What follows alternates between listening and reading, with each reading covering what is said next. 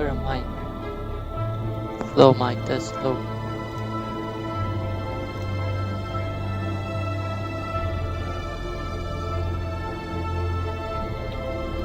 Hello. Let's go.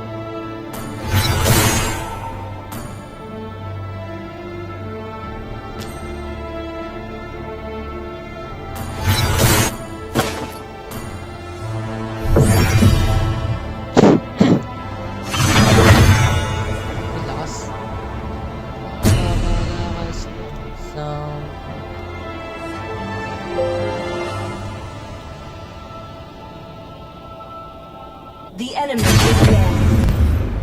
Lex natin ang ating gitna.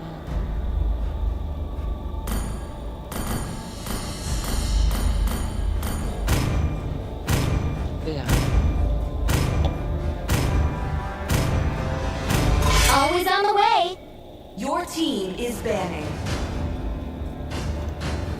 Hello, my friend.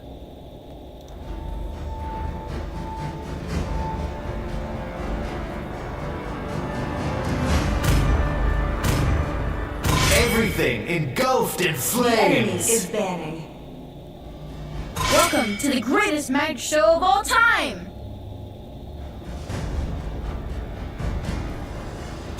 Gaze upon the Your edge team of the is void. banning.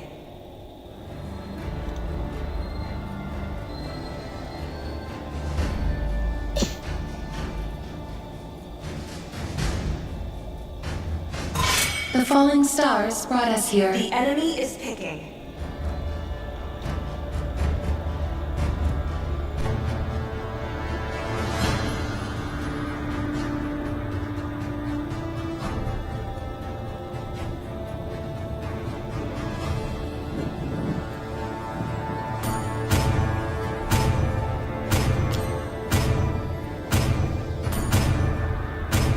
ibang siya, no? Or hindi siya slow down yung running. Love and hope are the two Please pick a greatest hero. inventions. Show mga My girl. kiss grants you immortality or death.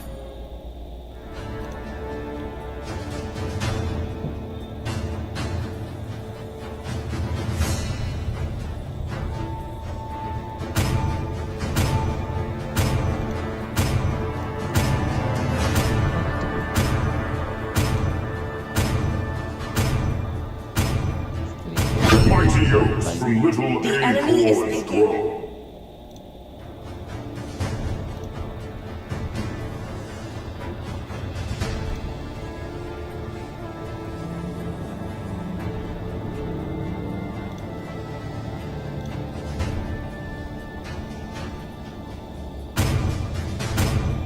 Experience the euphony of suffering.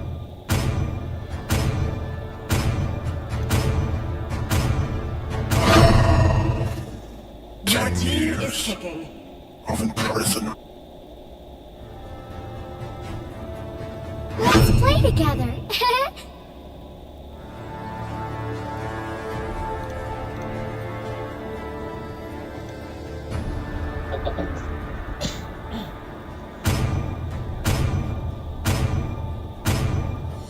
Look, di ako nakapick.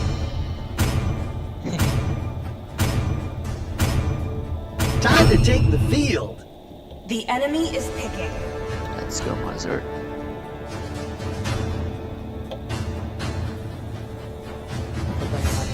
Even the strongest of currents fail to claim me.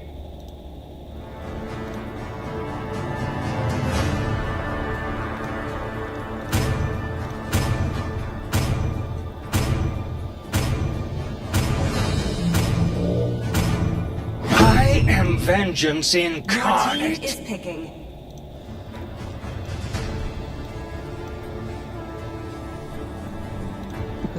PLID, ah. Diba?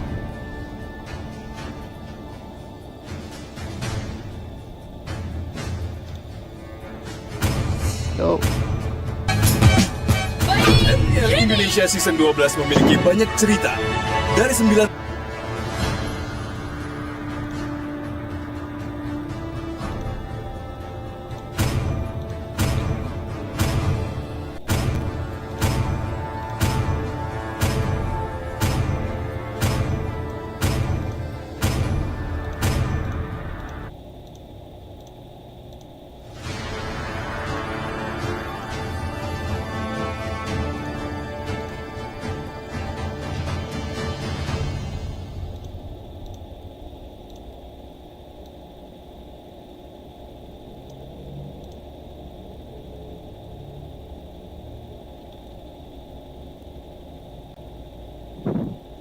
ata yung stretch here.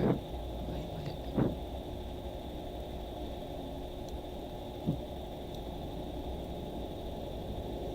Welcome to Global Legends! 5 seconds till the enemy reaches the battlefield. Smash them! All troops deployed!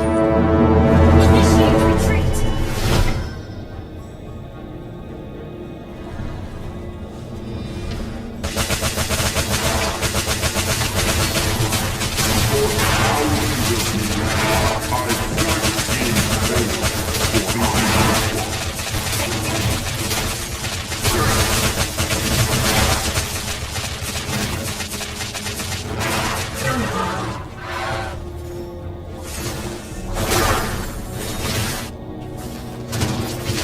In death, I shall be reborn. Sobo ah. Walang ready ah. All lives are precious.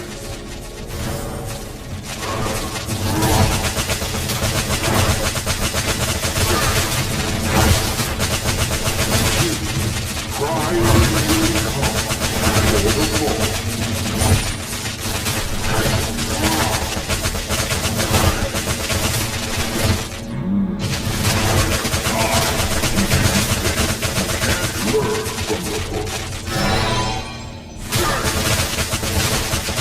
The abyss may corrode our land, but not our iron will.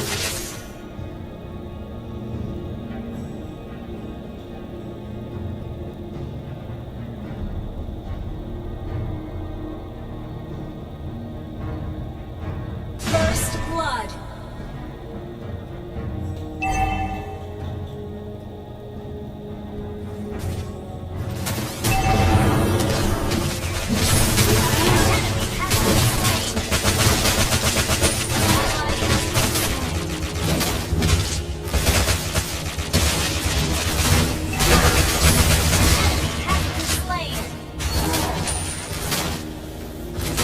Request backup!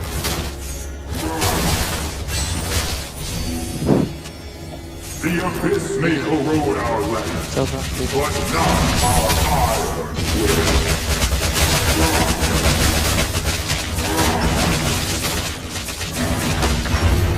An ally has slain the turtle!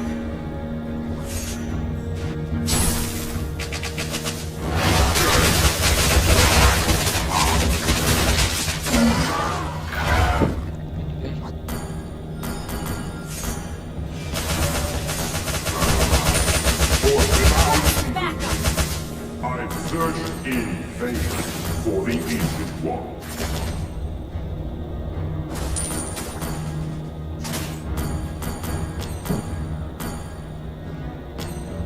Request backup!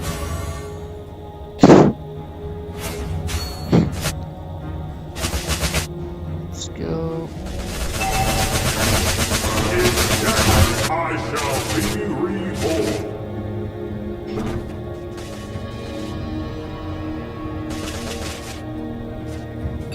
Launch attack!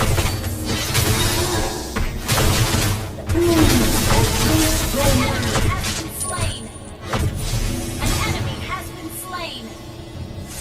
An ally has been slain! Pride usually comes before the fall. Initiate retreat! All lives are precious. Request backup!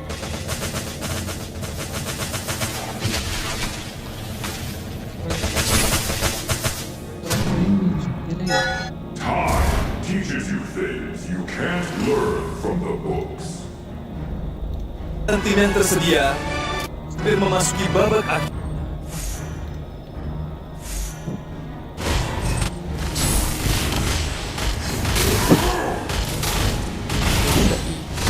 Montage turtle.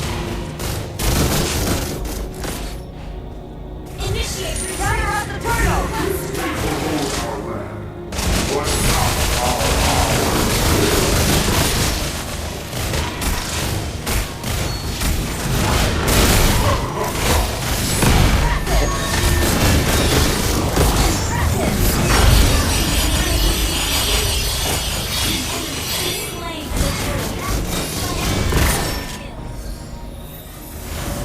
Die. Mati ka na. All lives are precious. Enemy rampage.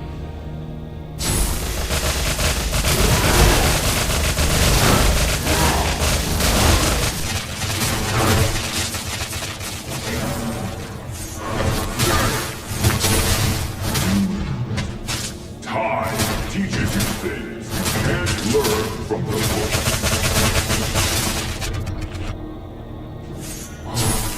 For the They destroyed a turret. I've searched in vain for the evil.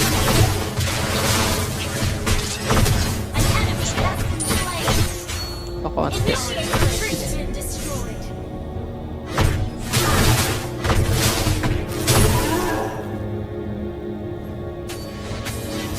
Green leaves may fade. Launch attack. Your team destroyed the turret.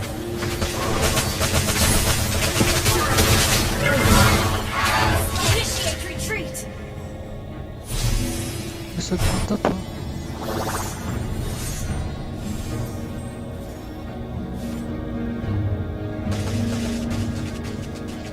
Kids. Okay, reconnect ulit.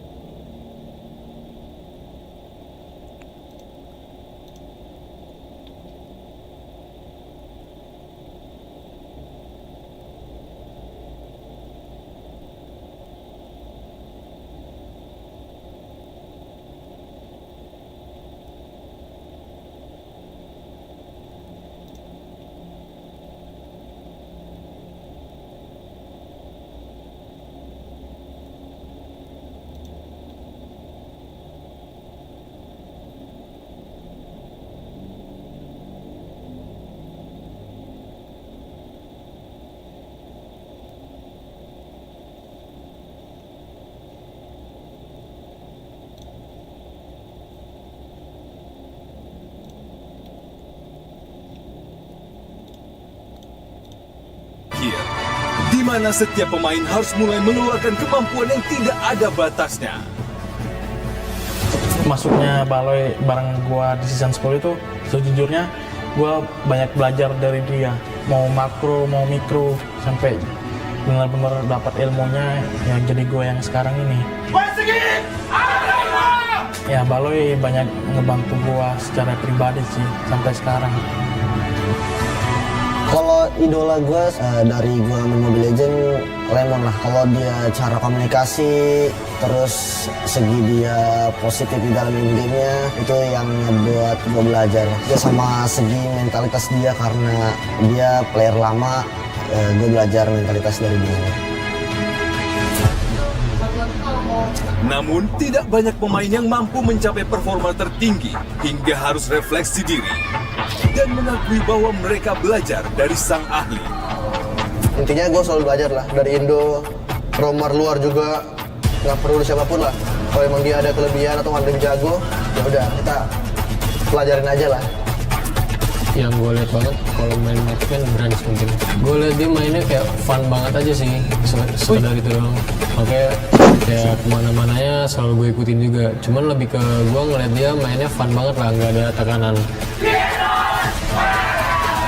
Kini, 4 tim sudah bersiap untuk membuktikan diri menjadi sang Raja Galaksi. Siapa yang berhasil melaju ke upper bracket dan siapa yang harus berjuang dari lower bracket? Mari kita saksikan di MPL Indonesia Season 12. We on this.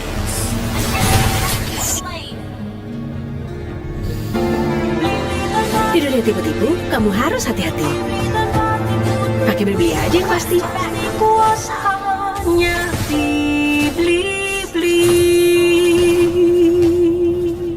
Monster kill. Victory. Ini bukan sekedar permainan. Karena menurut aku dan mereka, ini soal perjuangan dan harapan. Lihat Raka, walau jauh dari hiruk pikuk, tapi semangatnya tak pernah pudar. Atau Rama, walaupun layarnya tidak sempurna, tapi dari cari inspirasi bisa jadi mythical glory. Dan Alia, Walaupun tanggung jawab mengisi hari-harinya, tapi ia selalu sempatkan waktu untuk bisa jadi nomor 1. Dalam keterbatasan, mereka bisa jadi legenda di MLBB Indonesia Community Cup, gerbang untuk menjadi pro player.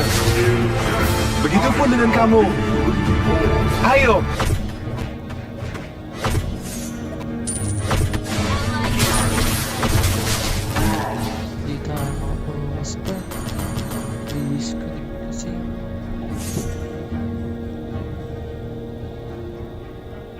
Our turret is under attack.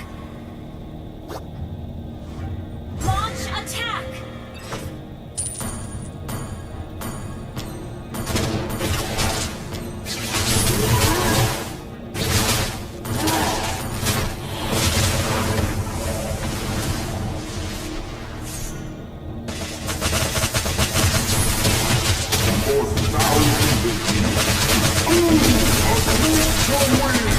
Has been slain.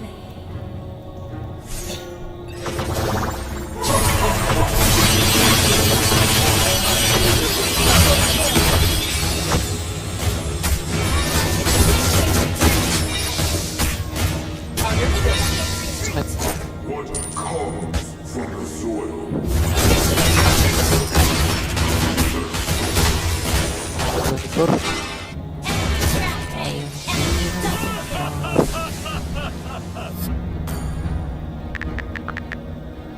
Triple kill.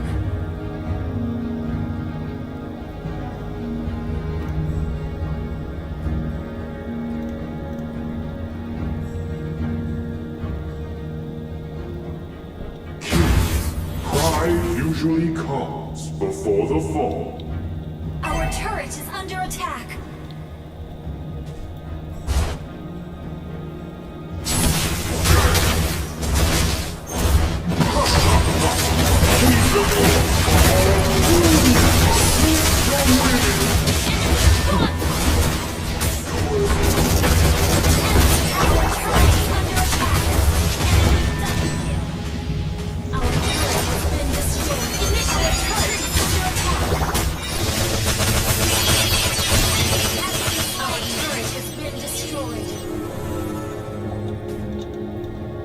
Our turret is under attack. Request backup. Attack the Lord. Our inhibitor turret is under attack.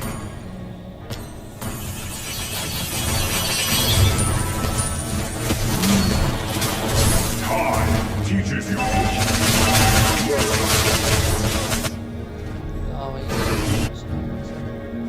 Green leaves may fade, but wisdom is evergreen. Request backup.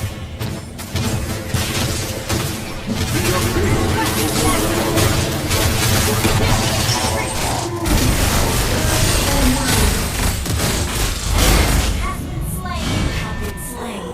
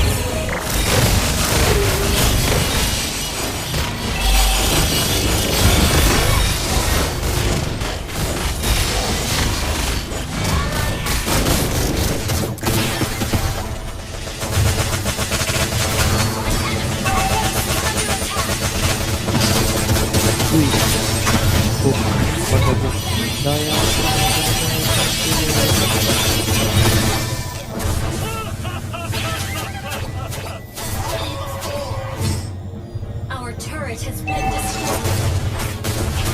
Our inhibitor turret is under attack. Losers. Defeat.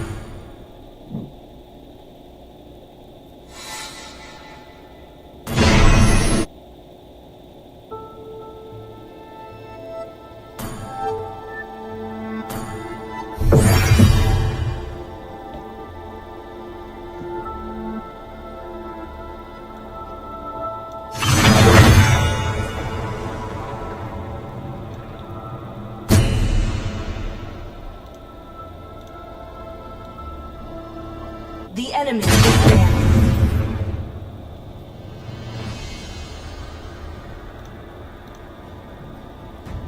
Always on the way. Your team is banning. Let's make the whole world green and lively. Gaze upon the The edge enemy of the is void. banning. Hello, my friend. Everything engulfed in Please ban a flames. hero. It's my way or the highway. The enemy is picking.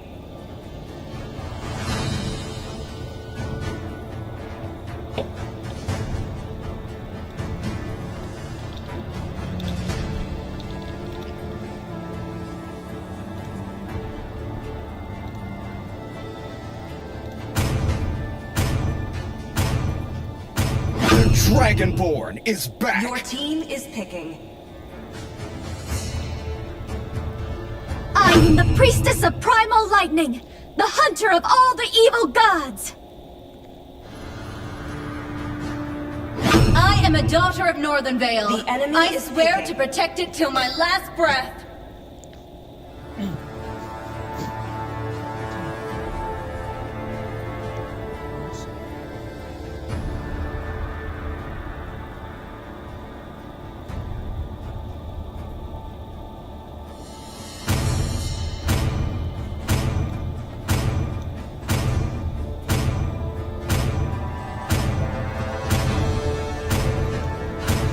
The falling stars brought us here. Your team is picking. I am vengeance incarnate.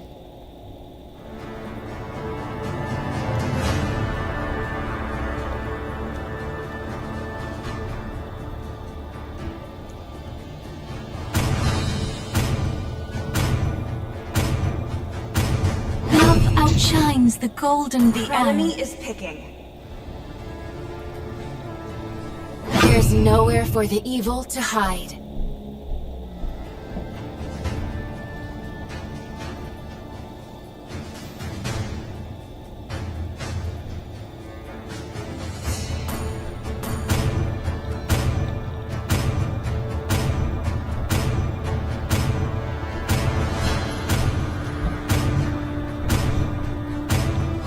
Let's go! Please pick a hero.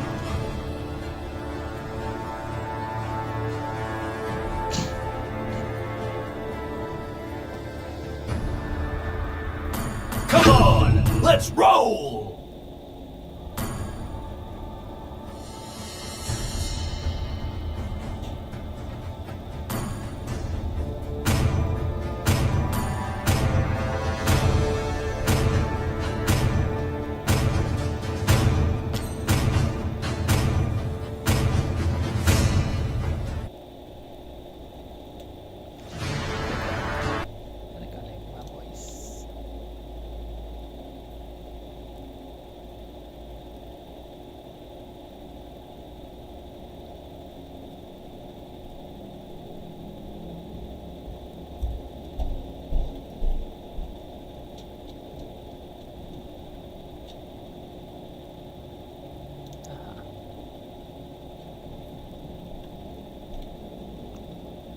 Let's go.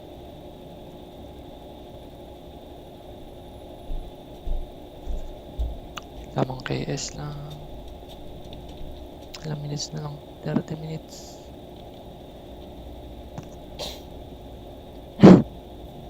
Welcome to Global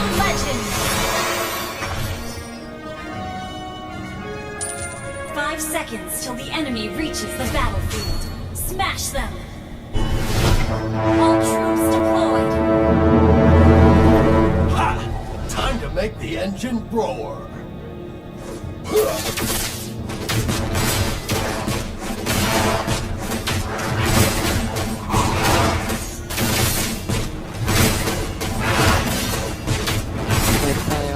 Perfect weather to go for a drive! Request backup!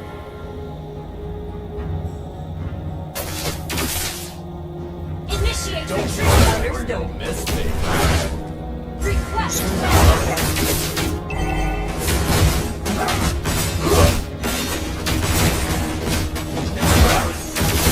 First blood!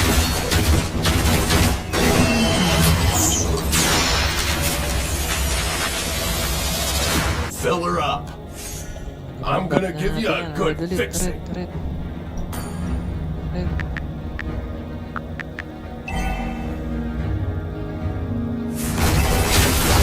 Little speed! That's the spirit!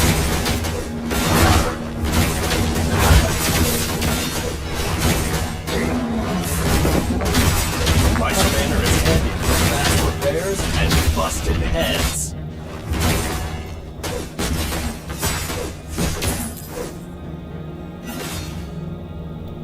Buckle up! It's gonna be a bumpy ride! Launch attack!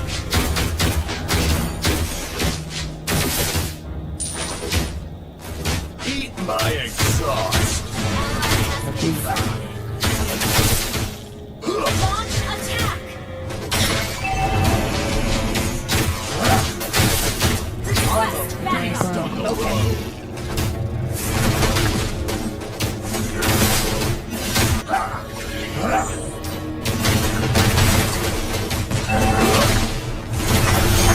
Ally has slain the turtle!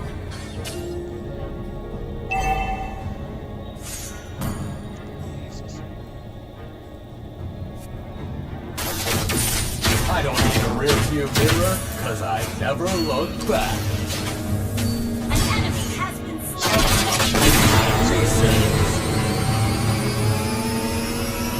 Let's make some noise!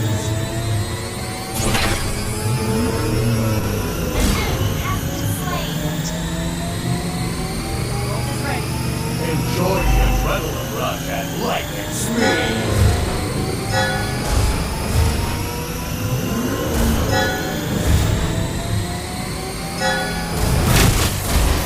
You're gonna need new shock absorbers.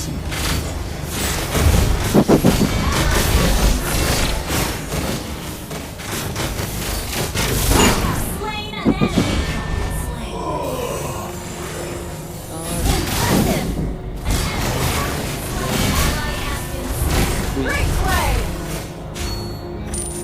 Am I still in the same dimension? Let's try again.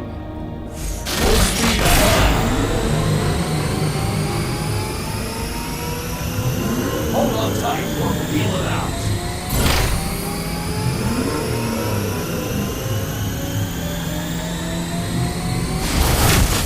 Let's make some noise! Initiate retreat! Okay. Sorry. It's okay. Just like this. Parang may mix kami dito sa Rafa.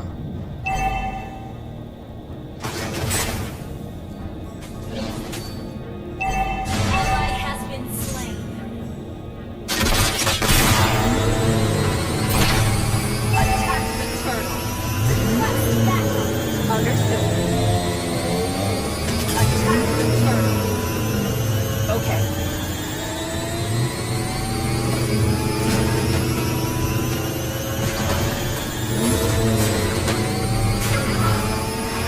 I don't need a rear view mirror, because I never look back. The enemy has slain the turtle.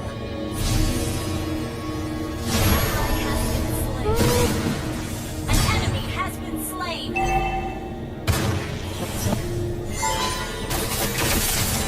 Smooth steering.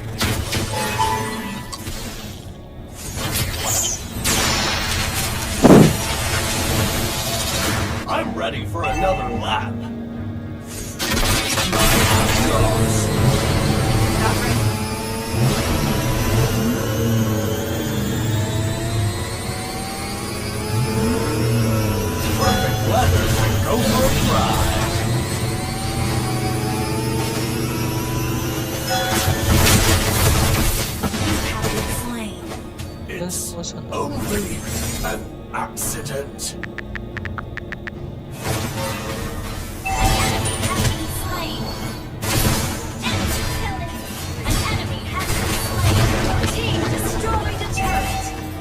Nothing can stop my delivery. Our turret has been destroyed. It's gonna be a bumpy ride. Not ready.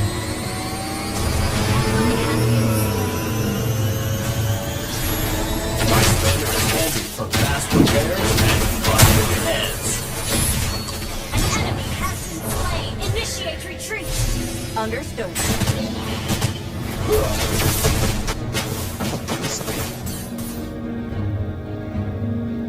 Initiate retreat. Naboy, skill yan.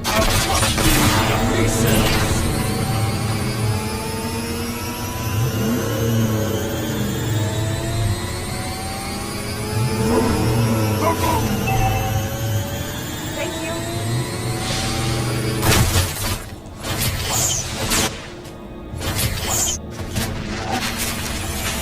Launch attack. Thrill of speed. That's the spirit.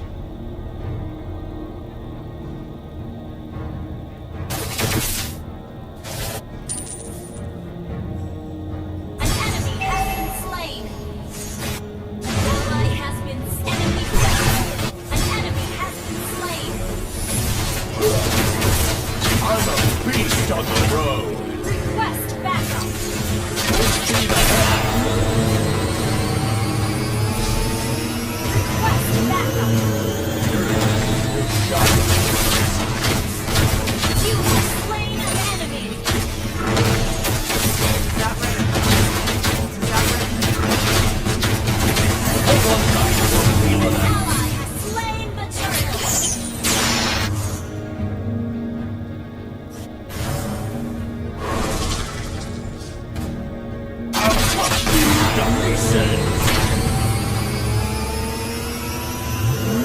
Launch attack. Thrill of speed. That's the spirit.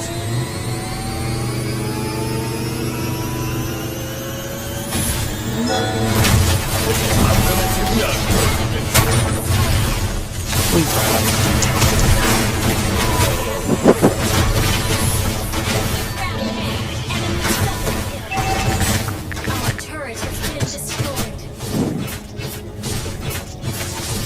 1 tip, 25 minutes. Our turret is under attack. Our turret has been Stop my destroyed. delivery. Our turret has been destroyed. Perfect weather to go for a drive. Full speed ahead.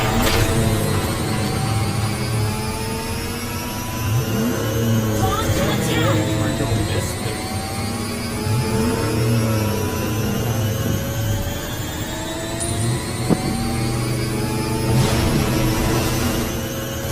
My hood is the unbreakable shield of Paradisio. Enemy rampage.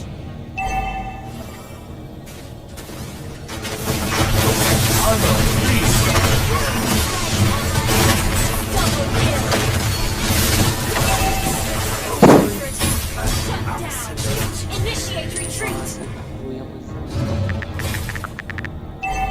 Initiate retreat. Understood. Reconnect.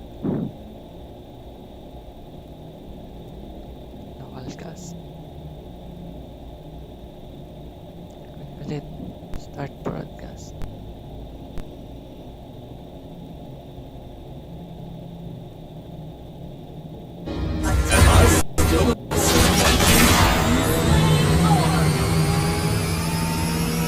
Request backup.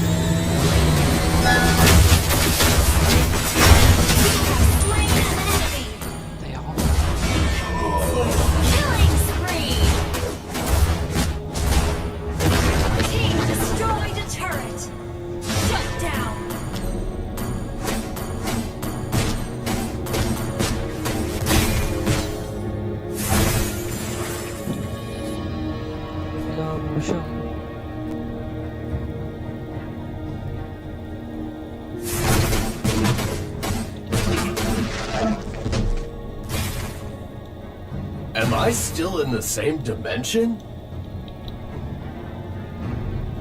I don't need a rear view mirror, cause I never look back.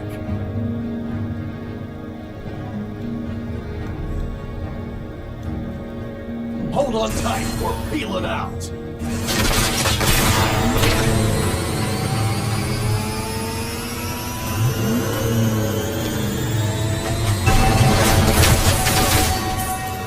You have slain an enemy.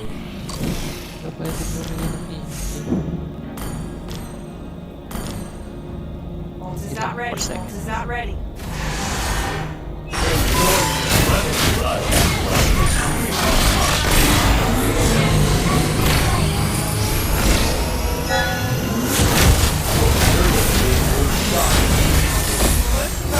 It's only an accident. Your team destroyed a turret.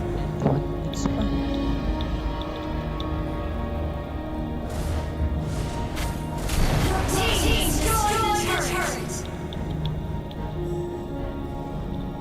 Not ready. Spree. Ult is not ready. Your team destroyed a turret. Ally has been slain. Ult is ready. Initiate retreat.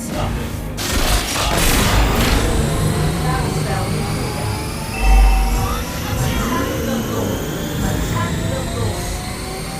Buckle up, it's gonna be a bumpy ride. Wait a second. Understood. Attack the Lord. Keep an eye on the map.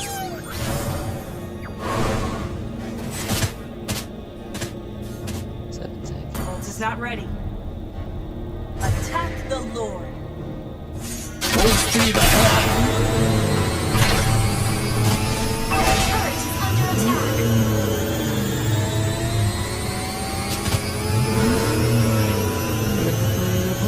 Hold on tight, we're peeling out.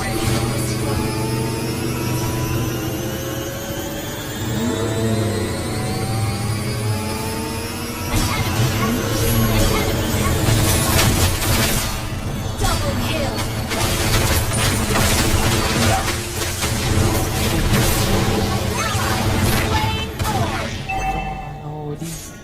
Should've worn your seatbelt.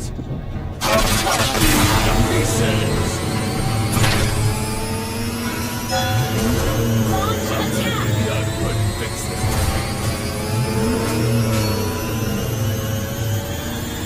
Killing spree.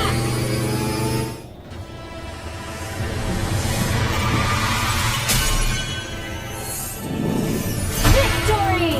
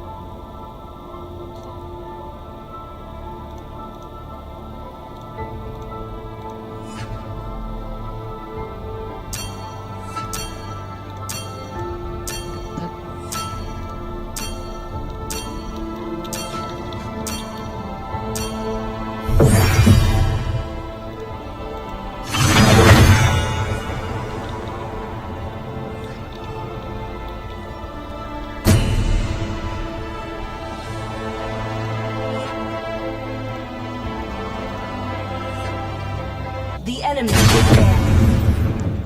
16 minutes. Wait, NXP. Hello, my friend. Your team is banning. Gaze upon the Always edge on the of the way. void. The enemy is banning.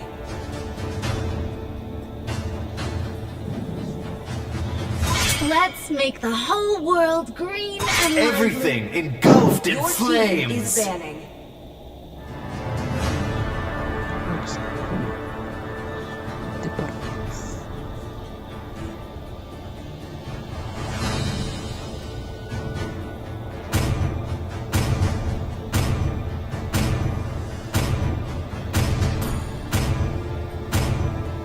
Test.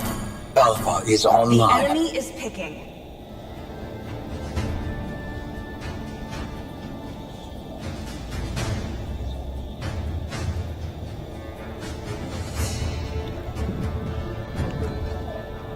Kami nag-Angel lang eh.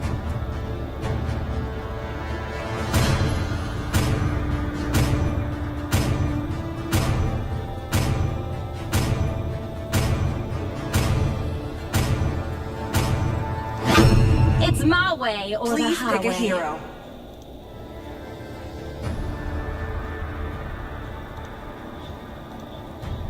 Love and hope are the two greatest inventions.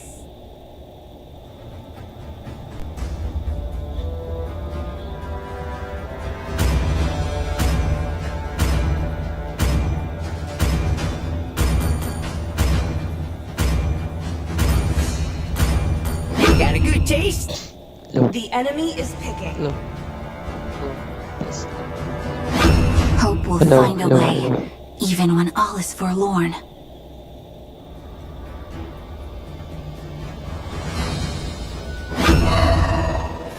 Your team is picking.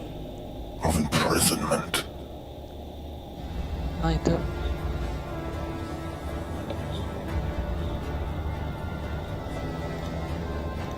Do you want to make friends with Nana? Okay, reconnect ulit.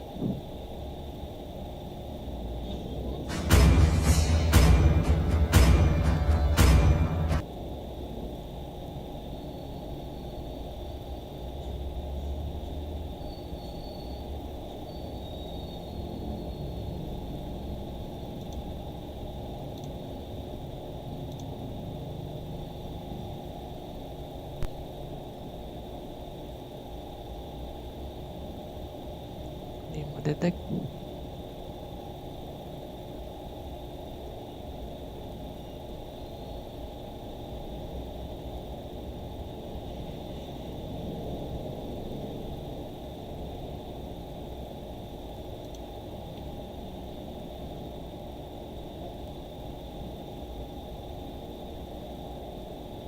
Bakit alone?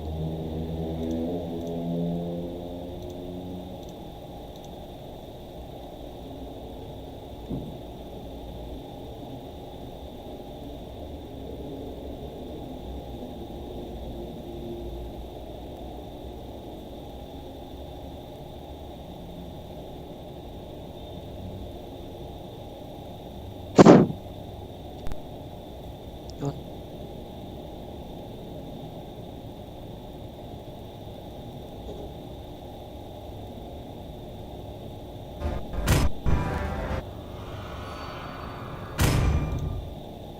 Let's go.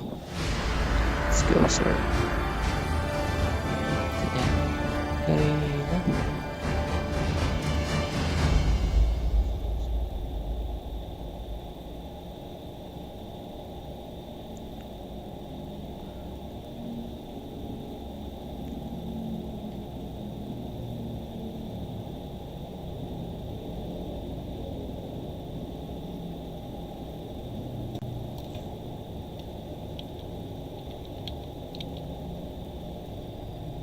Minutes.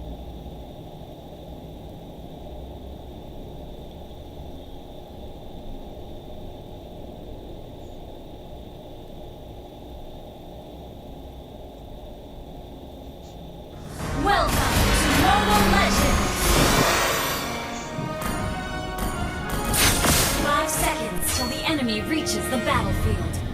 Smash them! All troops deploy! West backup!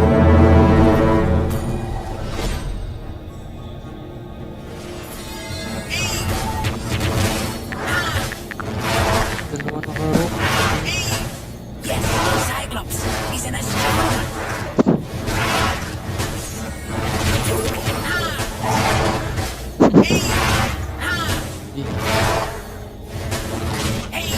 Dalawa na karo na from Markyy. Stars are my eyes! First blood!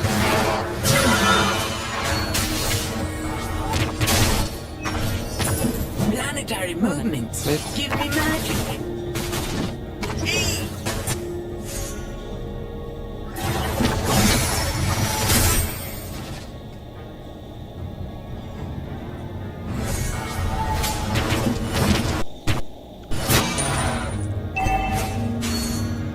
Electric ako.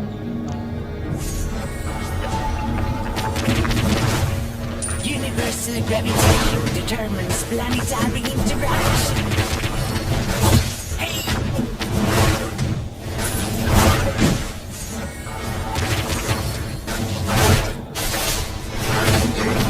Never seen someone handsome with one eye.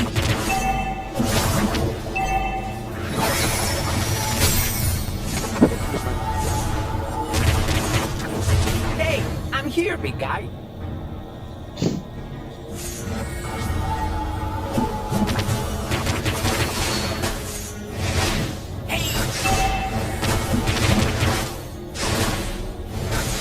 Where there's life, there's movement.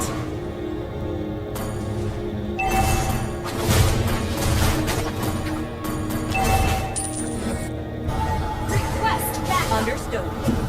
Universal gravitation determines planetary interaction.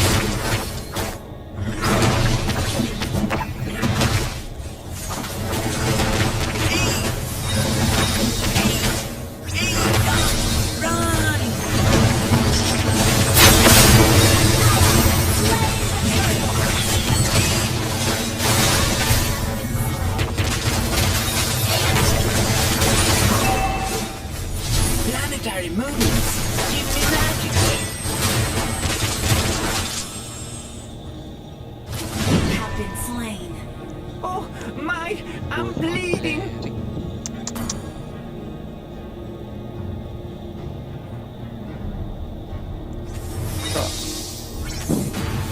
Nangyayari ka ba? Unstable network.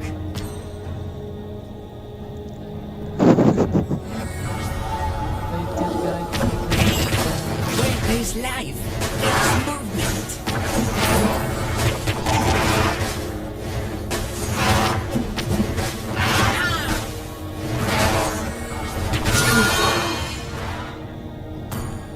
Hey, I'm here, big guy.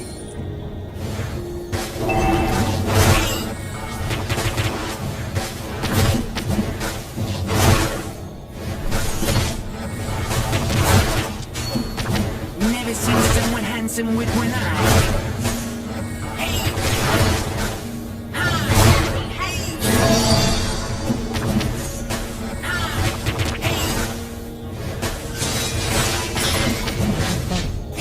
Stars are my eyes.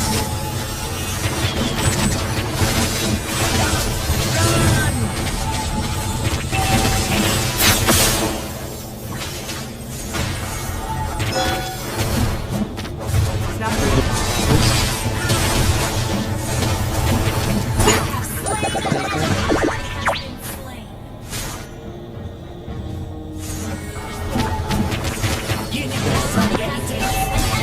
Planetary interaction. Bigyan na natin yan.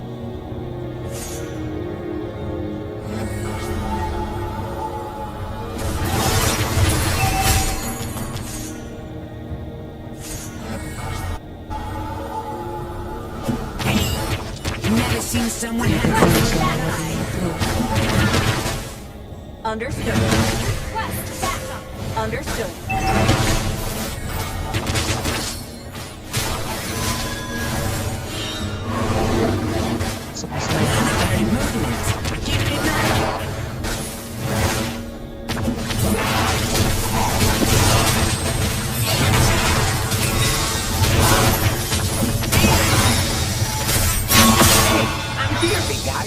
The enemy has slain the turtle.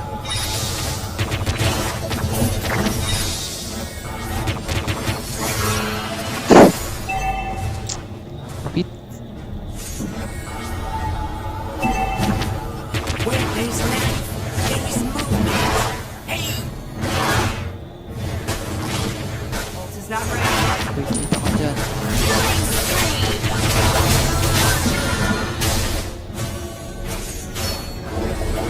Stars are my eyes. Have been slain.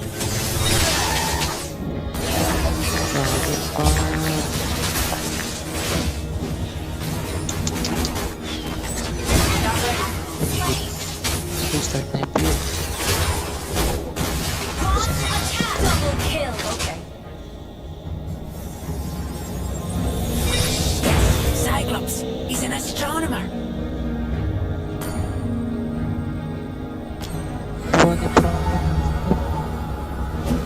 Never seen someone handsome with one eye.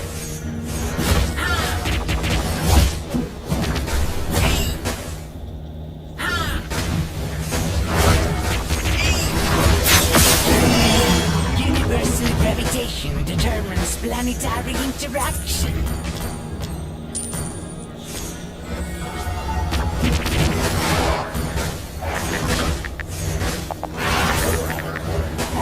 Hey, I'm here, big guy.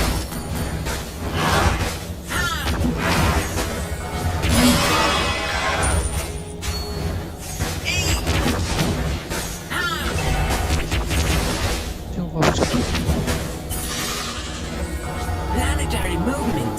Give me magic.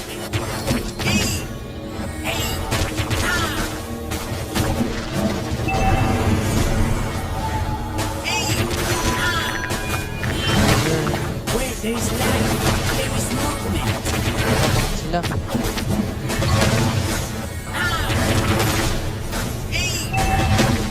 Our turret has been destroyed.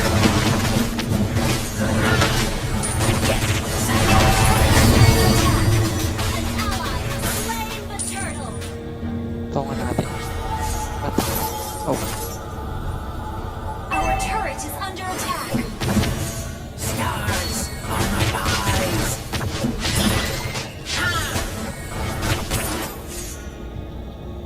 Our turret has been destroyed.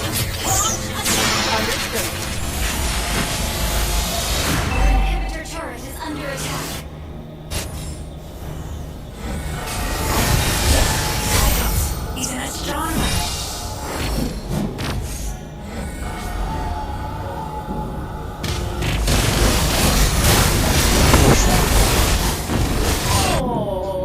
Parang ako nakastay. Our turret is under attack. It's okay. Just play safe.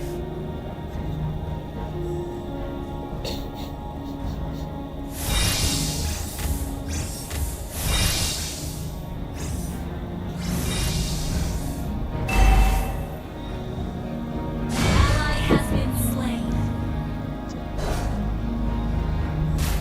Our turret has been destroyed. Our turret is under attack.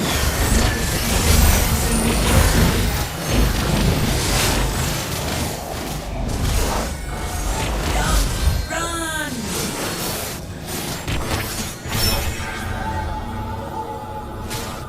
Where there's life, there is movement. Our turret is under attack.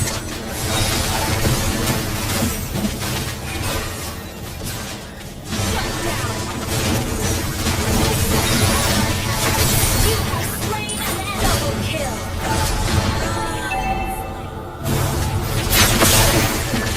Triple kill. Shut down. I'm bleeding. Enemy triple kill. Oh.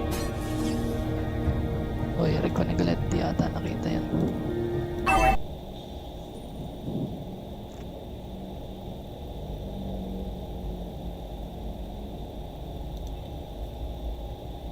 Go to application, local cast, power up. Here, start broadcast.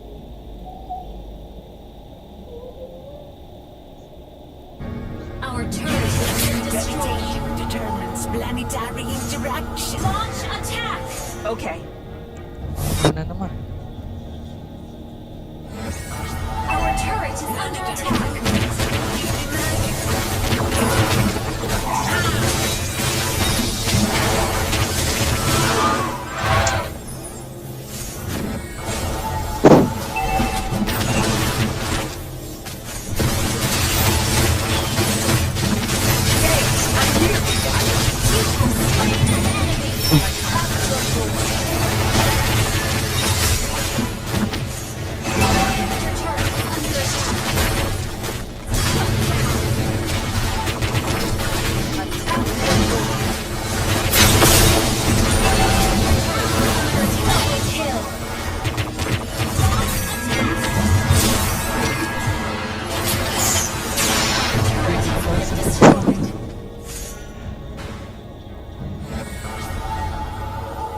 Unstable network. Never seen someone handsome with one eye. Our turret is under attack.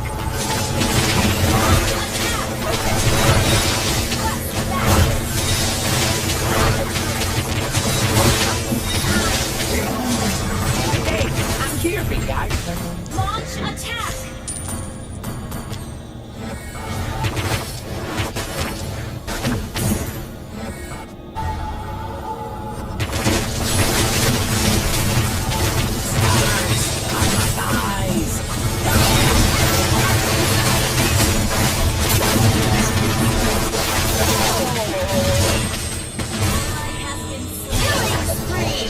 Your team destroyed a turret. Initiate retreat. Enemy has been slain. Oh, nice. Ally has been slain. Launch attack. Your team destroyed a turret. Your team destroyed a turret. Ult is not ready.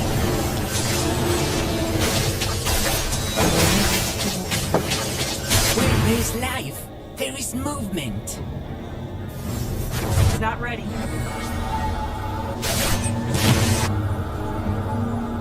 Shut down. Ayun si Gigi.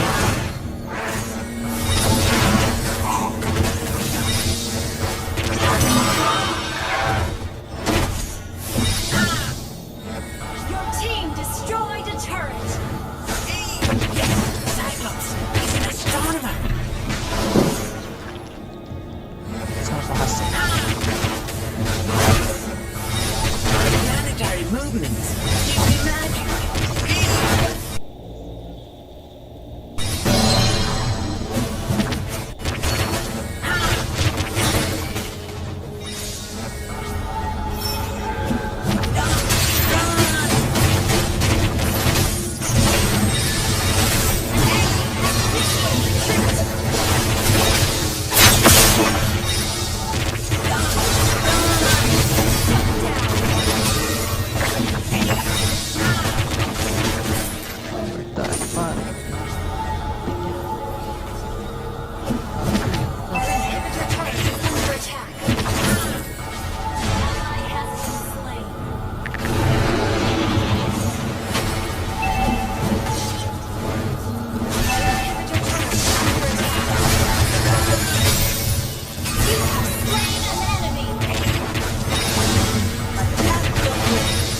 Never seen someone handsome with one eye.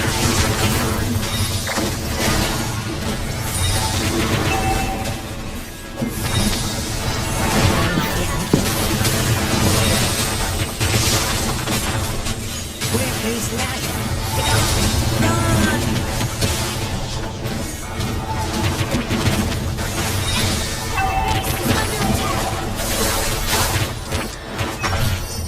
Hey, I'm here, big guy. Good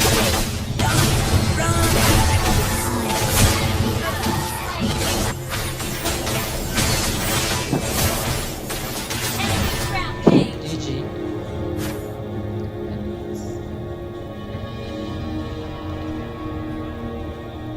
Di PH. Tapi di sini lebih seru, nggak apa-apa. Kita nomor 1. Yang penting seru ya. Tapi namun menarik ya, kita kan sering ketemu juga ya kan sama Philippines, Dan ternyata ketika diadu, menurut Mirko sendiri ya, gimana sih untuk bener-bener diadu nih tim dari gameplay Philippines dan juga Indonesia? What is the biggest comparison or the biggest things that we can see?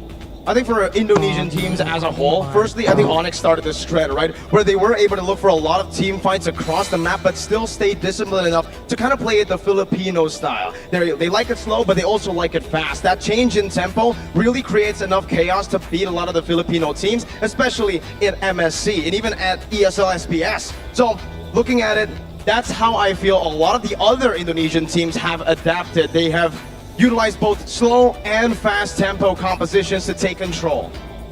Oh, arti dong Mirko, tambahin dong. Jadi, kalau dari gua ya, pertama, Indonesia itu mulainya dari Onyx. Onyx yang membawa gameplay yang drastis memiliki dua komposisi dari tim PH dan juga tim Indo. Dengan adanya Yep dan Kairi masuk ke tim Indonesia, kita masih ada sedikit gameplay dari Indonesia di mana kita suka team fight, kita suka agresif, tapi masih ada disiplin yang sangat baik yang dibawa dari tim atau dari player dan coach Filipina yang membuat komposisi yang sangat multidimensional di mana kita bisa menggunakan tempo yang banyak. Komplit dan kompleks kalau di Indonesia. Are you agree with that, Laval? Indonesia gameplay is so complex. The enemy. Yeah. Yeah. Yeah. How about you, Wolf? Are you agree with Mirko? I don't understand half of what Mirko said, Yeah, but I know for sure that we can play competitively, and I think that the Indonesian teams have adapted well. I have to say though, I really enjoyed watching MPL Indonesia this time. I've said it before and I'll say it again, it's more entertaining. Okay, jadi memang Wolf sendiri menikmati banget nonton MPL Indonesia, but after this, we're gonna have the final lower bracket between Geekfam and Bigetron Alpha. I want you guys to give us the prediction. Kita mau prediksi dari para talent-talent internasional, mereka juga analis, mereka mengerti gameplay tentang dua tim ini. Please give us your prediction, guys. My friend. Please, Wolf first. Okay. Hold on. Okay, I think this time with Baloyskie and Markyy, they're gonna take it. It's Geekfam's time. It's Geekfam time! Geekfam Unite! Suara dari Wolf. The score? The score? 3-2, game 5. Ooh, 5 games. Alright. How about you guys? Mirko and Laval. Yo, Geekfam's gonna win, Laval. Yo, you know what? Bigetron's your team? They're a very good team. I think they're gonna win. Well, you know, Geekfam, they got a good roamer. In the healer meta, he is the best. And also, they got Nile in the jungle, man. They gon' win. Yo, your jungler is one of the best. I like it. I like it, yo. You're gonna win. You have an X factor, man. You have Markyy. Dude, let me just say, 3-2, all 5 games, 40 minutes plus. Bro, we gotta curse it. We gotta say trio, 10 minutes. Trio, 10 minutes. Very boring game. We gotta curse it. Yeah. Okay. It's Lava curse and Mirko curse. Mirko curse, Lava curse. Who gonna get the curse? Siapa yang akan ngedapetin curse dari kedua caster ini, kedua talent ini? Jadi bisa membuktikan hanyalah para tim yang akan beradu dalam Best of 5 series. Ini dia final lower bracket Geekfam dan juga Bigetron Alpha.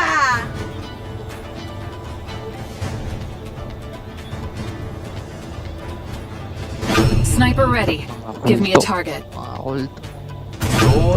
KELRA Monster for that interview. Now that was a very interesting discussion that we can actually kind of continue on the desk. So Wolf said that his region, or the Philippines, is the most competitive, but Indonesia is the most entertaining. Now, as Indonesians, guys, come on, how do we feel about that statement, bro? Agree? We concur? Disagree? What about you? Let's start with you. That's a very interesting take here. I want to hear more actually from Mr. Analyst. All right. But here's I don't mind it. Enemy is picking. I think I have to agree. Okay, so you agree with Wolf. I have to agree. Looking at the situation right now, I agree. I think that it's fair to say that the Philippines is the most competitive region because they don't get Onyx. Alright, in Indonesia it's less competitive because who can even compete on the same level as Onyx? Exactly, by proxy, right? That means that in a way, talking about competitive, but Onyx beating everyone out, that has to mean something. And that's a guess. Who's annoying you? Is it Right Laval? there. Laval, stop it! my god, alright. His appearance, but yes. With Onyx beating everyone out, can you really say that your region is more competitive when we are beating you out? Take Onyx down and then start talking. Till then, most entertaining, most competitive, come at us. I love it. Indo Pride. Alright, well, there you go. A quote from Araji. You heard it here first, ladies and gentlemen. But of course, you know, that's the cool thing about this season across all regions, right? Because I think last season we were so accustomed with the 4-0 in the grand finals, but we're here finally seeing a lot of more close games, a lot more close matches, like even 4-3 in the not in the Philippines, in Malaysia, right? They just got a 4-3 grand finals, and I'm wondering to see if Indonesia is actually going to join in on the trend, because like we mentioned earlier, another thing that is very similar to the Malaysian and the Indonesian regions is this, the fact that in Malaysia, it has been Todak for so long, right? Joining every single M series, not being absent in any M series, and the same could be said about RRQ. And where's RRQ now? Where's Todak now? Man, they just didn't do enough this season, so it is what it is. Of course, the fans are absolutely disappointed, but on the other hand, this is a great chance, a great opportunity for the other teams that have been overshadowed to claim some of the limelight. Homeboys from Malaysia, and today, potentially, Geekfam or Bigetron Alpha, for the first time in history, making their way to the M Series, potentially even posing a real threat to Onyx. It has been a very great run for both teams. Geekfam being down 0-2. Equalizing in both matches, right? It happened in the first day, it happened yesterday going up against Onyx. They were down 0-2, and then slowly but surely, game by game, they were able to match the qualities against Onyx to a point where I feel like it was a tactical lockup between Geek and Onyx. That's why I think that champion mentality in Geekfam is something that is so underrated. We saw teams going 2-0, losing 2-0, and then they just don't have it in them to come back. But that spirit, that champion mentality is something that Geekfam has over Bigetron Alpha, I think, honestly. Because if we're talking about mechanics, if we're talking about macro and micro, if we're talking about strategy, I wouldn't say that there is a glaring difference between both of these teams. And honestly, for me, I could see it going either way, but the difference is that mentality. Does Bigetron Alpha want it more? It's gonna be a long, grueling series here, and whoever wants it more will definitely have a bit more going for them. But also, what can the coaches do? There have been so many things going on in the past few days, changes in the drafts, popping up. Coach Aldo and Coach Empire, along with the shadow analyst, really have to wonder what kind of secrets have they been able to actually hold out. Because yesterday, they were fighting for their survival again and again. And you have to imagine that the secret strats have all already been exposed. With that being said, what's left, right? Is there going to be a pocket pick? Something crazy? This is why the later stage of the playoffs are always more interesting.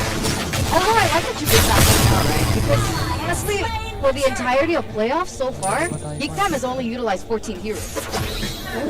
Right. 14 unique heroes, that's it. So we're not really sure exactly what they're still keeping in their pocket, because we would like to remind you, ladies and gentlemen, this is a high-stakes game. Whoever loses has to say goodbye to the playoffs, and whoever wins gets that final ticket to the grand finals. And of course, to represent Indonesia at M5. You can see both of the starting lineups from both of these teams. You can see that they're bringing out the main five. No risk here. They want to go for steady. They want to go for certainty. Because it's go big or go home. One more step. One more hurdle to secure the M Series stage for the first time in history. The robots have rebelled against their masters. It is going to be Bigetron Alpha!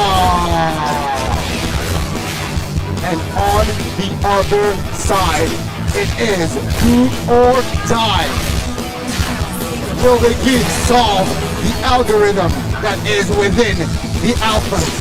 Let's welcome Geekfam!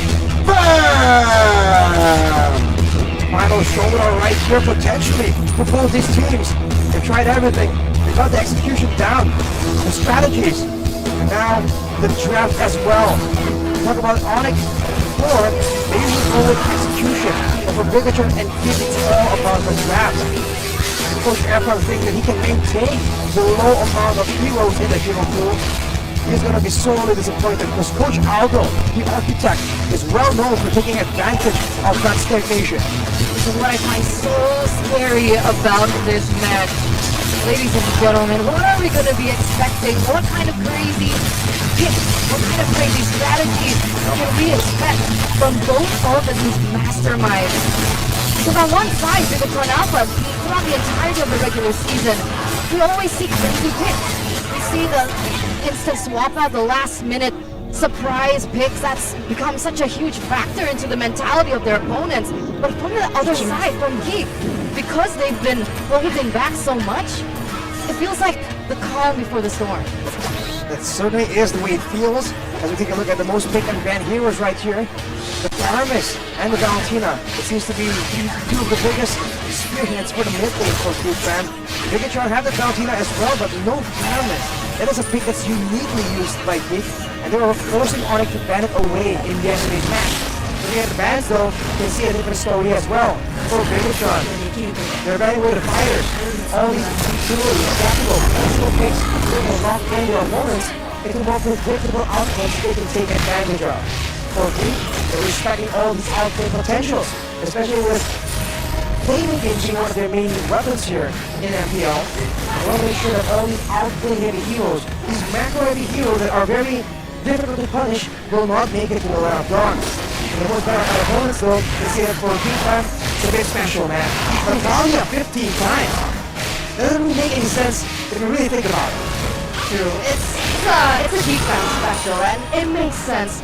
If you have a player like Baloyskie, if you have a player as versatile as Baloyskie in that role of position to be able to utilize support heroes, assassin heroes, cover heroes, initiating heroes, it makes sense how much respect should be given.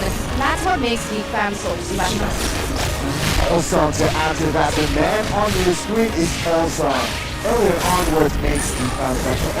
Again, we'd like to remind you that his impact after joining the fray of Geekfam is fairly evident. If you again discuss the draft, the patch, Baloyskie in this current patch, it's more flexible. He can too explore more heroes. So let's talk about how Geekfam are supposed to win this over the Red Robots as we take you through the keys to victory. Battles of the Galaxy S23 Series 5G, Markyy. Winning the matchup for Markyy here will be their literal key to finding victory here. When overextending and control the adrenaline rush in the late game. We've seen that the longer the game goes, the more difficult things get, the higher the stakes. And for Geekfam, they've been there multiple times, but they still see some inconsistency, some weaknesses that could be exploited. That is what they need to try and take control of, especially against Bigetron Alpha. Their own key is the victory here. Key is the key. Cover or pick up, it's time for him to show off right here, right now. Optimizing the 4-1 setup to expose Geek's lack of wave management. Geek is a team that always corrals together, goes for the very solid team fight, especially in the past few matches. They can try and play the macro game and do a bit of a split push. We have seen that against Onyx, they were struggling quite a bit. And now it's literally, that's literally the problem right here. It's a key showdown. Is it gonna be Markyy? Or is it gonna be Key? Or should I say Super Key? That's the question. Which key will unlock their victory today? But I really like that last point because I thought that that was one of the most glaring mistakes that Geekfam made that ultimately allowed CW and the Quad to go for a backdoor, well, a split push during these lower takes. So wave management, going back to the basics, is going to be very important because, you know, in a high stakes game, sometimes the basics don't got you covered. we also have to talk about this, the highest achievement. MPLI 2022 marks the highest achievement for Geekfam ID in international tournaments. They successfully reached the MPLI Grand Finals, yet was unable to secure playoffs in MPLI ID from Season 4 to Season 10. But this just goes to show that despite the fact that we say that it's Bigetron Alphas and Geekfam's first time in the M Series, it doesn't mean that they don't have international experience, right? Geekfam went all the way to second place behind Onyx during their time at MPLI 2022. And for the side of the Red Robots, the Terminators, they were able to get second place at SPS behind Onyx as well. So you can say experience is something that they do hold, and let's see if that experience is enough to bring them over. Well, okay, let's see here what will happen. Bigetron Alpha in this opening game, and Geekfam, you're right, experience-wise, they are there. They have that experience. They are ready. But, again, they need to jump over this hurdle first. They really do. It's going to begin in the drafting phase. Ladies and gentlemen, let's welcome you to the drafts of game number 1. Bigetron Alpha. First pick, Geekfam with the second. Already a Roxia, Faramis, and a Fredrin being banned out by Bigetron. They certainly have done their homework against the Geek. Meanwhile, Geek go for a Fanny and a Joy ban. We're going for the bans here on the Faramis, the Fredrin, and the Boxia. This means that Geekfam has limited lifespans in the big team fights. That's exactly how Bigetron likes it. They want to go for the high pace, high kill strategy. And without all these fighters, it's also kind of locks Baloyskie in a difficult spot. If he wants to play these supportive roamers, he can do so. That means that there's more limit on the tanky or fighter heroes in the jungle that Nile can use to contest. For now though, the Akai is still left open. And for Bigetron, the first pick is going to be that Valentina. A very solid pick. Right again, Bigetron in the hands of Moreno. It's a very versatile Valentina, but it's like they forgot about one hero. 2 heroes, rather. They forgot about Matilda and Angela mid is a deadly, deadly Angela. Hi, wow, alright, Geekfam just throwing out all that they have here. Double support meta.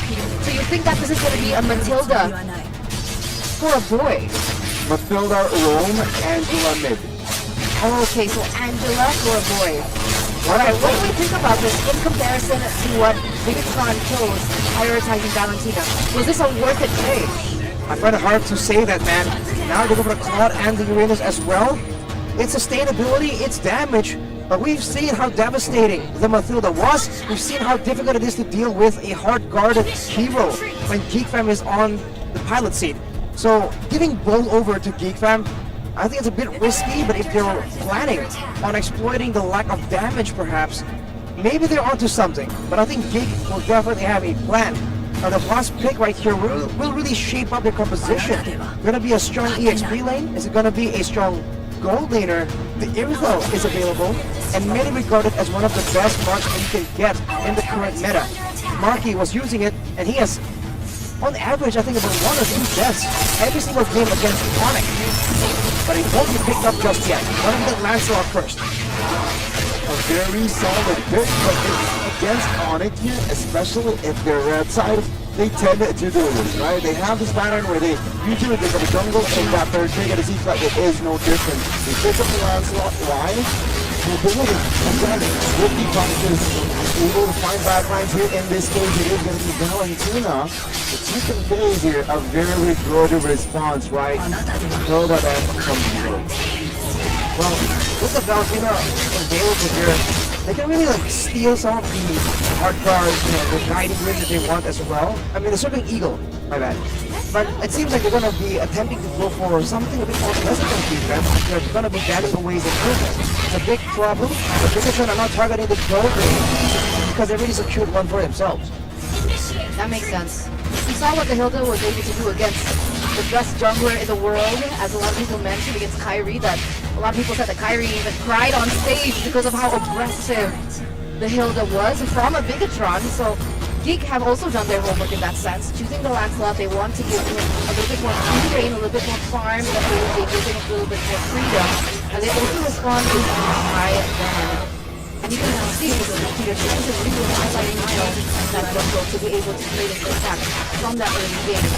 Now the question is, does Bigetron want to go for the same route, go for another Spaniard? What's a good option against the Claude?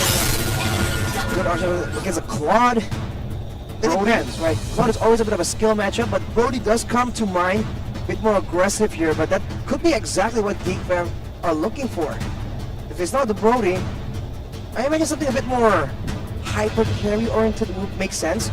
Maybe the Kari even. It's a good matchup against the Uranus. And with so much protection, there's so much more space to be made, and there you go, Bigetron Alpha. They recognize that danger and they ban it away. Very good response as well, you're right. I mean, considering that they have the carry here, signifies as well, they will pick up a hero that is tanky for that jungler, right? And the hero pick comes through, also very reasonable. Yeah, they want to go much back here. Considering that the composition isn't really tanky, they really have to go and get damage here in their composition. Deep front line, they need to make sure that they have enough resource for that. Bigetron Alpha here, good response, right? Marcus, a tanky build is doable, but also can do that. It's also a really good way to level up that early card and to control both the neutral objectives against the Lancelot. But what would you pair with the parties here? What would you use in that role? I would maybe something to cash down or go for a big team fight. It's gonna get blocked though. Good at both worlds. Actually, it's not a counter for Picos themselves. But it seems like a bit of a setup for a big split push macro play, but with the lead here, to be very difficult for the EXP league to stay relevant, especially with the help coming in from all these high rolling potential heroes that Geekfam has secured. Very aggressive on the attack. With the lead as well, there's so much early pressure, and there's so much early game control as well. We got mobility, Matilda, the Lancelot. Bruno scales quite quickly as well in the early stage of the game, especially when paired with support. I would recommend perhaps the Angela or even the Matilda to help him out in that lane to win it against Claude, especially before level 4. I was about to say, right? Very honest draft of Geekfam. Mobility is what they're looking for. Mobility is what they grab, right? A lead. Matilda, Angela, Lancelot, very high mobility heroes here, but this begs the question, can they handle the winner's game? We'll have to see. I think it can go either way right here.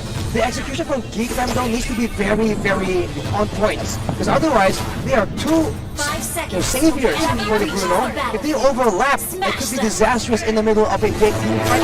Every single bit of healing, every single bit of shielding will count.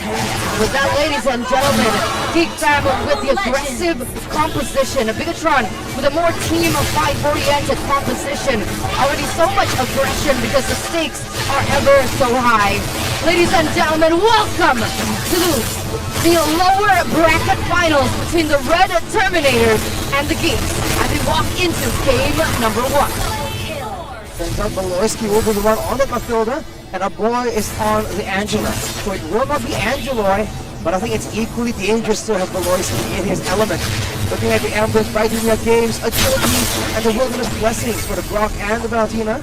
You're all trying to roll it quickly and fast, because Bigetron, with the flicker here, a boy, very low, great skill, but it seems like Sorizo will unlock the first kill here in the first minute of the game. Lethal Wonder secured by the side of Geekfam though. Usually a Baloyskie move, but not he himself. He might be in trouble here. Super Key looking for a chance. Get one more, but it will not be allowed. As I was saying, Bigetron Alpha, well known for being dangerous, deadly, up to 15 minutes to expect aggression full on in the early game. Wow, aggression from both of these teams. By the way that he's just flopping against Bigetron Alpha in that mid lane, but going back to the emblem choices, super cute. A very unique choice for this one. For the emblems, it's a brave smite for that Brock, but because of ability, especially because he is serving as the main front line, they are planning on using that Uranus as a split push tool. But right now you can see that the pressure is very much on Geekfam. They have all the saves, all the shielding, but the damage and the danger all comes from Bigetron. Already spending 2 battle spells defensively right here. We'll see if they want to contest its turtle early or wait for the second, because losing in a fight, especially against a Martyrs, that is a dangerous proposition with the resets coming in from the Decimate. Now, quite chunked. Chorizo though, below half HP now. The turtle just touched here by the side of Bigetron Alpha, but will they commit this is still up in the air. Key now, chunked. Oh, will they commit this key? It seems like the answer is no. As Geekfam looking for an opening, now jumps in with Hardcut as well. Raging Star Flicker, a boy, secures a kill. Now Moreno jumps in and out as well, but the turtle will fall to the hands of Baloyskie. Baloyskie now low mana, but it seems like Manile in the back will look to escape. Super Ken, very low, 1 HP Luke, looking for the kill, doesn't get it. Wow, Geek winning it out on all fronts, but it's not over yet. Ooh, even securing the kill onto Super Chorizo. Unfortunate conclusion for Bigetron Alpha. Going in individually, kind of spread apart, and the fact that Super Key was unable to land the wild charge onto anyone right there. Oh! As I said, the caster curse strikes again. What a pick from Super Key. Both of these teams, they're going at it, just a brawl happening. You'd expect the same aggression between Bigetron Alpha and Alter Ego, but look at Geekfam just really coming out on top as well. Taking a look at the talent predictions though, it looks like it's a one versus everybody situation here. Owl finds beauty in the Bigetron lineup.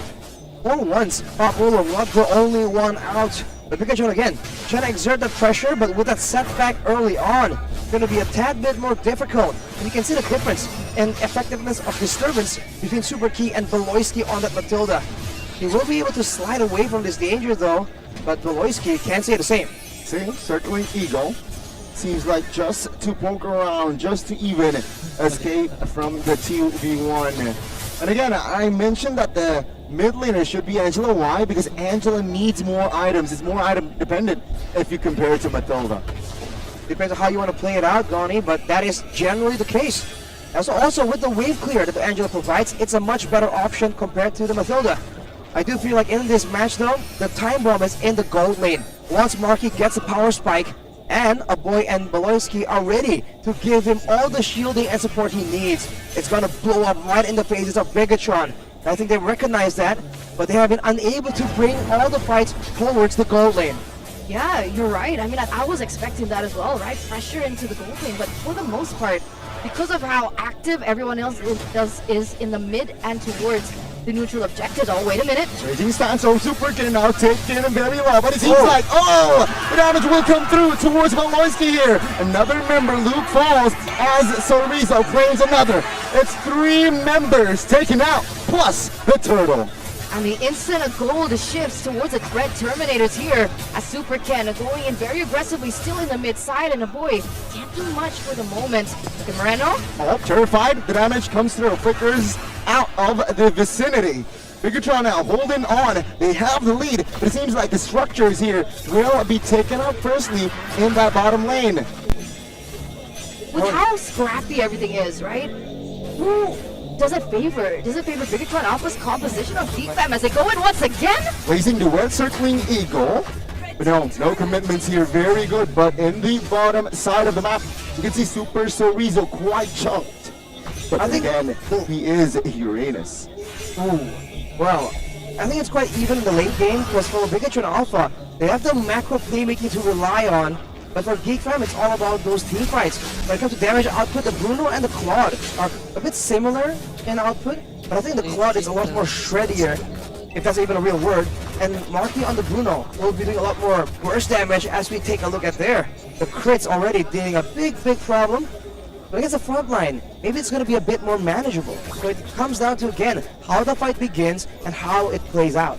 Because in terms of power spikes, there's certain power spikes that we need to be aware of, right? The fact that Sive needs a few more items, I think, to come online. He's already level 8. I'm not really sure how far he is on items. Meanwhile, Markyy already with the Berserker Fury. So these are kind of tells as to when it favors which side a little bit more in these team fights. But Sive went for a bit more of a defensive option. He went for the steel leg plates and also the armor edition boots to ensure that he can actually stay alive in these big fights. He's not on the golden staff just yet, And for Markyy, on the Bruno, I think his power spike comes a bit earlier. The big problem though, I think, is in the EXP lane. Luke needs to be ahead to actually make those big plays happen. But Sorizo is the one dictating all the pace. But now Geekfam, they're undeterred, going in against Bigetron. Let's see, Phantom Execution as involved. Sorizo though, chunk very low.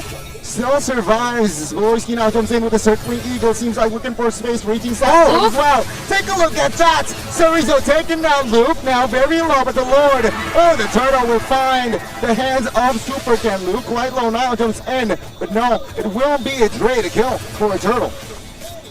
Finally, the flash of the Oasis completed for the Matilda, but Baloyskie now getting chipped by Super Ken. Hey! Gets decimated. Now boy running for his life. Oh boy, now quick there, gets taken out. Super Ken finds a double. Now the mid lane falls. Super Ken, they find it. They find the early game. I expected the mobility controlled by Geekfam, but no, now top lane. Chunks, Luke with the heal, cancel with the barrier. Take a look at the wild charge. The coordination from the red robots. What is going on with Bigetron Alpha? How are they this coordinated? Super Ken is a monster, super key. His initiation has been so on point, and finally we get to see the items to see how far both of these teams go. But even now, look at this, Super Sorizo! That's how much damage he's receiving from Baloyskie himself, and I think something big's gonna happen here. Are they gonna go for yet another hit onto his bottom side? Heal versus heal versus Maybe. Turns out it won't be the case just yet. But for Geekfam, this is the problem. You have two supports, that's good for you, but how are you supposed to begin fights? Baloyskie using the circling eagles again and again, but he's not really finding any value targets, and now, it seems like he's a bit too squishy to really be dangerous. And look at the barriers from Super Key, man. Oh, an engage too! Good wall charge, Baloyskie now holding on. It seems like now the damage will not come through. Good disengage there. Is Geekfam, again, looking for a trade, and Moreno overextends, gets taken down. Super Ken, very low, does not commit to a fight just yet. It's a 5v4 technically, but in the mid lane, Sorizo now will be able to escape. And this is a 2,800 gold lead now for the Red Robots for Bigetron Alpha, and it's counting. And I completely agree with the opinion that Goni mentioned earlier on. The fact that it's Bigetron Alpha that's been able to control most of how things are going on, the tempo in the early game, despite a Geekfam's high mobility and high rotational choices. But Baloyskie goes in here. Yeah. See, conceal play as well. Hardcard now blazing duet. Now will not find anyone. Oh, take a look at the backside. No, save it! Taken down by Luke. Great IQ. Sorizo now, next target, but it seems like now with the 5v4, Bigetron will be forced to retreat. Finally, you see the value of this double roll pick. No engage, but look at how confidently Markyy can just walk up and deal the damage. Especially with the item power spikes. I believe he only has 2 items, the Has Claws and the Berserker's Fury. And now that's with the mana boots as well. He needs the mana to stay in the fight, and with the lifesteal, he can stay on the Blood of Dawn indefinitely. Especially with the healing that both the roamers and the mid laner can provide for him. Bigetron Alpha needs to find a way to deal with this.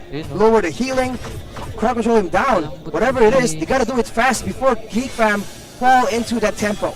And it's starting to look like they are here, Arashi. Goni as well, 10 minutes in. This means that the Lord has already spawned into the Land of Dawn. For both of these junglers, they're both at level 12. Actually, Super Ken just got level 13, so he's a level ahead. It's gonna favor him in this engage. And it's interesting. Will Nile be able to take this Lord? We've seen him pull up the miracle steals before. It's still possible, but with Super Sorizo on the other side of the map, seems like a boy gonna be tasked on clearing that wave and taking advantage of the global hard guard. As Baloyskie is forced to use a circling eagle super early, that's a big win for Bigetron Alpha. Yeah, it seems like they're both teams just hovering here. The Lord even just toyed with the members of Bigetron. It seems like Nile wants to find an opening to fight. Geekfam holding on both, though. Top lane heavily favors the side of Bigetron Alpha. Geekfam looking for a cheeky opening as, take a look at the Lord now, 15,000 HP. Baloyskie very low. Bigetron Alpha now controlling Torn Rose and of course Phantom Execution used as well. Hardcore out, retreat battle. It will fall in the hands of Super Ken. Baloyskie quite low, terrified as well. Raging Sandstorm to find more space at Super Key will with first casualty. Traded by Baloyskie. The penalty now as well. Double for Super Ken. but they will be the trade as Markyy finds a double as well. Who was it worth it for? I think it's worth it for Geekfam. The more kills they get, especially in the hands of Markyy, look at that! The Uranus getting chucked down big time. But Sive is able to find additional value, unless Nile can say something about it. Oh, good opening, good spot there. But Shiva will be able to escape with the BMI. And again, this is the first Lord. So Geekfam will definitely be able to defend this, right? Hopefully with 3 base turrets standing. Well, if Bigetron wants to really take control of the game and assert their dominance, they have to go for cleaner plays. They can't trade 1 for 1, 2 for 2, or even 3 for 2 like they just did over there. They want to make sure that Geekfam can scale even more and still get some kind of gold income, and that's never good, with Markyy scaling ever so closely to level 15. Whoa, that was super close. Superkey is looking for an opening already, doesn't quite find it because of Baloyskie's guiding win. Meanwhile, both teams are posturing damage on one another, as we do have a game fact by grab. Baloyskie is the first player in MPLID Season 12 to reach 400 assists. Wow. Facilitator? Facilitator Prodigy? indeed. Enabler, and take a look now in the game. We're Geekfam here. They are holding on, but now I feel like here, Arashi, where the point of Geekfam, why they struggle to find a good team fight. Crowd control. Like I said, 2 roamers, that's great.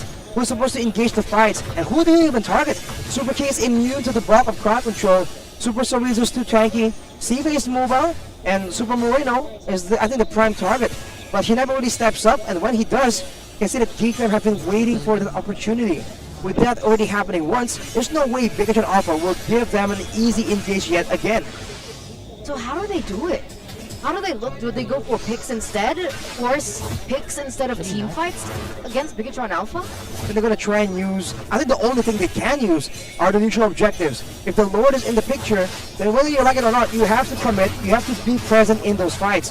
In the orange buff, you're seeing a semblance of that situation. It's only an orange buff. Imagine if it is a Lord, it has a chance to be a secondary frontliner for Geekfam and allow them to really take advantage of Markyy and all that protection. I think giving up a Lord is the worst case scenario for Bigetron Alpha, so they need to be very careful, and like I said, control the game and mitigate the risks. Alright, but as longer the game goes, whose composition does it favor? But Baloyskie goes in for a pick. Oh, they have to be careful. Hard got popped as well. Oh, Superkey. He stands over the backside. Sive with the win of nature. Can he do it? Placing what will not be hit as Luke will not find the kill. Sive stands, but at the end of the day, he will fall. Superkey, next target, Nile, and Baloyskie is on it. Nile finding the double. Oh, Super Moreno now in a trouble. Isolated, immobilized, everything. As Nile finds the triple. We were asking how exactly are Geekfam supposed to win these team fights, and that's exactly how. A brilliant display of mechanics from Geek to be able to use that flicker to juke, get Sive down, and take him out eventually. And this is a 4-man knockout by Geekfam as they look to go in for the mid lane. Can they look for an end here? Super Ken not having clear, but seems like the racer in the mid lane will fall. Again, Marches will now have no clear. There you go. The Lord has been initiated by Geekfam.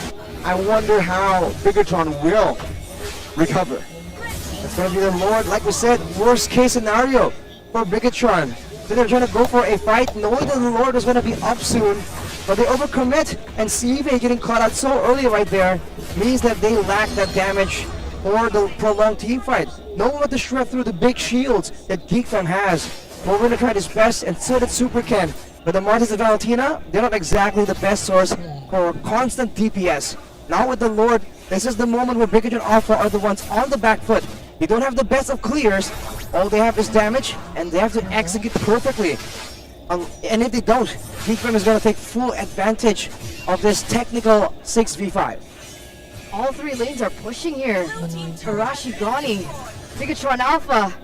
They need to defend this as fast as they can. Markyy is the first one to be close there, but Baloyskie is looking for an engage already. What the heck happened there? Sive burst it down. Now the Lord still stands. But again, it's not a very tanky Lord. Luke jumps in with a raging sandstorm. Still okay.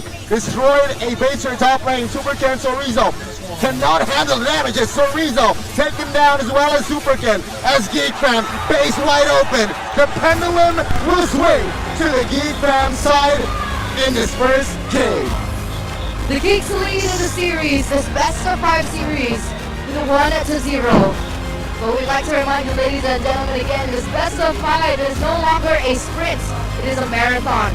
We've seen miracles happen, we've seen the unexpected, the unthinkable, the unorthodox to occur. But Geekfam, in that later stage of the game, they came online. As predicted, man, as prophesized almost.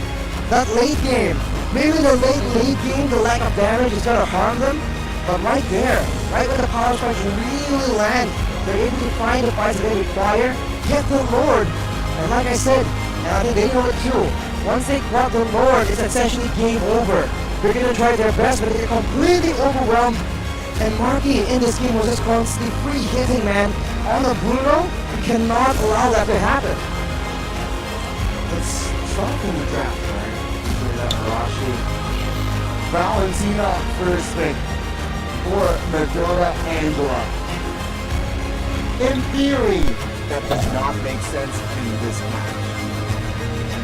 That's a good topic of argument, of discussion, because some people feel otherwise. Some people feel like because it's a signature for Moreno as well, that it's a power pick, it's a comfort pick that usually Bigetron Alpha are able to utilize. And to be fair, the Valentina pick, there's value in it. You can take the Lord. The one. Now with the Lord, this is the moment where Bigetron Alpha are the, like we said, worst case scenario for Bigetron. For constant DPS.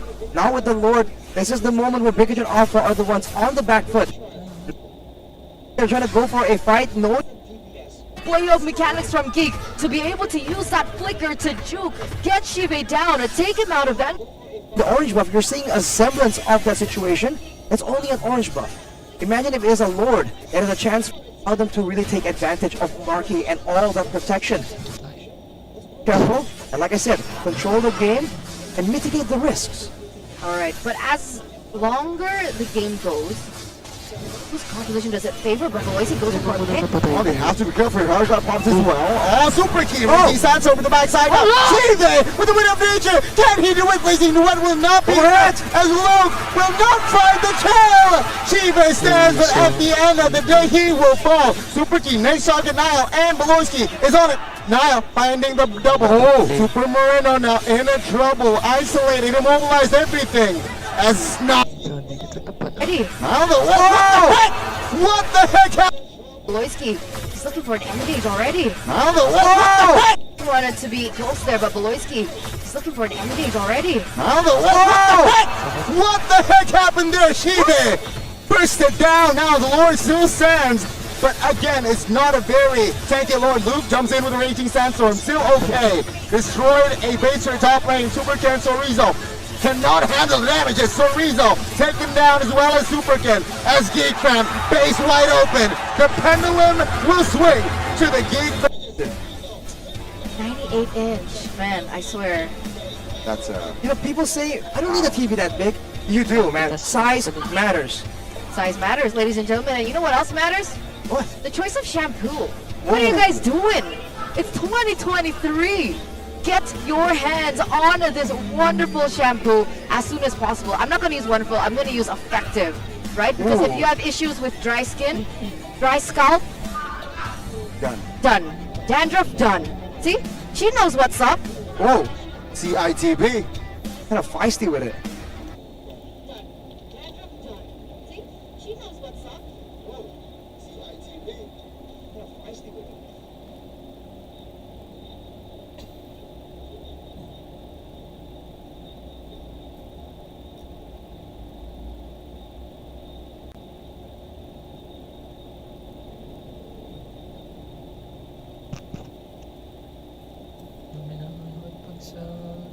ID talaga.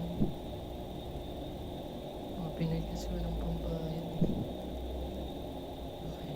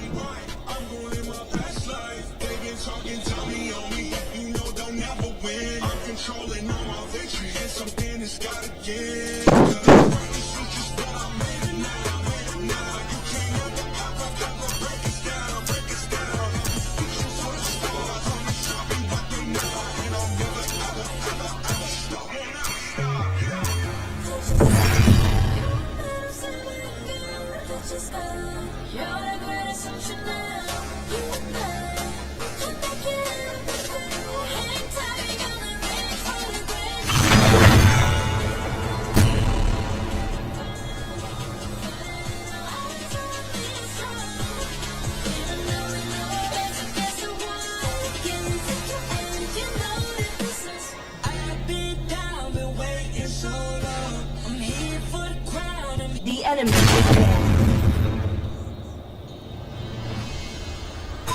It's my way or the Your highway. team is banning. Kindness is the surest path to ruination. Gaze upon the The edge enemy of the is void. banning. Welcome to the greatest magic show of all time.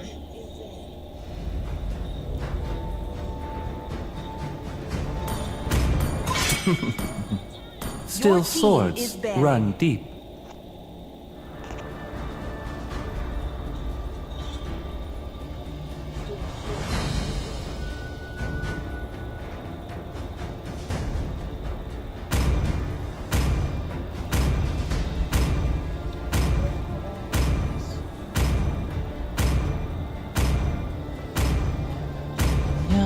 The enemy is picking. Always on the way. Please pick a Ayan na. hero. Uy, bigyan Smashing ni heads Rafaela. or smashing back. Rafaela ba siya? Nice yun ah.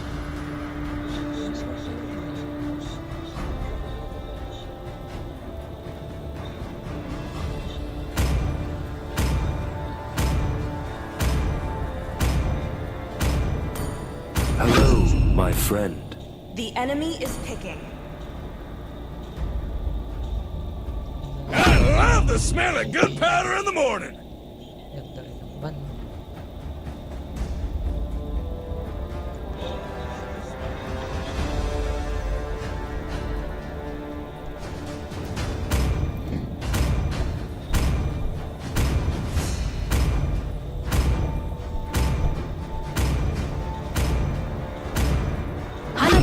Sancho. Your team is picking.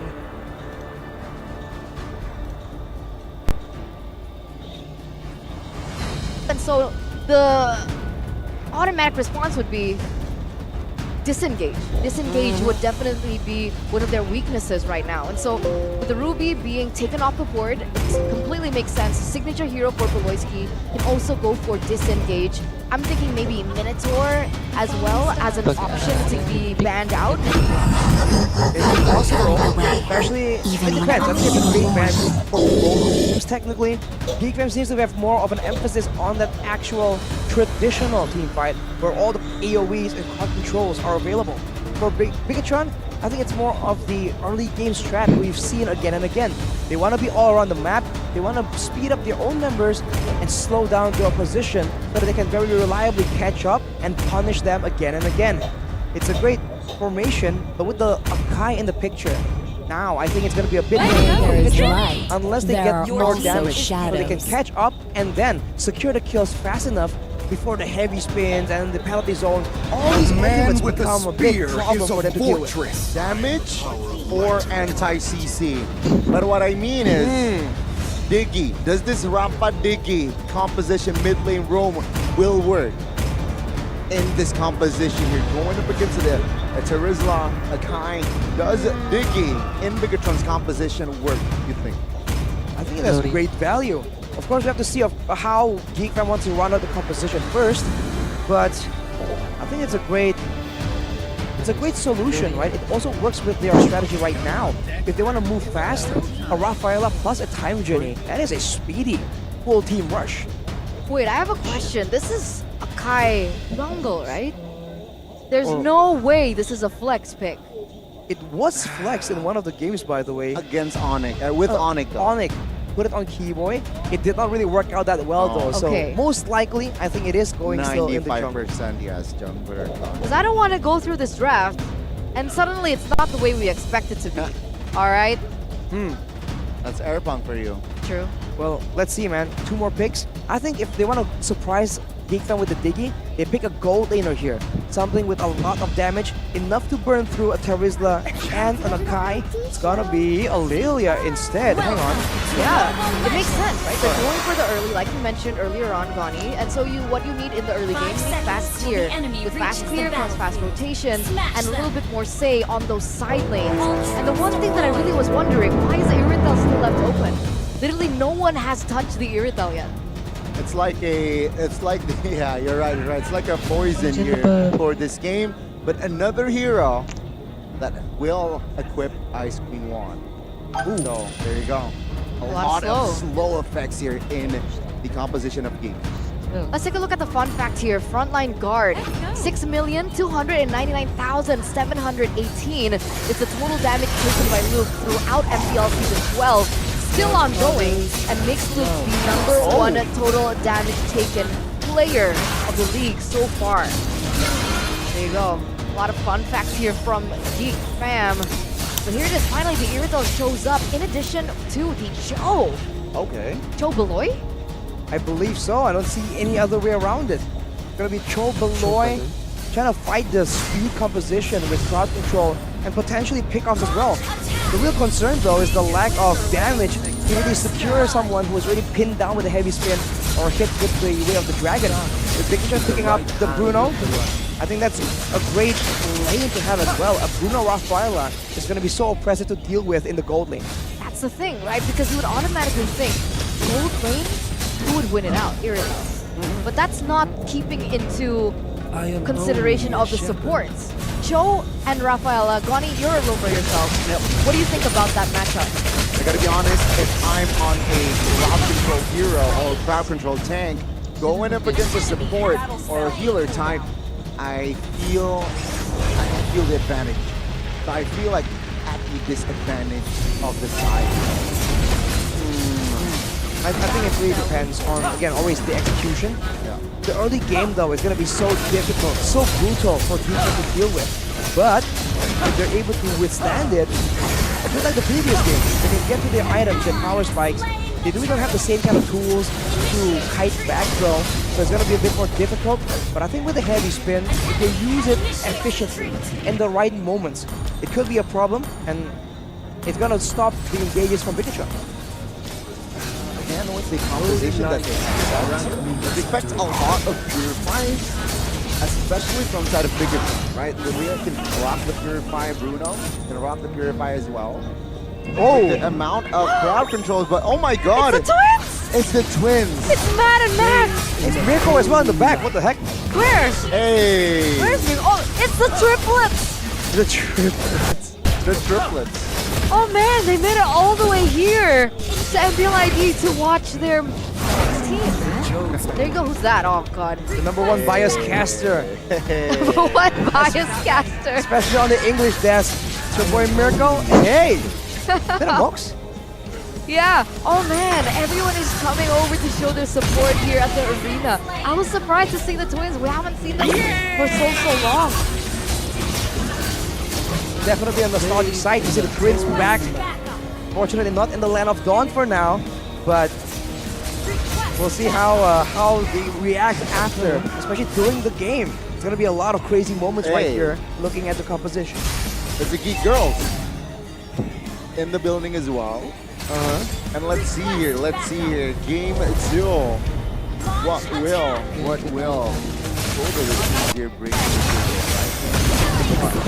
I am leaning towards the composition of Bigetron. Alright, explain. Again, with their control, with their composition here, Bruno being the sole backliner. Okay, Lilia will play aggressively alongside with the 4 members, Rafa, Baksha, X-Boy. I feel like they will have more than enough peel. So again, give space towards Markyy to just, well not Markyy in this case, Chive, on that Bruno to just deal damage. I think if you're talking about just directly favor, right, just purely on the drafts, I would favor Bigetron as well. They have good crowd control, they have good wave clear, and the movement that they have the Kaja for the pickoff potential, and they also have damage to really to actually seal the deal with the pickoff. But the thing is, Geekfam, they were just up against Onyx. And in the final game of yesterday's match, Geekfam were essentially destroyed by mobility. And that was a very painful lesson, denying the possibility of them making it as the first representatives for M5. So I think they must have definitely learned their lesson and made improvements. And against Bigetron, this is the worst case scenario. I think that makes sense. I actually have the same opinion as you guys, but I'll play the other card. I'll play the devil's advocate, right? Sure, Bigetron, they have a very strong composition, like you mentioned, in mobility and so on and so forth. But what happens when this gets dragged into the late game? What happens when Irithel starts to come online and Geekfam naturally have more tools to work with around neutral objectives as compared to Bigetron, who, in my opinion, are relying on Snowball? Exactly, that's the whole idea. If Geek can withstand the pressure, and more importantly, not just withstand the pressure, because they did that against Onyx, withstand the pressure and still ensure that their players have healthy amounts of farm. They can scale properly without being intervened, then that late game is almost a sure deal with the amount of crowd control and all the tools they have in the Lord contest, which is so common these days. So with that, ladies and gentlemen, with Bigetron and the early game composition looking for a snowball and Geek with more power in the late game, let's welcome you to the Land of Dawn for game number 2. But look at this, Baloyskie already getting caught super low. Will he get taken down here? Super Ken, Super Key already opening up the map, opening up vision and trying to deter him from his naturally aggressive playstyle, and he is able to get away. Now in this early game, first minute, let's take a look at the emblems. Does anything stand out? Of course, agility is usually Onyx does this as well, but Bigetron and Geekfam, especially on the core members, they need that speed. Speed is the name of the game right here. It's almost like a race. Geekfam now actually aggressing onto Bigetron with the level advantage.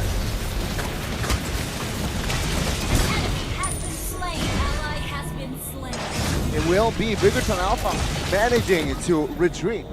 Oof. That was dangerous, man. Level 4 Akai could have really pinned someone down, and no one has ultimates to deal with it.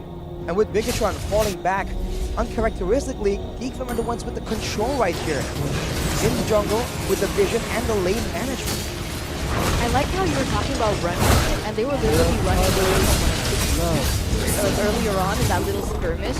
No one was taken down just yet, but now we can expect a little bit more. Oh, whoa! Flicker penalty zone now. Well, take a look at the damage though. Baloyskie is receiving now very low. Now Chorizo finds an angle to find the first blood, but no, with the flicker. Moreno did not find the hit. Luke quite low, will be taken now. First blood will fall to the hands of Bigetron Alpha. Chorizo taking the kill as heavy spin pops, and the neutral will fall to the hands of the Geekfam. But Bigetron, they want more. Shield Unity crashing on towards Nile. Last Insanity will find Nile in the process. And so that's going to be a trade. 2 kills for the price of the turtle. In that particular scenario, who do you think that favors? I think in a way it favors Bigetron Alpha. It's a bit of an even trade-ish, but when you're the team that needs Snowball, especially in the early game here, getting a few kills in exchange for a bit of an XP boost for your opponents, I think it's still a value pick, a value situation. Afterwards though, once they really get the ball rolling, once they have, let's say, a 2k goal advantage, they need to stop making these trades and ensure that everything they get is clean and uncontested. Because you would expect in this scenario, Bigetron Alpha would have a little bit more to say, but yet Nile was still able to get that retribution, to still get that turtle. And so I don't think that's kind of in favor for Bigetron Alpha at this point, right? That's the effect of the Akai, man. You're just way too difficult to deal with. And everyone from Bigetron were focusing on trying to get the kills first. And this distracting playstyle from Baloyskie and the rest, that could be exactly what they need. And now he is taken so low, but he's alive. One more hit. Oh, one more hit, man. Now bottom lane, heavy spin. Super again now. Not isolated. Now is able to escape from that one. But Talent's prediction by Samsung Galaxy again now. Oh, this is the side by himself. I was swapping between those teams. Yeah, I think I was as well. It's so close. Was Bigetron, actually. My prediction. All right, well, note that down, ladies and gentlemen. Only one Geekfam vote on English Death, but Baloyskie. Yeah, good Kundo, good baptism to disengage now. Take a look at the damage that Baloyskie is receiving. Not enough to take him down though. So no casualty just yet here as Bigetron Alpha is still up 3-0 kill-wise. Now let's see the second neutral objective. Who will take it? It seems like it will be a 5v5 though. The glaring difference for me is Niall is already level 7. So this is exactly not what we expected in this early game. That should give them a little bit of an edge, an advantage here. Yeah, Retribution comfortably, but now take a look at the Jack Gundel now. Finding Super Ken, the damage though will not be enough just yet. Last Insanity to give space, and with the Flicker, it will find Baloyskie. Penalties on Flicker pops as well, as it will find a member, so result for the trade. Now, Chibe locked, isolated. Oh, take a look at this. Luke with the kill. Chibe has no slide skill. And there you go, that's a marksman taken down. Wow, Geekfam. They went for the rotate early, they made sure that Luke was in position, and they held on to the penalty zone for so long. Maybe Steven should have taken a page from Markyy's playbook and went for the mana boots, dude, because with mana, he would have gotten out. Very close, a little close to comfort. And with now Geekfam being in control of the first 5 games, they actually coming out with a 1-2 gold lead. What do Bigetron Alpha do? Because this is not the way that they wanted things to work out at all. They have to try and wrest control away from Geekfam because they need to be the ones dictating the tempo. Right now they're chasing Baloyskie, they're trying to find ways to survive, but they're saying so much. Look, okay, fine, they got Baloyskie, but what is being done everywhere else? Everyone's pushing. So Riza was part of the engagement, and Luke is already on top pushing as well. They're using a lot of time chasing roam kills when if they use the time to farm, they maybe could be doing better. Now, if they want this now, they will rotate 4 members. Heavy's been popped here to give space. A boy though, if he's not careful, he will be committed. Now, space top side. Exactly, now there you go. The structure falls. As Arashi mentioned, right? Geekfam, they're playing the map really well. They're distracting Bigetron Alpha with several minor details because of how much distraction that Baloyskie has been able to put onto the map. The oppressive force, the Baloyskie effect that we usually see and other teams actually succumb to. So now 2,000 gold lead, so many structures in their hands right now. Nile level 10 ahead of Super Ken, 1 level below. This is uncharacteristic of Bigetron Alpha. Baloyskie finds a kill on towards Super Key now to 5v4. Moreno pops a flicker, but the damage will come through. Luke finding the kill. Now Lance Insanity pops in the mid lane. Super Ken pinned down. 3 members will be on him. 4 even, and finds the mark. 3-0 trade. They're corralled right there, right into the penalty zone, right into the heavy spin. You just cannot do that, man. It seems like Bigetron Alpha, they have the right idea, the right intentions, but it's never made during the right time. They come in late, they come in 1 step behind Geekfam, and that is costly against the superior setup. Now falling behind, they have to try and find a way to make use of their mobility. That is their main advantage. They have to use it, right? Roam around the map during this time where there's no objective that everyone needs to corral together for. Did Niall steal Super Ken's buff earlier on? I had to check again, but oh, take a look at the bottom side of the map now. Baloyskie, 4 members is on this guy, and the damage will come through. He will be taken out by Shibek. No compensations whatsoever for Geekfam for now, but it seems like that was a mistake there by Baloy. Well, you say a mistake, but at the same time, a lot of time has been brought, a lot of skills have been expanded. Something with the timing though, that may be a mistake, but it's signature Baloyskie style. With only 4 deaths right now, usually we expect 7. True. It's not a Baloyskie game without more than 2 kills or deaths on his part. So he is the distraction force that is buying Geekfam a lot of time here. But the one person that I really want to highlight is Niall, who has been a force to wreck into it. People have said that Super Ken is the #2 jungler in this league, but look at this. Will Dragon, the damage here will not come through just yet. Heavy spin though will lock Moreno down, but oh, take a look at that. Moreno will fall. The latch shoes, no. Up there, now Super Ken dove in under the turret. A boy finds the mega. Top lane though, it will be Shibe claiming a member, so Riza. A value situation. Super low. Will he get taken down here? Super Ken, Super Key already opening up the map, opening up vision, and trying to deter him from his advantage naturally aggressive playstyle, and he is able to get away. Now in this early game, first minute, let's take a look at the emblems. Does anything stand out? Of course, agilities. Usually Onyx does this as well, but Bigetron and Geekfam, especially on the core members, they need that speed. Speed is the name of the game right here. It's almost like a race, and Geekfam now actually aggressing onto Bigetron with the level advantage.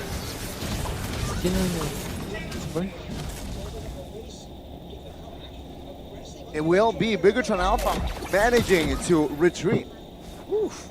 That was dangerous, man. Level 4 Akai could have really pinned someone down, and no one has ultimates to deal with it.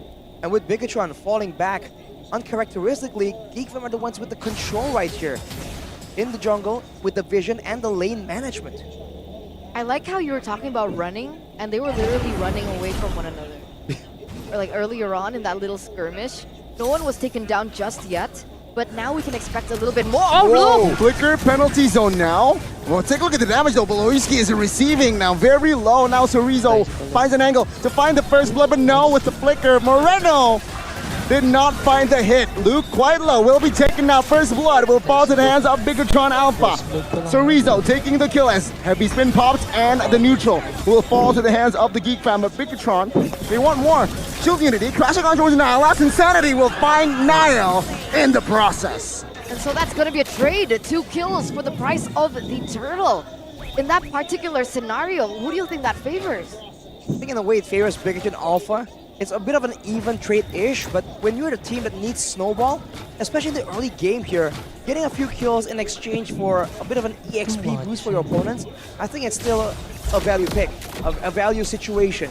Afterwards though, once they really get the ball rolling, once they have, let's say, a 2k goal advantage, they need to stop making these trades and ensure that everything they get is clean and uncontested.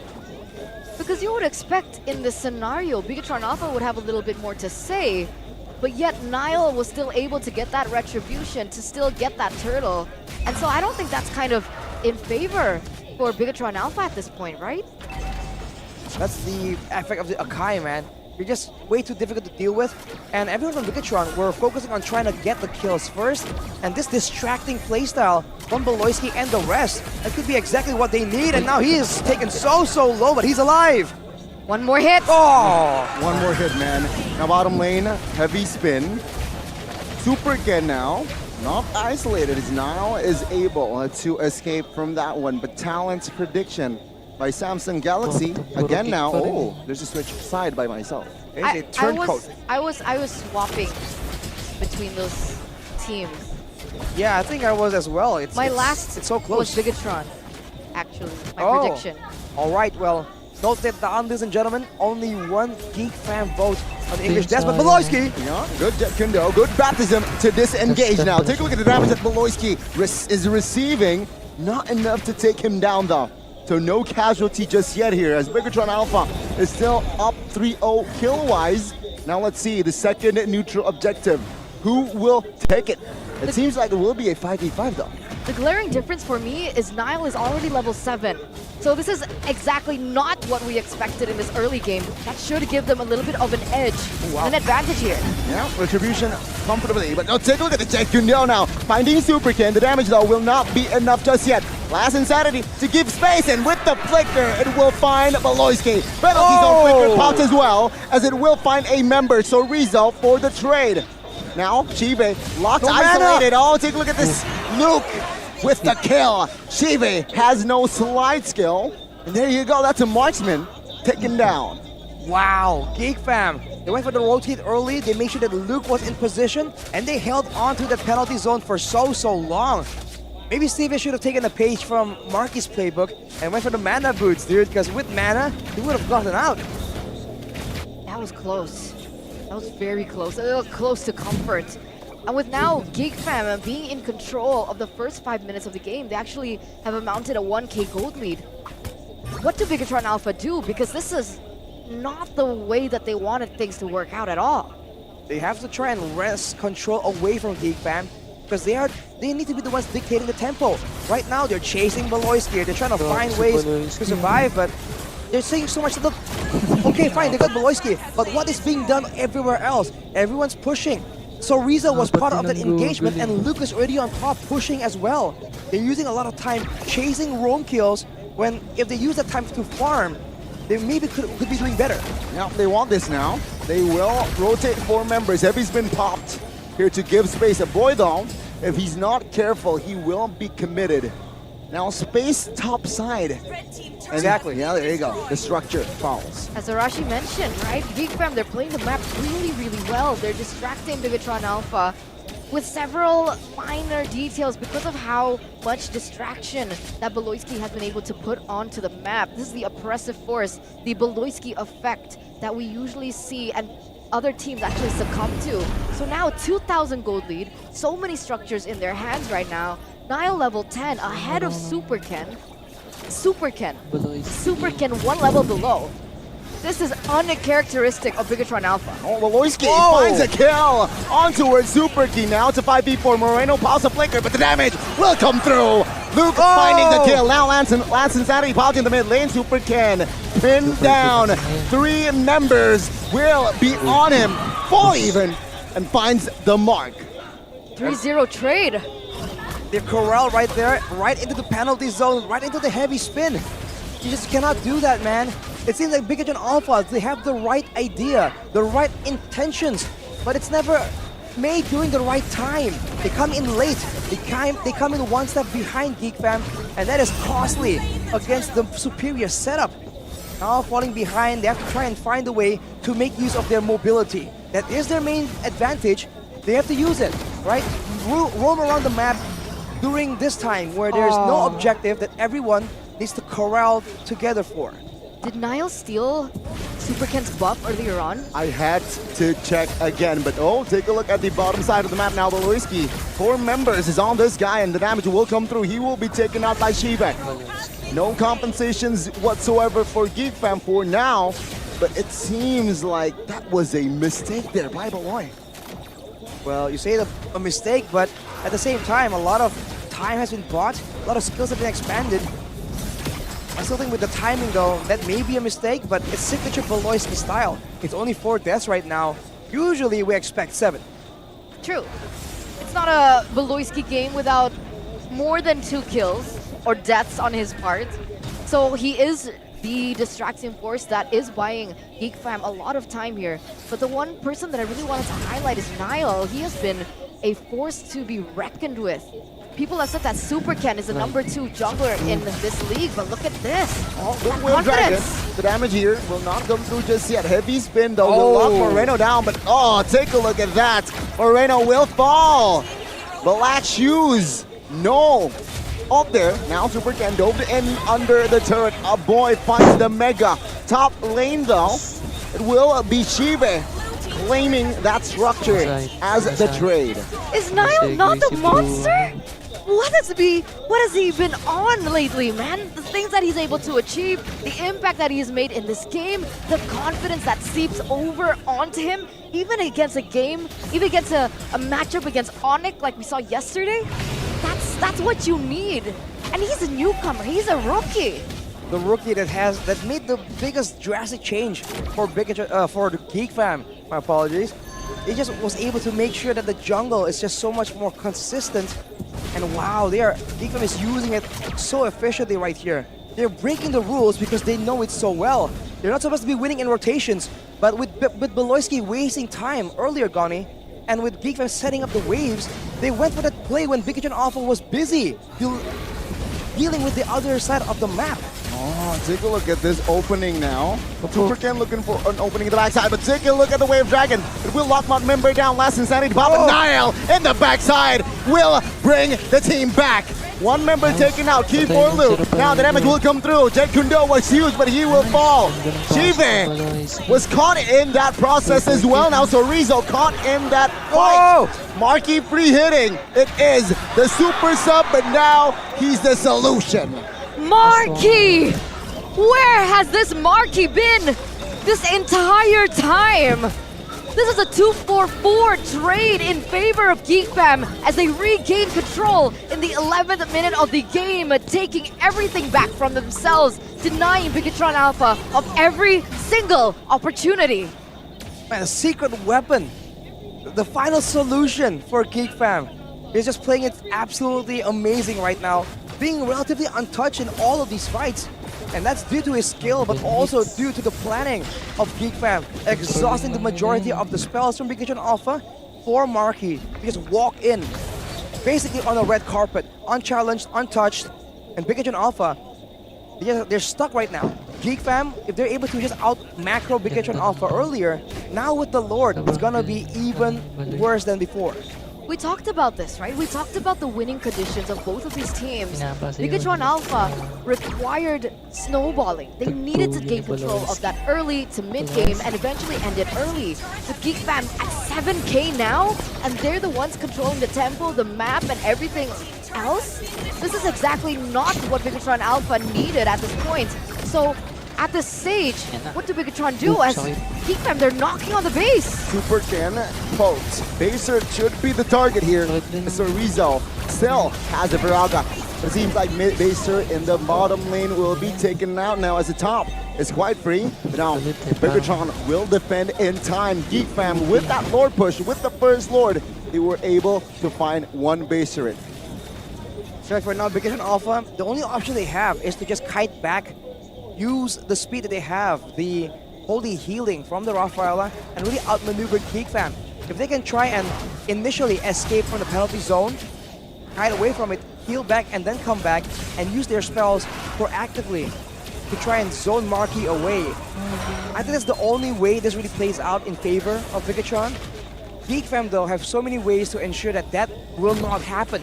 They can go and start to engage first, they can buy some time with Baloyskie yet again, or they can just rely on Markyy to just start juking around. Because if you look at the spells from Bigetron Alpha, there's not a lot of real threat that can really shut Markyy down. No real crowd control that will seal his fate in the middle of a big team fight.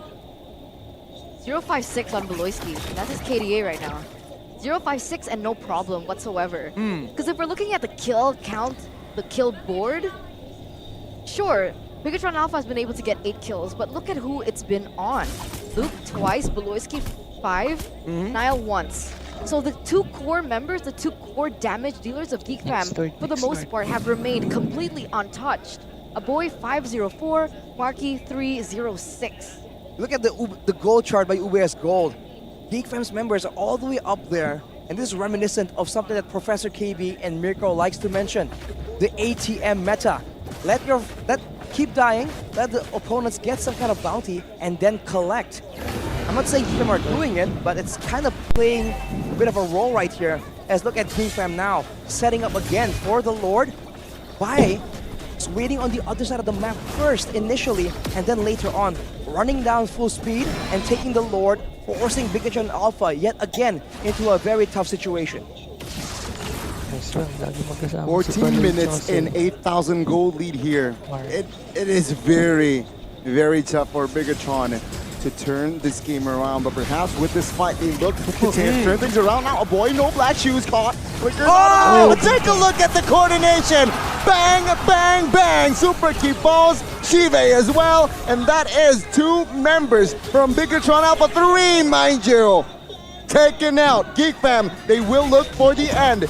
5 members against Sorizo and Ken. Can they do it? Sorizo, no less insanity. Viraga armor though will be chunked now. Ken, will he rotate towards the mid minions? But no, the bottom now, jumping in. Geekfam have enough resources to end the game. Let's see it. Super Ken waiting. Key, 5 seconds, but it seems like the time will not be enough. Geekfam secures game 2. Welcome, ladies and gentlemen, to match points between Geekfam and Bigetron Alpha. What a display once again by Geekfam. Bigetron Alpha thought that they were the intelligent ones. They are the ones with machine-like precision. But Geekfam once again reminds them that the rulers of the machines are the humans. What in the world is this match? For the most part, for what we've seen in the regular season, Geek and Bigetron, I thought this would be a closer game, the closer match. But Geekfam, they've been destroying the red robots, destroying the Terminators. This is a Bigetron that was once given the title PH Slayers. And this is what we're seeing. This is the competitive level from Geekfam that we're seeing. The improvement from Geekfam that we're seeing. You know what this proves? This proves that Baloyskie is now officially an Indonesian. But the PH Slayers are powerless right here. So that's we're officially claiming him, technically. But yes, Bigetron, completely powerless, and the Baxia, the early game rotation that they've always had as their main weapon, were just completely destroyed, dismantled by Geekfam. Not a single screw left unscrewed. Man, what a game. I did not expect that fight to be that crucial, to be quite honest with you. But then again, 3 members taken out, mainly the damage dealers, the wave clearers. They saw that small opening, not even a small opening, a big opening to end that game. And Geekfam seized it, right? They cleared mid. They also, the wave bottom lane is actually favoring their side. So at one moment, it was a 2-wave pushing to the side of Bigetron's base. And there you go. GG. There you go, GG. GG for a boy as well as a player of the game with the Samsung Galaxy S23 Series 5G. Not a single life was given that day. 605 KDA, untouched, 73% KP. And I just don't understand a boy. I just don't understand. You don't I don't know understand a boy? how a person can improve this much. Whether he be given the Faramis, whether he be given the Valentina, whether he be given something even like the Angela or the Lilia. This boy, this man.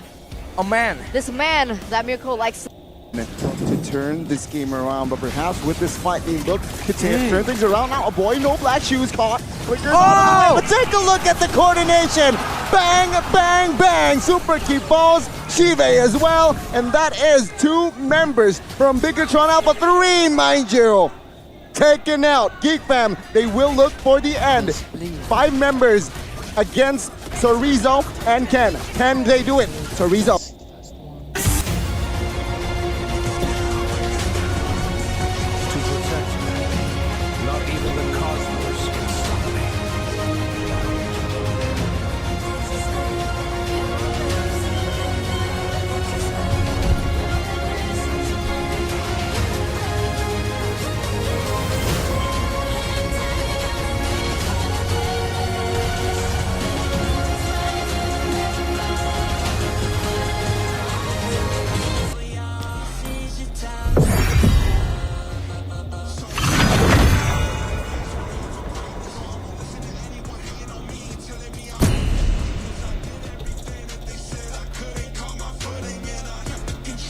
Your team is banned. Hello, my friend. The enemy is banning. Always on the way.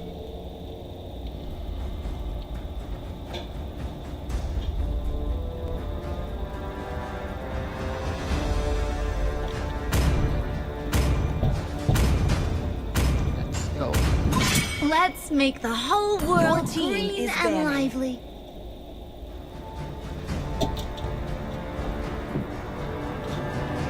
Gaze upon the edge of the void.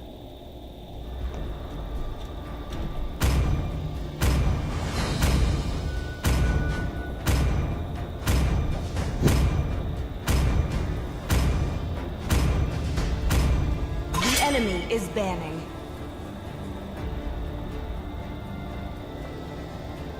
Kill all at once. Your team is picking.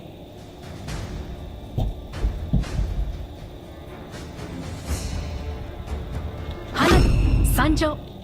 The enemy is picking. Sniper ready. Give me a target. You should be ashamed for not trusting yourself. Please pick a hero. Welcome to the greatest magic show of all time. Everything engulfed in flames. The enemy is picking.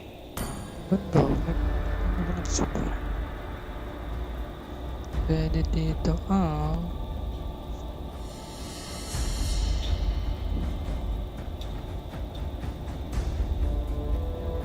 Last game na.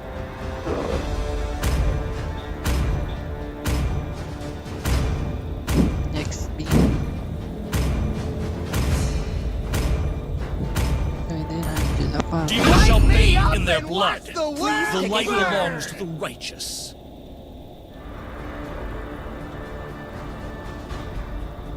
Showboy, ano ka ba, Shoy? Discussion.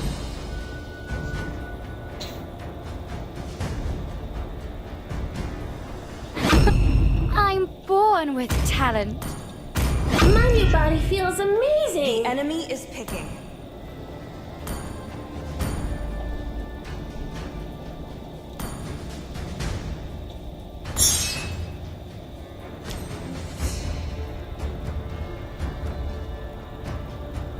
Player na lang.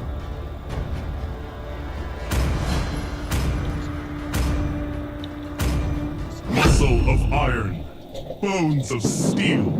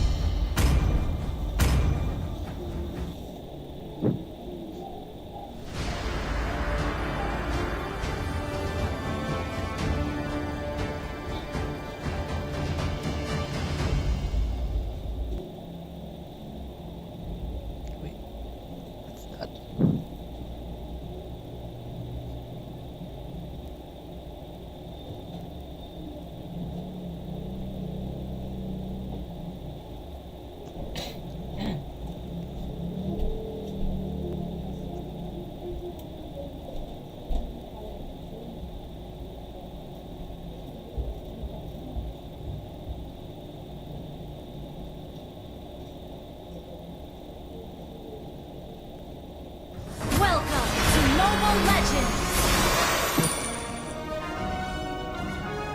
5 seconds till the enemy reaches the battlefield.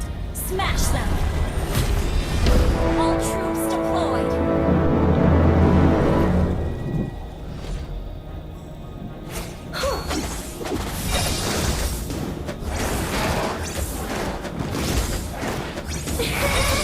It's my job to help people. Beep, beep, beep.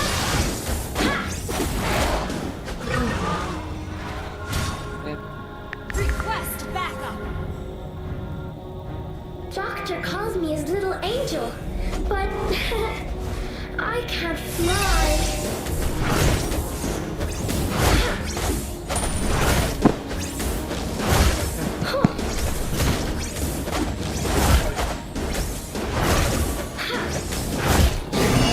Enemy missing. Okay.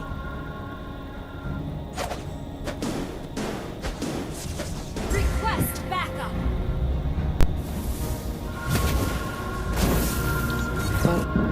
Spinning out of control. Meanwhile, from Geek, Joy and Fen. Will they go and prioritize the Valentina again? But with the side, with the red side being Geekfam, yeah, Angela now is open, right? Bigetron, they should deny that pick, but no, they will still prioritize the Valentina over to Angela. Now, to accompany the Angela, I expect an Irithel pick here for Geekfam. Irithel pick. Why not? Right? If it ain't broke, don't fix it. It's something we repeat a lot in the English desk, and especially for Geekfam. They dare to go up against Onyx with the same composition 5 times. If they have won with the Irithel, there's no reason at all to change that. And with the Angela still open, why not pick it up as well? Irithel, Angela is what I expected, but now with the response here. It's a good response of Bigetron after Charisma with a hero that is still very, very reliable. Rafaela is still open. We'll see. Oh, wow. So Okay. Irithel gonna be left open here. They go for Angela, but they go for Bigetron instead. And so that actually leaves the Irithel open up for Bigetron Alpha to pick up themselves. And with an addition of the Lancelot. 3, 8, 2, 3, 2, 9, and 6. The total damage dealt by a boy throughout MPL Indonesia Season 12 and makes a boy the top 1 total damage dealt. Wow. Wait, this is... Wait, this is including gold laners too? I believe so. What? He is out damaging gold laners as a mid lane. Insane. Sorry, It's the Valentinas and Faramis's, man. He always gets the highest damage in game on those two heroes. And maybe that's why Bigetron keeps picking Valentina. They do want to pick it for themselves. They can copy the hard guard, but at the same time, they would hate to let a boy get his hands on that pesky hero. Okay, let's see here. I did not expect a Claude pick here, but it seems like Geekfam, what they are doing is they want to secure a hero for Markyy first before entering the second phase. Now, with this, they should limit K.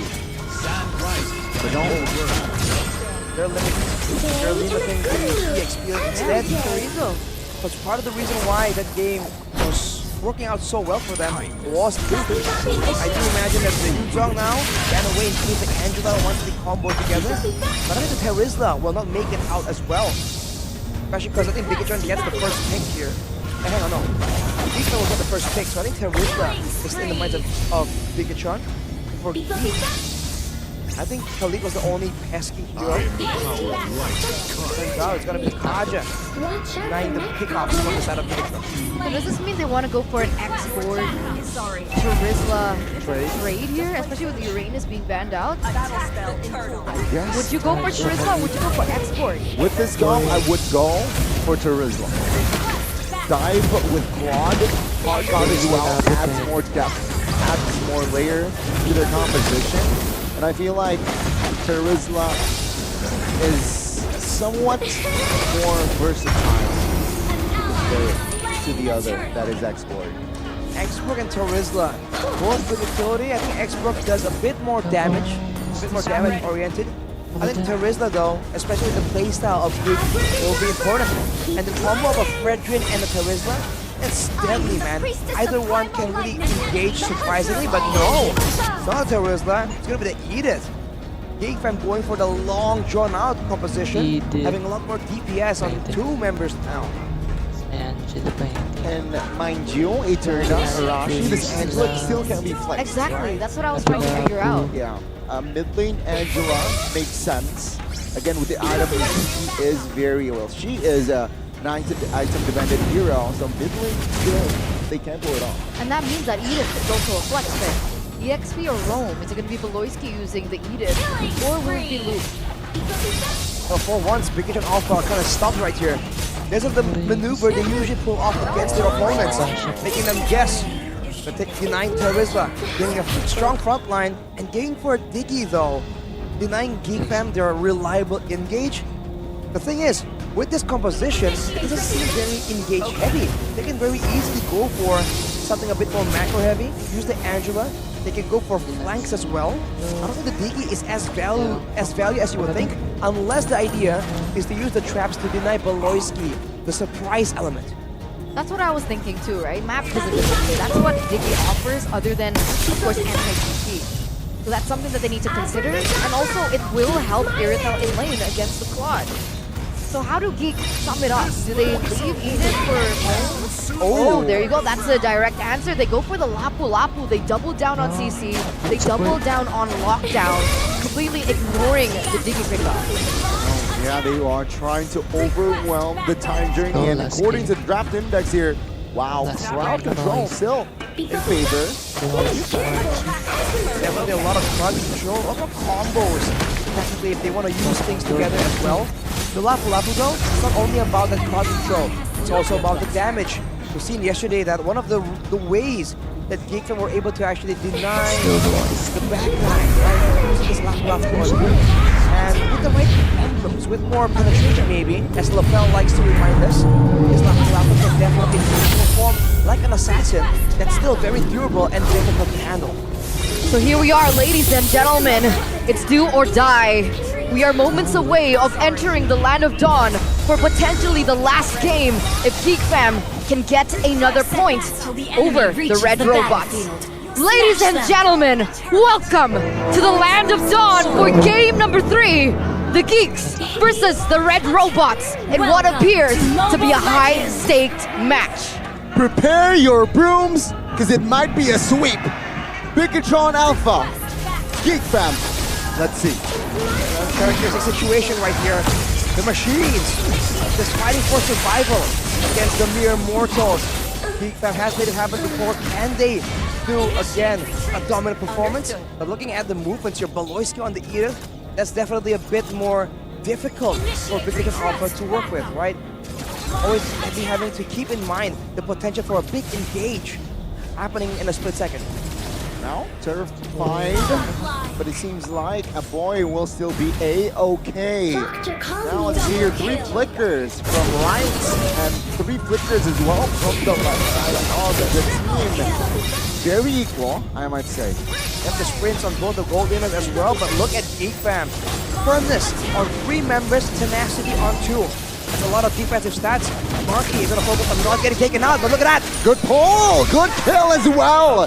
The gold leader will have the first blood at 200 gold cashed in. That's a good way to begin the series for Bigetron Alpha. I was really worried about their mentality, their mental state, and their confidence coming in already at 2-0 against Geekfam, but it looks like they're still in it to win it.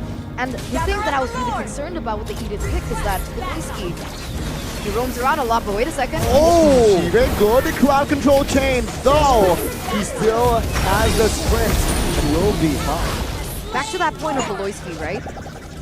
Edith is not the most mobile hero in the game. So what he was able to achieve in game number 2 is not the exact same impact that we'll see here in game number 3, and it looks like he's a little bit more focused on the babysit in the gold lane.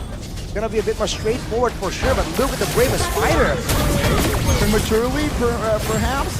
Now with help the hard guard now will try to make him sustain a bit. But take a look at the damage. It will come through and finds the kill here by Superkin. The backside though, it will be a boy finding Sorizo. Turtle now wide open. Let's see Superkin now jumps in. Good terrifying on towards Nile, but oh good retry. Now Superkin caught in that fight, but no, the damage will not be enough. But with the flicker, a boy secures the kill. Super Moreno now very aggressive, flickers out of the way as Sorizo jumps in the fray, and that is it at 2-4-2. Nile just coming out on top yet again. He's in a fighter to assassin matchup, but it doesn't even matter. He might be the chosen one as the bot lane. 1v2 for Markyy. Solution under pressure. It's still okay though. Baloyskie jumps in, another Filipino to help his teammate. It seems like no, they will not engage in business just yet. That's a small power spike there from Shive.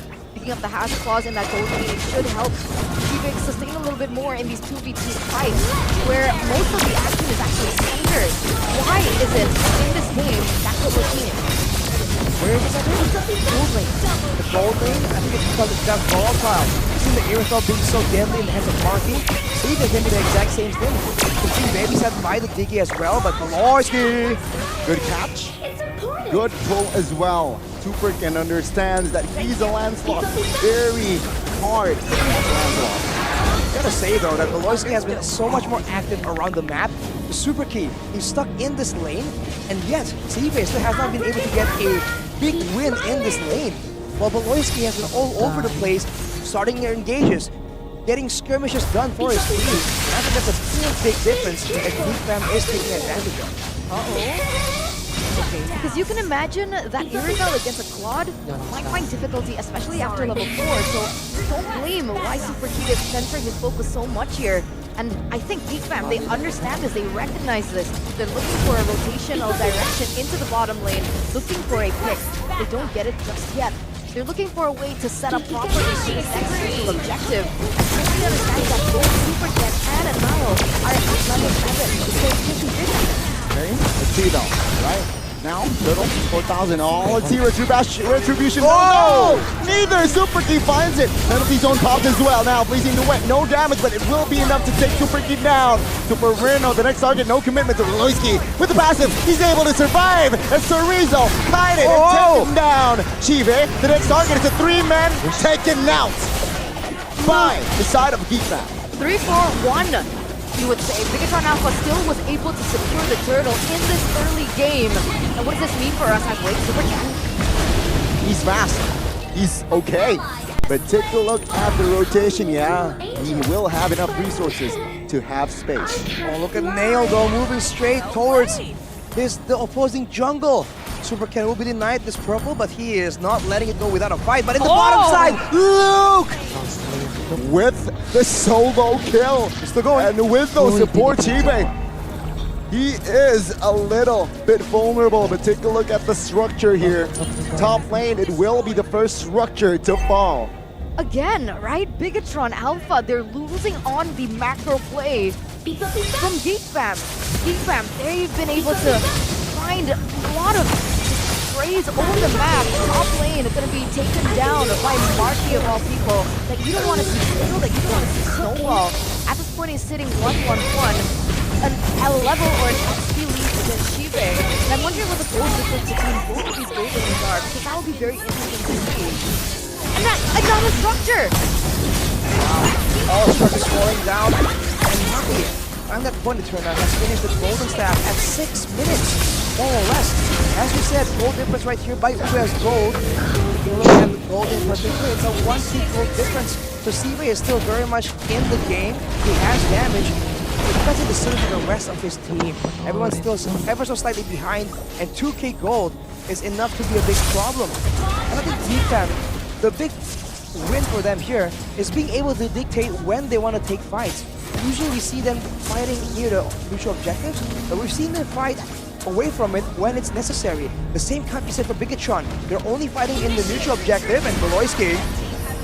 Well, it seems like the turtle will be to the side of Geekfam. Super Ken now the next target. Now let's see, the damage will come through. Time 30 pops as well. Purple buff though, controlled by the side of Geekfam. No response whatsoever as the Lancelot rotates towards the bot side of the map. Who got purple? Moreno. That's not the best scenario for Super Ken, is it not? I think, unfortunately, the Obsidian Wrath from Mail didn't land. I think the bump went a bit too close and he wasn't the right angle. I don't think we'll see a replay of it, but the point is, Moreno is the one with the purple and not Super Ken though, so he will be a bit more limited. He's only level 10, but so is Nail. So despite all the setbacks, Super Ken still showing that he is in it to win it and keeping up with the level curve. Despite the 3k gold lead that Geekfam have amassed 3K. from the first minute of the game, we're now entering number 8. Nile though. Super Geek, half HP, good pull as well. Oh, Terzla, everything. Hard guard will not save his life as a boy will flicker out of the way. In the backside, the solution will not find a kill as he was taken down. Now take a look at Luke, flickers out of the way, but 4 members will be able to shut him down. Double kill for Shiva. A little bit overconfident from Geekfam. Losing 3 members in trade of 1, that is definitely not worth it for them, as that 2k gold lead has now shrunk to 1k and falling. I wonder if there's a bug though, because earlier I can really see the Obsidian Wrath slam right out of Super Key, but it didn't do any damage. Maybe we'll see a bit more in the replay, but losing 3 members, trying to save the failed play from Nile. Let's take a look at the instant replay right here. In the beginning, Nile getting caught out here, turns it around, tries to go with the Obsidian Wrath. Oh, we're gonna see it. Markyy though takes multiple turret shots in order to try and equalize. That is not ideal, not the calculated approach that Geekfam requires. And now the goal difference has been equalized. Not the end of the story, not the end of the game for both teams, but Bigetron Alpha that's definitely a moment that they really needed. Certainly, look at that gold lead just completely shift back and forth now between both of the teams. Whatever Geekfam has been able to amass has instantly been taken out.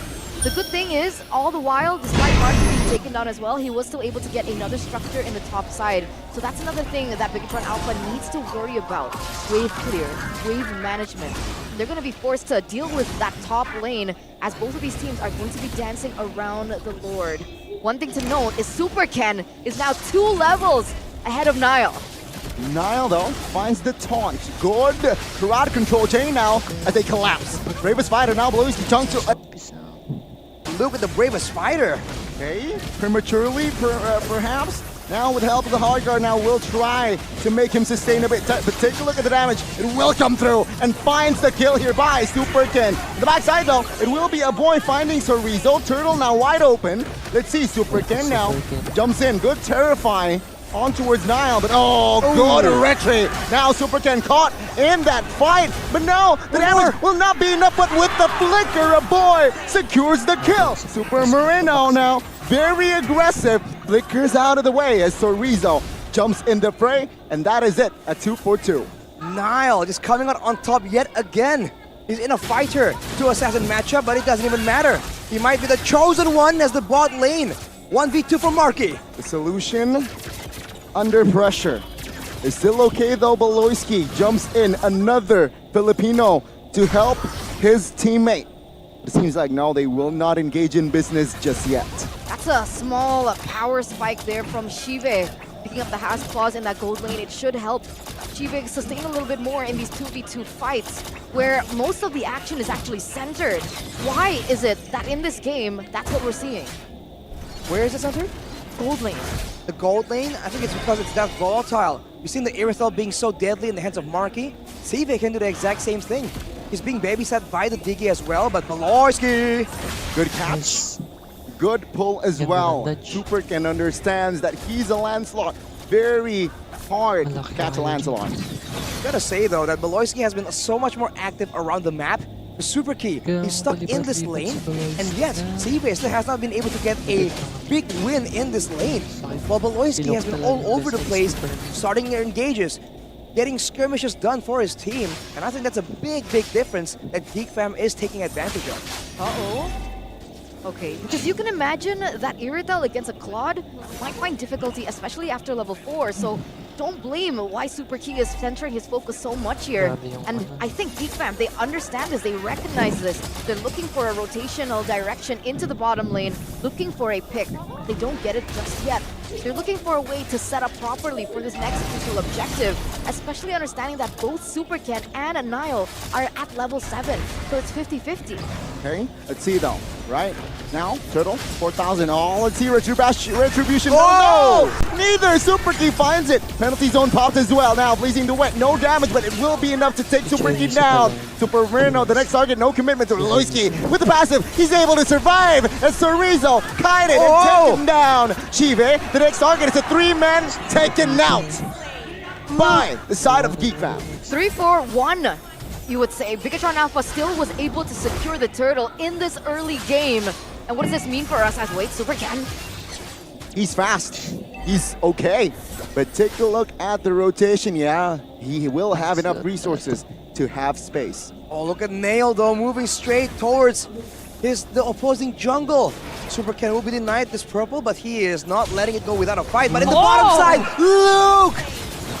With the solo kill. Still going. And with no support, Chive, he is a little bit vulnerable, but take a look at the structure here.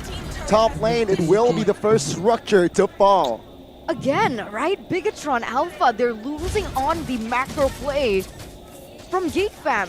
Geekfam, they've been able to find a lot of just trays over the map. Top lane are going to be taken down by Markyy of all people that you don't want to see scale, that you don't want to see snowball. At this point, he's sitting 1-1-1, a level or an XP lead against Shive. And I'm wondering what the gold difference between both of these gold laners are, because that would be very interesting to see. And another structure! Wow, all structures falling down. And Markyy, on that point in turn now, has finished the golden staff at 6 minutes, more or less. As you said, gold difference right here by Ube as gold. Taking a look at the gold in particular, it's a 1k gold difference. So Sive is still very much in the game. He has damage, but you can't say the same for the rest of his team. Everyone's still in the game. He has damage, but you can't say the same for the rest of his team. Everyone's still ever so slightly behind, and 2k gold is enough to be a big problem. And I think Geekfam, the big win for them here is being able to dictate when they want to take fights. Usually we see them fighting near the neutral objectives, but we've seen them fight away from it when it's necessary. The same can't be said for Bigetron. They're only fighting in the neutral objective, and Baloyskie. It seems like the turtle fight will be to the side of Geekfam. Super Ken now the next target. Now let's see, the damage will come through. Time Journey pops as well. Purple buff though, controlled by the side of Geekfam. No response whatsoever as the Lancelot rotates towards the bot side of the map. Who got purple? Moreno. That's not the best scenario for Super Ken, is it not? I think, unfortunately, the Appraiser's Wrath from Nail didn't land. I think the buff went a bit too close and it wasn't the right angle. I don't think we'll see a replay of it, but the point is, Moreno is the one with the purple and not Super Ken though, so he will be a bit more limited He's only level 10, but so is Nail. So despite all the setbacks, Super Ken still showing that he is in it to win it and keeping up with the level curve. Despite the 3K gold lead that Geekfam have amassed from the first minute of the game, we're now entering number 8. Nile though. Super King popped to half HP. Good pull as well. Oh, Terzla, everything. Hard guard will not save his life as the boy will flicker out of the way. In the backside, the solution will not find a kill as he was taken down. Now take a look at Luke. Flickers out of the way, but 4 members will be able to shut him down. Double kill for Shiva. A little bit overconfident from Geekfam. Losing 3 members in trade of 1. That is definitely not worth it for them, as that 2K gold lead has now shrunk to 1K and falling. I do wonder if there's a bug though, because earlier I can clearly see the Appraiser's Wrath slam right onto Super Key, but it didn't do any damage. Maybe we'll see a bit more in the replays, but losing 3 members, trying to save the failed play from Nile. Let's take a look at the instant replay right here. In the beginning, Nile getting caught out here, turns it around, tries to go with the Appraiser's Wrath. Oh, we're not gonna see it. Markyy though takes multiple turret shots in order to try and equalize. That is not ideal. Not the calculated approach that Geekfam requires. And now the goal difference has been equalized. Not the end of the story, not the end of the game for both teams, but Bigetron Alpha that's definitely a moment that they really needed. Certainly. Look at that gold lead just completely shift back and forth now between both of the teams. Whatever Geekfam has been able to amass has instantly been taken out. The good thing is, all the while, despite Markyy being taken down as well, he was still able to get another structure in the top side. So that's another thing that Bigetron Alpha needs to worry about. Wave clear, wave management. They're going to be forced to deal with that top lane, as both of these teams are going to be dancing around the Lord. One thing to note is Super Ken is now 2 levels ahead of Nile. Nile though finds the taunt. Good crowd control chain now as they collapse. Bravest fighter now Baloyskie chunk to a very low HP, but no, he will not survive. Time journey popped as well. Blazing Duet from the solution does not find the mark, but there you go. Super Key falls, and it will be 2 roamers now taken out. Let's see in the bottom lane of the map now, Luke and Sorizo going at it. Sorizo very low, but what the heck? Off camera kill! It's Shiva taking out Luke. Flickers on survives! Now he wants and he finds the outplay! Super Ken taken out as well, as that is more members from Bigetron out of the game. Geekfam! Geekfam, Geekfam, Geekfam! How do they find these moments?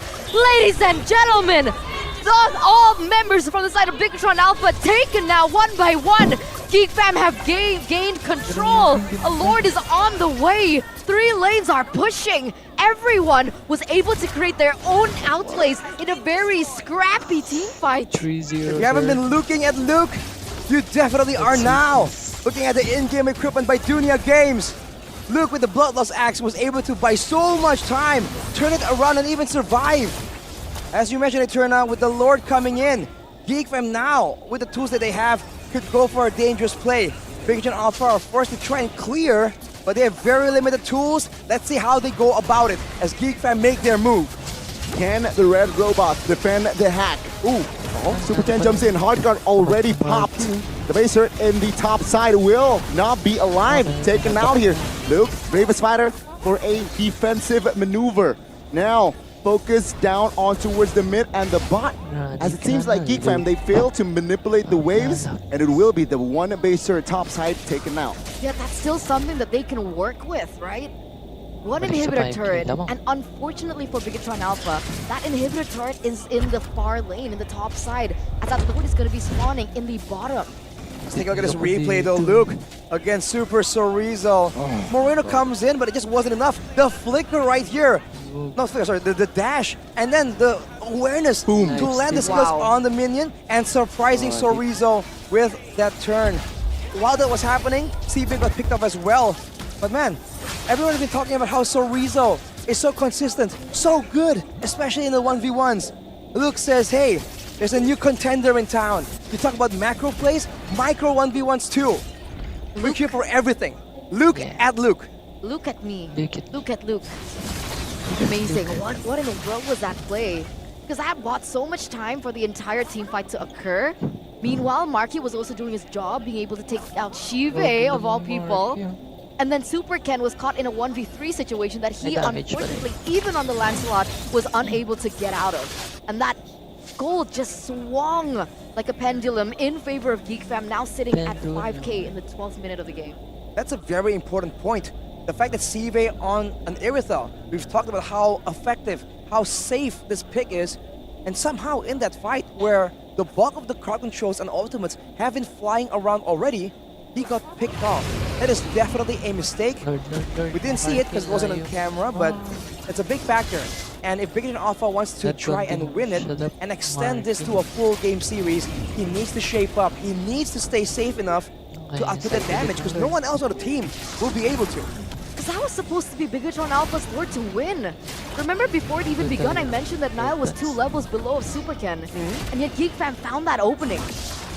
We'll see now as both of these junglers are now at level 15. 50-50. It really depends on the setup coming in. But like I mentioned earlier, right? Because of that inhibitor turret taken down from Bigetron Alpha in that top side, they're gonna have to deal with it. Geekfam have a better route, have a better positioning, have a better setup coming into this lord. And the big thing about Bigetron Alpha, the fact that you're using Super Key as a vision tool still, which is why earlier he's forced to burn the flicker because Baloyskie was just barreling straight at him with the conceal. That being a factor now, Geekfam make their move. Sorizo defensive flicker popped. Oh, take a look at this. Markyy with the blazing duet, but the penalty zone was massive. No follow-up though. Super Ken in the backside trying to deal damage, but no, will not be enough now. The collapse has collapsed, but one man will fall. So Moreno here flickers out of the way. It will be Sorizo now, the sole casualty from that fight. Now look, finds the huge play, but though he will be taken out as well. A 2-for-1, that is more than enough space for Geekfam to find the Lord. Uncontested! An uncontested Lord take from Geekfam behind the back play coming in from Luke. We can say that that last play was unnecessary, but I think for Luke it was, man. It's to send a message, to instill fear in the hearts of Bigetron Alpha that the Lapu Lapu is always lurking in the sidelines. If we take a look at the items though, Wind of Nature for both the gold laners will give them a bit more output potential. Keep in mind that in the previous team fight, Markyy was taken quite low despite the hard guard. With one more item, perhaps that will be enough damage for Geekfam to miscalculate. And if Markyy gets taken out, what can Geekfam do without the key? That's definitely way more value for Shive as well, the WON. Realizing that most of the brunt of the damage coming from Markyy is from the Blazing Duet, one skill. If he uses it first, wait a minute, Again? Potentially the final push of the series, ladies and gentlemen. Geekfam, they're taking this one slow. Mid lane base turret will be the target though. Now Super Ken looking to fast clear, good movements. But it seems like Geekfam, they were not ready to pull the trigger just yet. They couldn't find an opening. They couldn't find an opening, and technically Bigetron Alpha has good wave clear, right? Coming in from Shive, coming in from the Valentina as well as Super Ken. There's no range, but... Oh, this might be a mistake. Super Ken though, with the flashy hands, he still be able to escape that one. He didn't get the buff though. The buff was denied, unfortunately. Now for Geekfam, Nile is just waiting around, looking for a chance to do something. Markyy has the Athena shield as a countermeasure for Moreno. It seems like with the bot wave, they're trying to make something happen, but will it be allowed by Bigetron? Markyy covered with the hard guard, not committed just yet though. And Bigetron Alpha, they have defended the mid and the bottom lane turret. So they're still A-okay. Well now at 16, 17 minutes, it's a bit past the late game mark we talk about. And now the gold difference is going to be different. It's going to be less relevant in these situations. It only comes down to the execution and the positioning, especially in a big fight. And for Geekfam, they have a bit of an advantage because of that pushing wave on the top side due to the base turret getting taken down. So Bigetron Alpha, that is a problem for them, but maybe they can use that to try and subvert the expectations of Geekfam, right? Lay a trap for them where they least expect it. I'm just so not used to seeing this Bigetron Alpha, Arashi. Like you mentioned about the turret coming off in the top side. And usually that's what Bigetron Alpha does to their opponents. They're usually the ones that are very intelligent, especially coming into playoffs. Not really referring to regular season, but in the playoffs, it felt like their macro was down to the T. But against Geekfam, it looks like Geekfam has outsmarted them a lot of the times. And now, with Luke way there in the top side, they're going to be able to control that top lane, force Shive to handle it. And as soon as they see that, Geekfam will go for yet another team fight that they will eventually win. How do they break out from this format? They just have to go and get some vision first initially, because now Baloyskie once again finds the Terizla. They're looking for the collapse and the all-in as well. Super Sorizo taking the chunk of the damage, but in the backside now, Super Ken, isolated. Oh, he might be caught, but oh my lord, he survives. He does, he survives, he gets out, but remember he's low, and he's being chased down by 2 men. Meanwhile, Niall finds the Lord now, time journey popped as well, so Rizzo though will handle 4 members of Geekfam with the backside, and of course will lose his immortality. Now let's see the damage. Oh! Baloyskie falls as Shive finds a positioning to free hit. Now he's gonna be the main target, he's gonna be taken down 1-for-1, but then again Geekfam has the Lord. Has the Lord, and Bigetron Alpha had to lose their main damage dealer. They lost Shive. They lost their source of damage, the way that they were supposed to defend this. 30 seconds left on the clock. Bigetron Alpha, they need to figure out a way to delay this. Otherwise, this just might be the end. Gonna try their best, but now, Geekfam, make your move, Connie! Is this the final push? Mid-base turret taken now. Bottom now still stands, but it seems like Geekfam will be satisfied with just 2. So Rizzo jumps in, the damage will come through the time journey to give extra sustainability damage. Here will not be enough as the Lord now taken care of. Mid-wave jumps in, cleared the base, not that exposed though, so Rizzo trying to hold on as Niall will be the first one to fall in this fight. Markyy very low, taken down, and the robots, they live to fight another day. There is a reason why they are the robots. There is a reason why they are called the Terminators, the AI, artificial intelligence. Against all odds, they were able to stave out that aggression, only limiting their casualty to that inhibitor turret in the mid side. Geekfam's way too overzealous. And you know what they say about the Terminators, man? They will be back. And here, they're gonna be pushing with 5 members. And there's 15 seconds until Nail comes back. Bigetron Alpha wants to get a base turret. Super Ken jumps in now. Will look for an escape. Oh, good. The penalty zone now. Baloyskie and friends. Oh, the scatter! Wow. Super Ken finds a shutdown as well. Super Moreno with the kill. 3 men now taken out. Now let's see 2. 3 members of Geekfam defending. But it seems like now Bigetron will go and will not be greedy.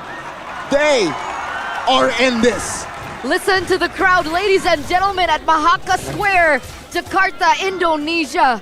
Both of these teams are fighting for their lives. And the difference now is both of these teams, their bases are wide open. Bigetron Alpha look for another engage. Yeah, Bravest fight as well as the penalty zone loop now will not survive. Killing spree for Super Ken. Markyy will fall as well as Bigetron Alpha will force the series on towards a game 4. Welcome, ladies and gentlemen, to game number 4. What a comeback by the Red Robots. Already cornered down 2-0 against the Geeks. They have come back, they have reset, and they're looking to look for a reverse sweep. They say a cornered animal will bite, but apparently the machines do as well. CV should have definitely been up here, but I guess he was doing a lot more clearing, right? He's the one that's mobile, and they can't really send CV away from the important areas of the map, so by default, it's either him or Sorizo, usually. But Sorizo's on the Terizla, so there's no way you send him away from the team fights. That's where Super Ken just fills in the gap. Let's not forget Markyy 3 games in a row. Got the carry as well with 108,000. This time it was 111,000 in the second game, around 100,000-ish as well on the first game. So that's consistency from the solution. The consistent solution. Yet, they still lost, bro. It shows that it wasn't really on Markyy though. Kind of? I feel like in that last fight, Markyy getting taken out was definitely a big problem, right? Bro. If he was able to survive there, then maybe, at this point it's all maybes, right? But there's a chance that they could have defended that, but then it becomes a big ping pong match from both teams. Not exactly the result that you want. But yes, shout out to Luke as well though, all the way from the beginning, making those outplays happen. What was the end game though? I guess the damage was just too much, or perhaps Bigetron, like AI, just like AI, they were just learning from each fight, and then they just figured out how they want to play around to allow CV that space to make damage happen. Because Luke was unable to do that in that final base fight. Man, if that's true, then we're gonna be expecting a full 5 games here. I'm all for it. You're ready? That's why I'm here. That's why you're here. I like it. I like the energy. I like the passion. The sweep series. Neither do I, and I don't think that is what we should be expecting. I mean.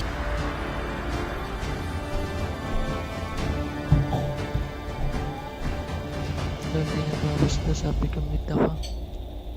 Ba't nag-guard na yun? Ay, naku.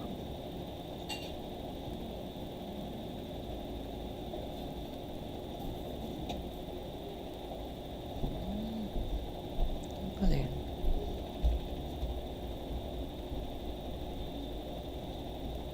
Welcome to Mobile Legends!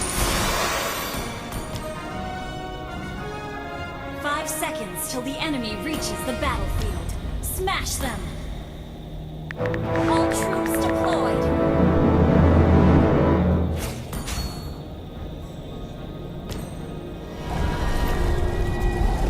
Sabi mid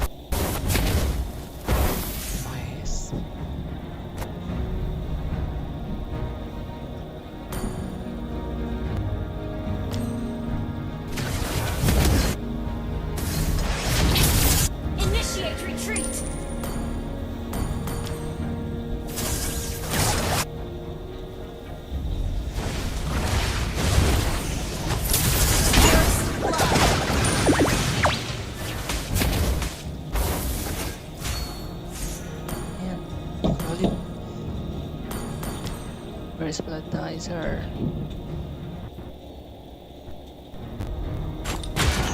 Oh, no, it's on.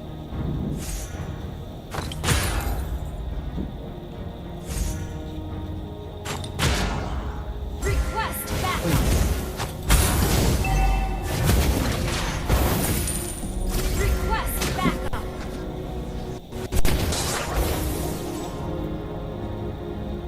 I see the unrelenting. Start pa. Trapik na. An enemy has been slain. An enemy has been slain. Initiate retreat. Request backup. Bit them in the back due to the fact that CV was doing so much more damage compared to Markyy, the main key to their victory. But I think it's going to be contested a bit more. But the Angela is left open though, so maybe Andrew Lloyd will make an appearance again. I like that you mentioned Irithel, because in the first game, Irithel was banned. Second game, he picked up Irithel, won. Yep. Third game, Bigetron picked Irithel, won. So it's going to be very important, but still they completely ignore it. Big go with the Valentina first pick, and Bigetron very quick with the Irithel and the Angela. This is what I'm saying, right? You understand that I really don't. Well, I'm guessing, but yeah, he will create the Valentina and as well as Angela and Irithel in that first pick. Meanwhile, take a look at this Geekfam. They understand that this Akai is such an expensive pick, but will Bigetron secure it digging before entering second. That's possible, but I think this comp from Geekfam so far is a lot more dangerous than meets the eye, right? The Valentina, main hero for a boy that he has not been allowed to play in the past 3 games, and now with a Rafaela, bit of a signature pick, and Akai was the hero where Nile was able to put the final nail in the coffin for RRQ with. So I think it's a lot more dangerous than it looks, but with the Lancelot again, signature pick for Super Ken that got him the player of the game in the previous game. It's looking tricky. If you were a geek, this is looking tricky. Bruno taken out in the second phase here by Bigetron Alpha, denying the Rafaela-Bruno combination. In response, geeks go for the Diggy, so that's a lot more certainty for them, especially with this high pickup. And of course, in case they want to pick up the setup for Euro for Luke as well. Bigetron though, do they want to go again for perhaps a Brody pick? Give Irizal a winning lane? And the answer is yes, Brody being banned out. The 2 Bs in the second phase here will be banned out. Bruno and Brody. Geekfam though, will they respond with another potential rumor ban? Or will they focus more on towards the EXP? Udong to Rizla is still on the board as well. Looking for the EXP ban. And I do wonder, Eternal, we were talking about the Win of Nature matchup. When we talk about that, the hero that comes to mind is the carry. And against a big shielding kind of field, always a good pick, shreds it down, and in a Win of Nature duel, the true damage will swing the balance in his favor, and we know that Markyy can play it, so I am a bit curious about it, but they ban away the Uranus, and the Charisma will fall into the hands of Bigetron. Utility Sorizo gonna be in this game. And technically, Carry can pick up Purify here against the Charisma, so I understand the value. But I just don't like how short range Carry is. Yeah. And she needs so much time, so much babysitting in the early game as well, especially in the laning phase. Yes. There's just so many factors to think about. So what do you prefer here, right? You want to bank in Exia now? There's Lancelot. There's Charisma.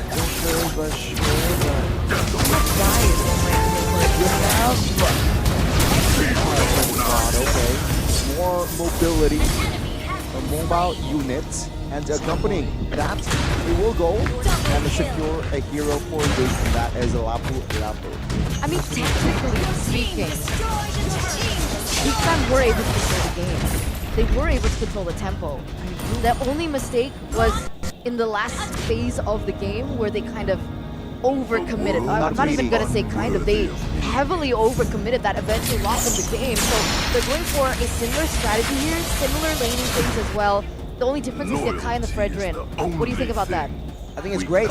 They were struggling to keep Bigetron in the right areas that they want to get full capitalization. So I think the Akai gives more value than the Fredrin when it comes to keeping people in place, of course, with the heavy spin. There'll be less damage, but I think they can deal with that. Bigetron though, go for the Novaria for more intel gaining, less surprises from Baloyskie, good poke damage, and in a big combo situation, a Terrace the penalty zone into an Astral Meteor can do a lot of damage. I think it's quite even yet again, but macro-wise, I gotta say, Geekfam has a better chance of really dominating this crucial objective game. That being said, the fact that they went for that long range, the fact that they went for a poke, they're sacrificing heavily on crowd control, which is exactly what Geekfam has if we take a look at the game index as well. Exactly. See the composition now. Patterns don't lie, and I believe in the second game, they sacrificed a similar thing, then they lost. There you go, ladies and gentlemen. Again, another potential last game of this best of 5 series. Still at match point, Bigetron caught in a corner. They go for another point. Force a game number 5 in this 4th game of the series.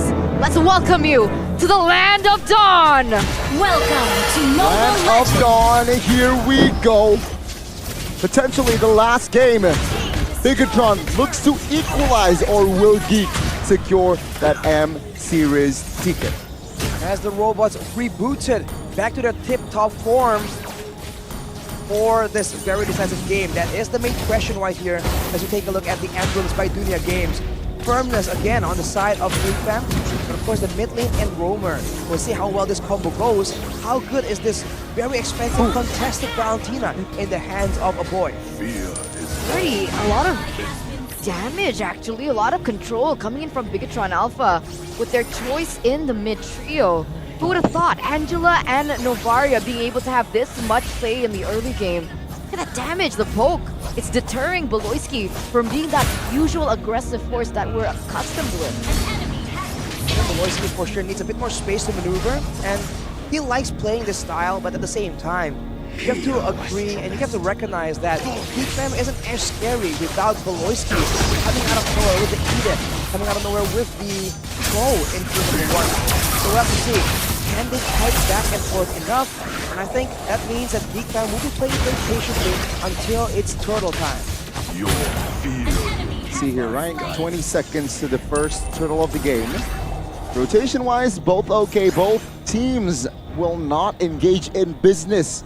No first bloods just yet here, as they will now enter the turtle pit. Most of them are already at level 4 here. The only outlier would say is a boy as well as Moreno, still at level 3. Don't really have that much power from a boy in comparison to Moreno here, especially in this turtle take.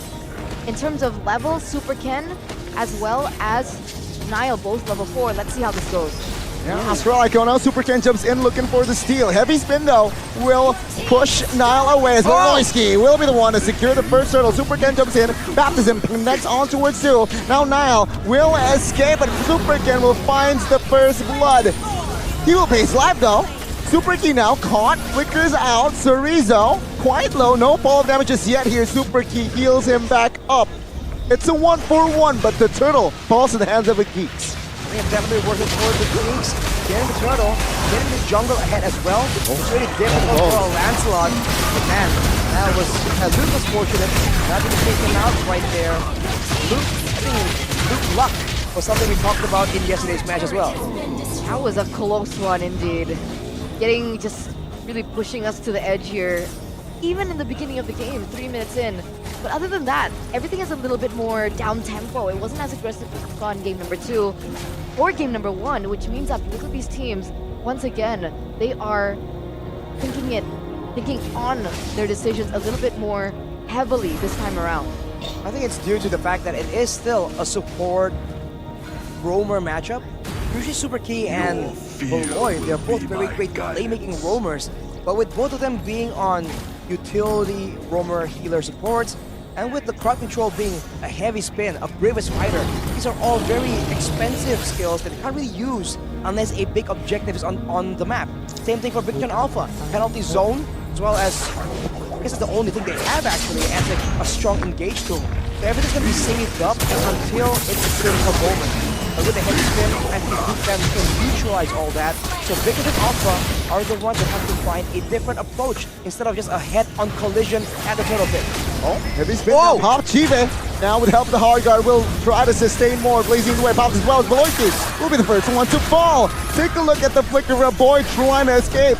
Oh, it was clutch. He escaped with the stolen hard guard. Now Niall will be the target. Super Ken jumps into the vicinity, but he will just focus down on the objectives. Though, Niall will not give it freely, seems like. That backfired real quick for Geekfam. They took their dear time in setting that up to get a kill onto Shive, but now they're too low to set up for the next objective, and they had to lose Baloyskie in the process. There you go, a free turtle coming in for Bigetron Alpha. Miscalculation by Geekfam. It was a great plan, but it just didn't work out as they wanted. I think the heavy spin was used a bit too early. The follow-up came just a slight bit late, and everyone was scrambling to get to where they need to be instead of already being there, right? It seems very minor, but every single second counts in a game as fast-paced as Mobile Legends. So if they really want to go and try and pick off a hero in a team with an Angela, you better make sure that everyone is on point with the timing. Definitely. Because the over-calculations, they lose you turrets, they lose you conquests, they lose you games. That was very detrimental to Geekfam's just loss in that early stage of the game that has actually allowed Bigetron Alpha to propel their team to 1K. look at the composition as well. I think Bigetron Alpha has more to gain by winning the early game. They can really chase down with the Irithel, and they have an assassin. Wow. It is gonna be utility Lancelot most likely, but getting kills on this Lancelot is still gonna be a big problem for a boy and Baloy in the back line. Oh, Baloyskie very low, caught there as the penalty zone connected there, and now with one man down, will Bigetron Alpha look another something in the top lane? Good clear here with the Blazing Duet, as yeah, the structure top lane was in trouble, but now saved. Man, Super Ken, he's buying so much time for his team. He's allowing the space for them to be able to let go of the bottom lane to find something else elsewhere. And for the most part, Markyy has still been unable to deal the damage and to put his pressure onto Jive. Is it related to the items that he's built so far? Is he not there yet? There was absolutely no damage. The items is definitely a big problem. It's a 2k golden right now, and Irithel kind of spikes a lot faster than the Claude. Claude with 2 core items, and Jive now with the new Hascos has critical and lifesteal, but Super Soul Rizzo catches 1 only. Penalty zone pop as well now. Heavy spin will pin him down. Dynamic though will not be there as Super Ken looking for a kill in the backside, but on the other side of the map, it will be Super Key taken down. Turtle now secured by Super Ken, no problem. As Geekfam, even though with 5, they will not engage on towards a fight. Great call from Bigetron Alpha to just burst it down before Nile can even get involved. They acknowledge that he is a great jungler and he is a real threat. So they go for it now, but boy! Oh, Vintro! Good flicker as the Phantom Execution failed to find its mark. It was dangerous for sure, but man, what a tough game this is. I believe for both teams, it's so difficult, and I think they are definitely feeling the pressure. You saw that Markyy, he actually was hitting the neutral, the jungle camp in the middle of that team fight because maybe the pressure is getting to him. But man, look at that damage already ramping up from that Novaria, and with the Thunderbelt completed for Super Ken, he's gonna be a lot more dangerous in those backline dives. That was extremely close. And finally, we gotta take a look into the items. So far, Claude has only gotten DHS as well as a Golden Staff. Is that enough? Is he there yet? The DHS and the Golden Staff, I mean, it's gonna wrap up his damage a huge amount, but still, he can't really dive in the back alone. And with the healing provided by the Angela, they're gonna need more than that to actually win out decisively in a team fight. Super Ken committed the retry earlier. Baloyskie though, 1 HP there. Almost finds its mark. As now, Bigetron Alpha with a healthy 2,500 gold lead. Take a look at the bottom lane now. Markyy, the circuit gets taken out by Super Ken. What an engage now. Heavy spin though, will not find a pen. And that was a very expensive kill. Wow, the movement from Bigetron Alpha. The decisiveness to go for a single target and land all the spells on him. Super key now. He jumped on by Luke, but look at Geekfam. They're all going in 1 by 1. Heavy spins first, Bravest Fighter now. They're not going in as a team. Where is the Geekfam unity? I have no idea where they are right now, and honestly, at this point, it's looking bad. Oh, flicker penalty zone committed. Now Jive. Whoa! Oh, with the free hit, with the free kill as well. Baloyskie will be taken down. That shows, that means green light to take the Lord. Man, even despite Super Ken already leading 3 levels above Nile, they're still able to find these moments that make it completely impossible for Geekfam to touch these neutral objectives. 5,300 gold lead now for the Red Robots. They're back. They're definitely back, and they're still respecting Geekfam. Super Key has finished the Necklace of Durance, lowering the healing coming in from a boy, from Luke and Nile, as well as Baloyskie. This team has a lot of regen, and Bigetron Alpha are happy to deny all of it. With the Lord marching on the bot side though, it seems like Bigetron are doing a much better time.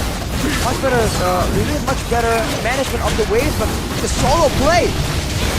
Seems like just to bait out resources here before the real defense. Baited the Blazing Duet already. Now the structure in the mid will fall. That was an expensive resource to utilized earlier on, and now look at this, they're going in. That bottom lane is sure to fall, but Niall finds the pin, finds the stun, the damage will fall here. Shiva still holding on, but he will fall. Now, let's see, Super Ken trying to escape, will not find the route though, as he will be the next one to fall. A boy claims the double, as Baloy is the only trade. And now Sorizo terrified everything, the damage will fall. Sorizo falls here, and that was a heck of a defense by the Geeks. defense, I would have said that was an offense, right? 1-4-3 trade in favor of the Geekfam, and they have completely come back here as well. Sure, the Lord, the gold is still leaning towards the Bigetron Alpha, but now Geekfam, they have enough of the map control to start elevating their gameplay, to start elevating their strategy. What a play from Niall though to find Sive in the midst of all the confusion. He is the chosen one. It does seem like he's beginning to believe. If he makes those plays again and again, this Akai could be, again, one of the main things they could use. With the towers falling down, there's more zones in the map that Geekfam can use to trap Bigetron Alpha. And at this point, with a Novaria and an Irithel, without any Purifies, that could very realistically happen. It's so scary, Niall. Because you would say that Niall's biggest advantage as a jungler, the 3 highest turtle secured amongst all these veteran junglers. But he's also really good at finding those opportunities, finding that momentum, and give opportunity for his team. And it's been working out so well. Bigetron Alpha, they need to be very careful to make sure that they know where he is on the map. And that is a big homework. That's big homework from Super Moreno as well as a Novaria to open that up. The only silver lining for Bigetron Alpha is the fact that the Akai is always going to be close to the neutral objectives. But we've seen that with Onyx, sometimes the Akai moves somewhere else and goes for those pins. Geekfam can do the same, but with limited front line, they're sending Luke to do all that instead. And Niall, as you can see, is always waiting near the Lord. It's going to be yet another duel between him and Super Ken. And now with a level disadvantage, it's not going to be as clear-cut. The Lord will be controlled, what, 65% here by the members of Geek. Bigetron though, slowly but surely here, they are trying to, oh good, Astro like a good penalty zone, placing the wet popped here, Super Ken in the back, will not escape, finds one though, but he will fall. Now Markyy might be the main target here as Super Moreno will not find the mark. Actually, the Retry will take down a boy. That's a 2-for-1 trade, but the problem is, even though Bigetron Alpha win that in terms of numbers, there's no Super Ken, there's no source of retribution. What's the call now for Bigetron Alpha? Are they going to continue this Lord take? Or are they going to be able to delay it? The question is if they can. Let's see now chunked, all very low, so Rizzo jumps in. Luke in the backside with the flicker play! Finds the mark. Shiba already found the Wind of Nature earlier, but the damage will be more than enough to shut him down. Oh, take a look at Markyy now. Quite low, survives. Niall. The Lord and Niall now jumps in. Heavy spin and wasn't popped just yet. The Retry will not come. Will come in time. The Retry finds the Lord. What in the world? Niall, what a monster! He came in as a rookie and he comes out a veteran. Despite being taken out, despite everything thrown at him in that turtle, that Lord pit, he was still able to secure this. 20 seconds to the first turtle of the game. Rotate. Most of them are already our take. In terms of level, Super Ken as well as Niall, both level 4. Let's see how this goes. Yeah, Astral Icon now. Super Ken jumps in looking for the steal. Heavy spin though will push Niall away as Baloyskie will be the one to secure the first turtle. Super Ken jumps in, Baptism connects on towards 2. Now Niall will escape, but Super Ken will find the first blood. He will pay his life though. Super Key now caught, flickers out, Sorizo quite low, no fall of damages yet here. Super Key heals him back up. It's a 1-for-1, but the turtle falls in the hands of the Geeks. I think it's definitely worth it for the Geeks. Getting the turtle, getting the jungle ahead as well. It's really difficult for a Lancelot, but man, Luke was fortunate not to be taken out right there. Luke, I think Luke luck was something we talked about in yesterday's match as well. That was a close one indeed. Just really pushing us to the edge here. even in the beginning of the game, 3 minutes in. But other than that, everything is a little bit more down-tempo. It wasn't as aggressive as we saw in game number 2 or game number 1, which means that both of these teams, once again, they are thinking on their decisions a little bit more heavily this time around. I think it's due to the fact that it is still a support roamer matchup. Usually Super Key and Baloy, they're both very great playmaking roamers, but with both of them being on utility roamer healer supports, and with the crowd control being a heavy spin, a bravest fighter, these are all very expensive skills that they can't really use unless a big objective is on the map. Same thing for Bigetron Alpha, penalty zone, as well as this is the only thing they have actually as a strong engage tool. So everything's gonna be saved up until it's the critical moment. But with the heavy spin, I think Geekfam can neutralize all that. So Bigetron Alpha are the ones that have to find a different approach instead of just a head-on collision at the turtle pit. Oh, heavy spin now, Pop Chive. Now with help of the hard guard will try to sustain more. Blazing the way pops as well as Baloyskie will be the first one to fall. Take a look at the flicker of a boy trying to escape. Oh, it was clutch.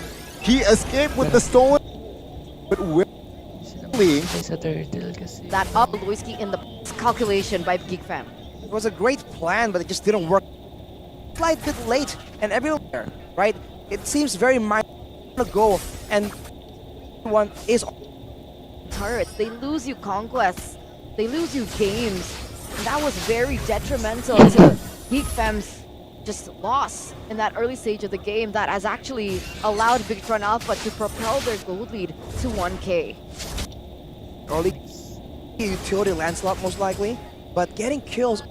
Oh, Baloyskie very low. Gonna be a big problem for a boy and Baloy in the back line. Oh, Baloyskie very low, caught there as the penalty zone connected there, and now with one in the top lane, good clear here with the Blazing Duet. As the structure top lane was in trouble, but now saved. Man, Super Ken, he's buying so much time for his team. He's allowing the space for them to be able to let go of the bottom lane to find something else elsewhere. And for the most part, Markyy has still been unable to deal the damage and to put his pressure onto Shive. Is it related to the items that he's built so far? Is he not there yet? There was absolutely no damage. The items is definitely a big problem. It's a 2k gold right now, and Aerithal kind of spikes a lot faster than the Claude. Claude needs 2 core items, and Sive now with the new Has Claws has critical and lifesteal, but Super Sorizo catches 1 only. Penalty zone pops as well now. Heavy spin will pin him down. The damage though will not be there as Super Ken looking for a kill in the backside, but on the other side of the map, it will be Super Key taken down. Turtle now secured by Super Ken, no problem, as Geekfam, even though with 5, they will not engage on towards a fight. A great call from Acknowledge. In trouble, good flicker. Real threat. Did he go for it now? But a boy. Oh, Vintro, good flicker. As the Phantom Execution failed to find its mark. It was dangerous for sure, but I think clear. Baloyskie though, win out. 1 HP there. Almost finds its mark.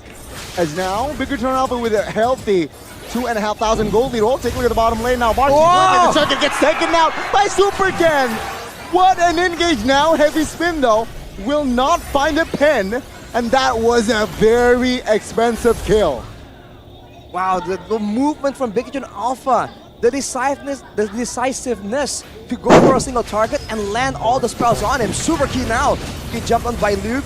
But look at Geekfam. They're all going in 1 by 1. Heavy spins first, bravest fighter now. They're not going in as a team. Where is the Geekfam unity? I have no idea where they are right now, and honestly, at this point, it's looking bad. Oh, flicker penalty zone committed. Now Chive. Whoa! Oh, with the free hit, with the free kill as well. Baloyskie will be taken out. That shows, that means green light to take the Lord. Man, like even despite Super Ken already leading at 3 levels above Nile, they're still able to find these moments that make it completely impossible for Geekfam to touch these neutral objectives. 5,300 gold lead now for the red robots. They're back. They're definitely back, and they're still respecting Geekfam. Super K has finished the Necklace of Endurance, lowering the healing coming in from a boy, from Luke and Nile, as well as Baloyskie. This team has a lot of regen, and seems like Bigetron the waves, but look at the solo play. Seems like just to bait out resources here before the real defense. They did the Blazing Duet already. Now the structure in the mid will fall. That was an expensive resource to utilize earlier on, and now look at this, they're going in. That bottom lane is short to fall, but Nile finds the pin, finds the stun, the damage will fall here. Shiva still holding on, but he will fall. Now, let's see, Super Ken is trying to escape, will not find the route though, as he will be the next one to fall. A boy claims a double, as Baloy is the only trade. And now Sorizo terrified everything. The damage will fall. Sorizo falls here. And that was a heck of a defense by the Geeks. Defense? I would have said that was an offense, right? 1-4-3 trade in favor of the Geekfam, and they have completely come back here as well. Sure, the Lord, the gold is still leaning towards the Bigetron Alpha, but now Geekfam, they have enough of the map control to start elevating their gameplays, to start elevating their strategies. What a play from Nile. It does seem like he's beginning. Again, one of the main things they can use with the towers falling down, there's more zones in the map that Geekfam can use to track Bigetron Alpha. And at this point, with a Novaria and an Irithel, without any Purifies, that could very realistically happen. It's so scary, Nile. Because you would say that Nile's biggest advantage as a jungler, 3 highest turtles secured amongst all these veteran junglers.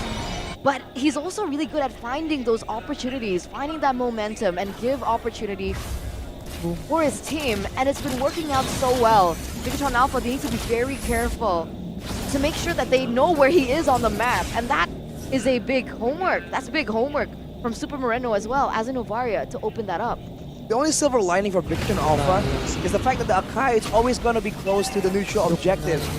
But we've seen that with Onyx, sometimes the Akai goes somewhere else and goes for those pins. Geekfam can do the same, but with limited front line, they're sending Luke to do all that instead. And Nile, as you can see, is always waiting near the Lord. It's gonna be yet another duel between him and Super Ken. And now with a level disadvantage, it's not gonna be as clear cut. The Lord will be controlled, what, 65% here by the members of Geek. Bigetron though, slowly but surely here, they are trying to, oh good, Astro like a good penalty zone. Blazing Duet popped here, Super Ken in the back, will not escape, finds one though, but he will fall. Now Markyy might be the main target here as Super Moreno will not find the mark. Actually, the Retry will take down a boy. That's a 2-for-1 trade, but the problem is, even though Bigetron Alpha win that in terms of numbers, there's no Super Ken, there's no source of retribution. What's the call now for Bigetron Alpha? Are they going to continue this Lord take? Or are they going to be able to delay it? The question is if they can. Let's see now chunked, all very low, so Rizzo comes in. Luke in the backside with the flicker play! Finds the mark. Shiva already found the Wind of Nature earlier, but the damage will be more than enough to shut him down. Oh, take a look at Markyy now. Quite low, survives. Nile. But the Lord and Nile now jumps in. Everything and wasn't popped just yet. The Retry will not come. Will come in time. The Retry finds the Lord. What in the world? Nile, what a monster! He came in as a rookie and he comes out a veteran. Despite being taken out, despite everything thrown at him in that turtle, that Lord pit, he was still able to secure this, delaying, giving Geekfam a little bit more room to breathe. How is he able to get this done again and again? The chosen one, taking the game back, delaying it long enough for Geekfam. They haven't found a solution, but that is valuable time. All due to the play from Nile, down to the wire. What? What in the world? He was a level below Super Ken, you know, and then he's still able to make those plays. Wow. Man. I have no words. Me neither. Nile is outperforming himself at this point. And the entire gold lead that Bigetron Alpha was able to build, gone. Only 100. Now it's down to execution, but the problem still remains. Bigetron Alpha in a base defense situation, they have so much more going for them. They have the range coming in from the Irithel and the Novaria.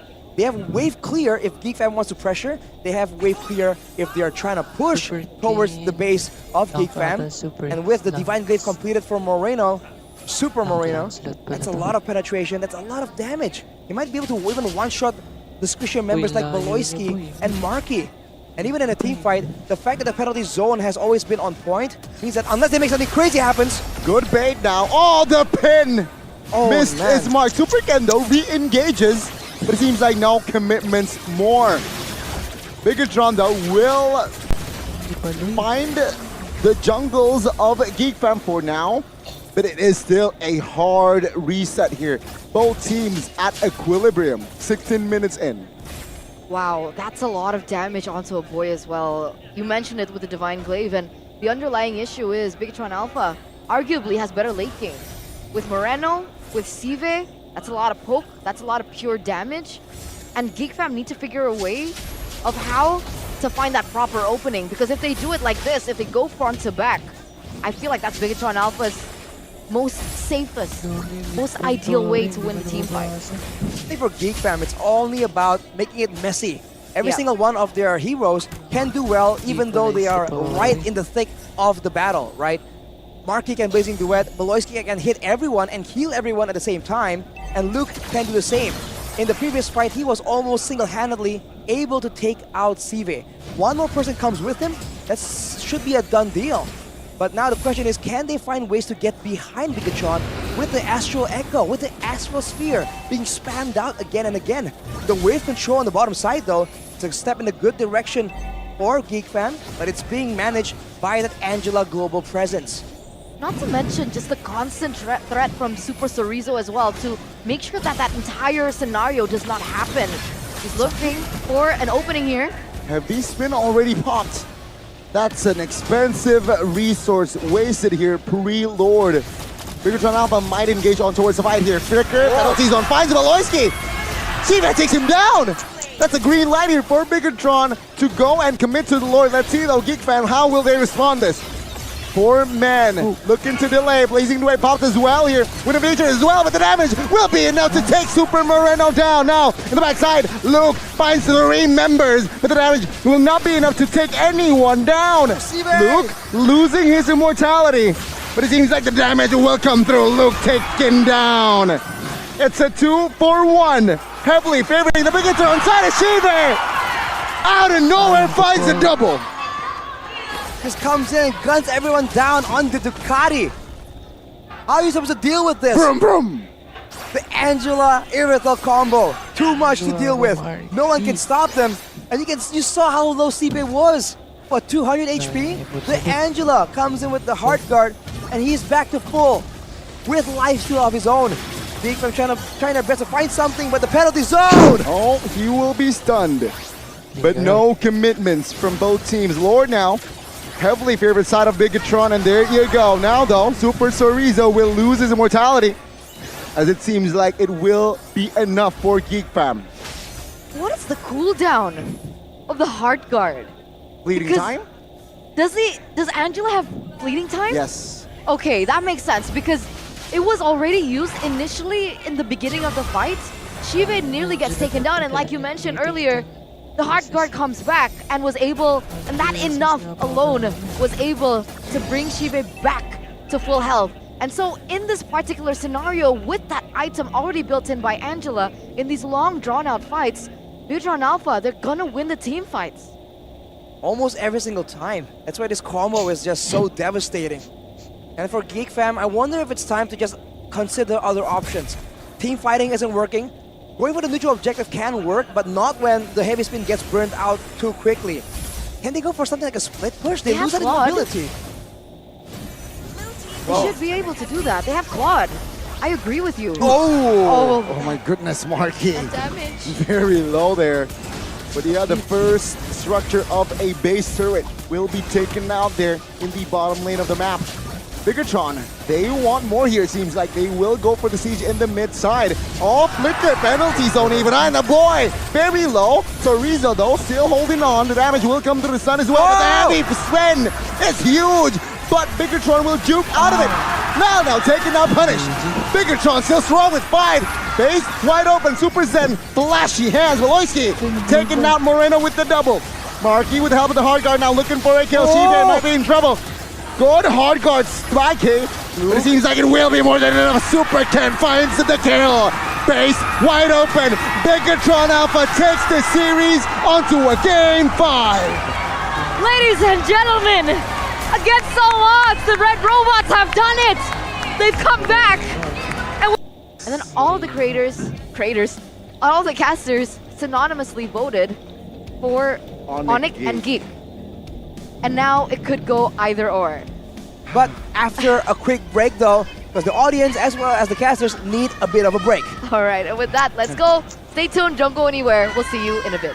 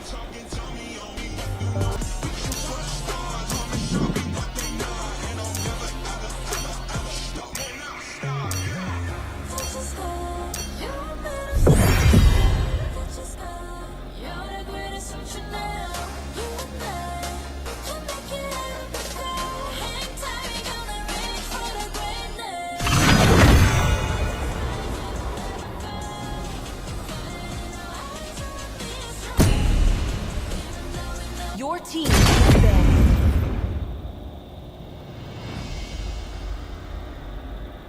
Gaze upon the edge enemy of the is void. banning. Always on the way.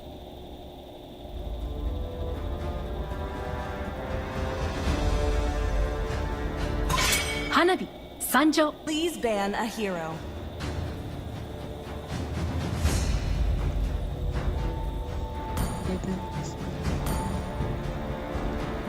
Hello, my friend. Let's make the whole The world enemy is green banned. and lively. It's my way or the highway. Your team is picking.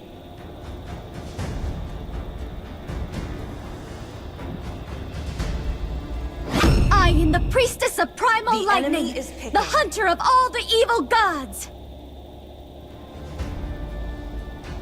Everything engulfed in flames.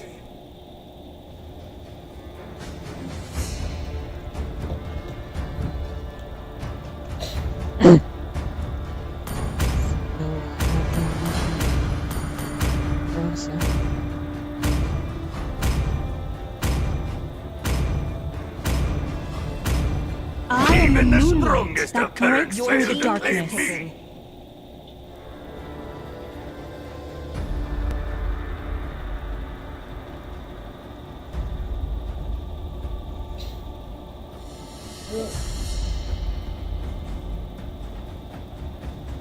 My pleasure.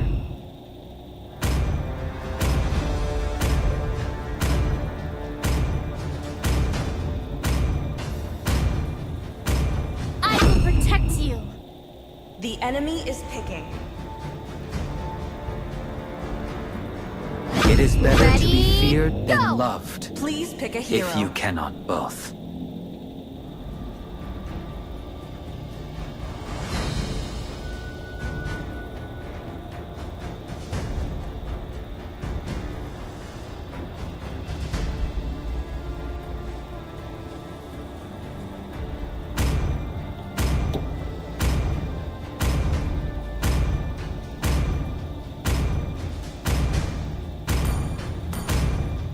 There's no time Little to chit-chat. baby, don't say The a enemy word. is You're picking. good. It's gonna bring you a cold iceberg.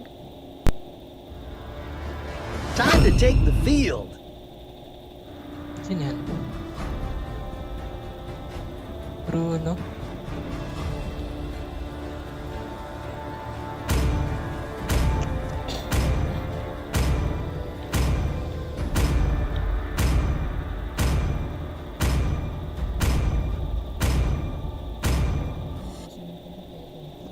Restream.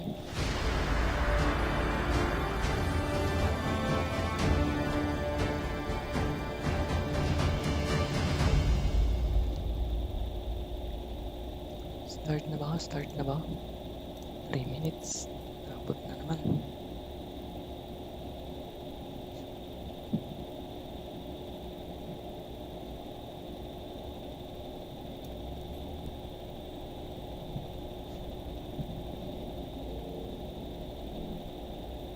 Welcome to Mobile Legends!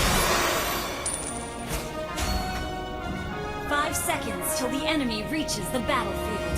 Smash them! All troops deployed!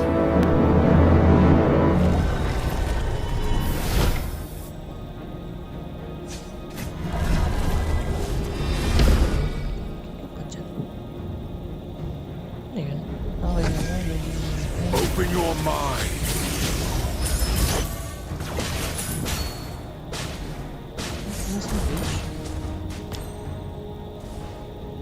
Support. Launch attack! First blood!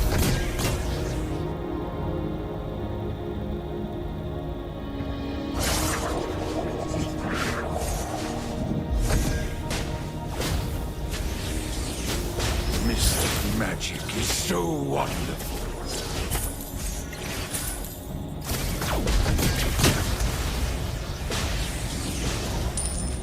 You will never learn.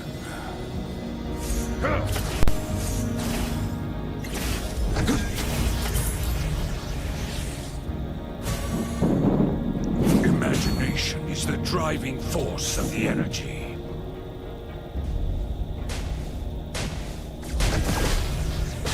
I'm not a monster. I'm a demon.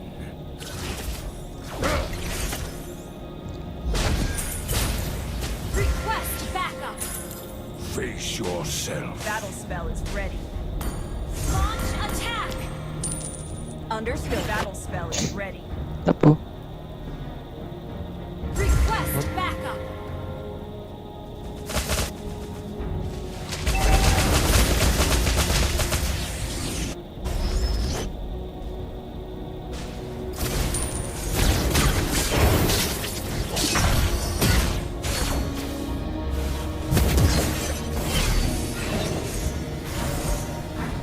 You will never learn. Launch attack!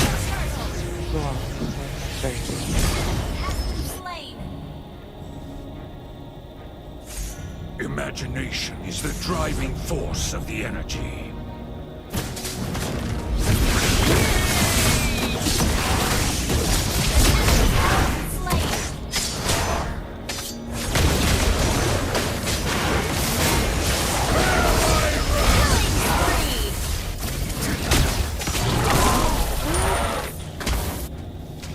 Sorry. Stop pissing me off, or I'll destroy you.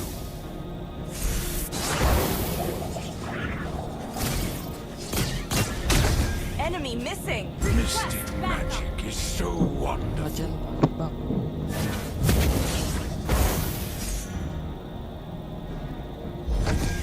Open your mind.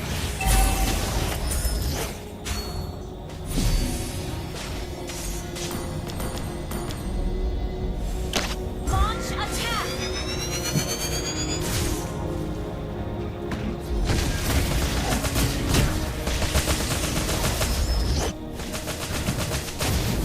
Face yourself.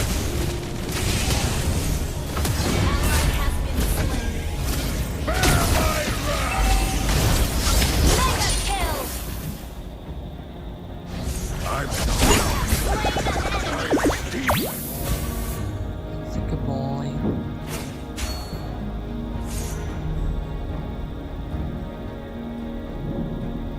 I was so shooting pa.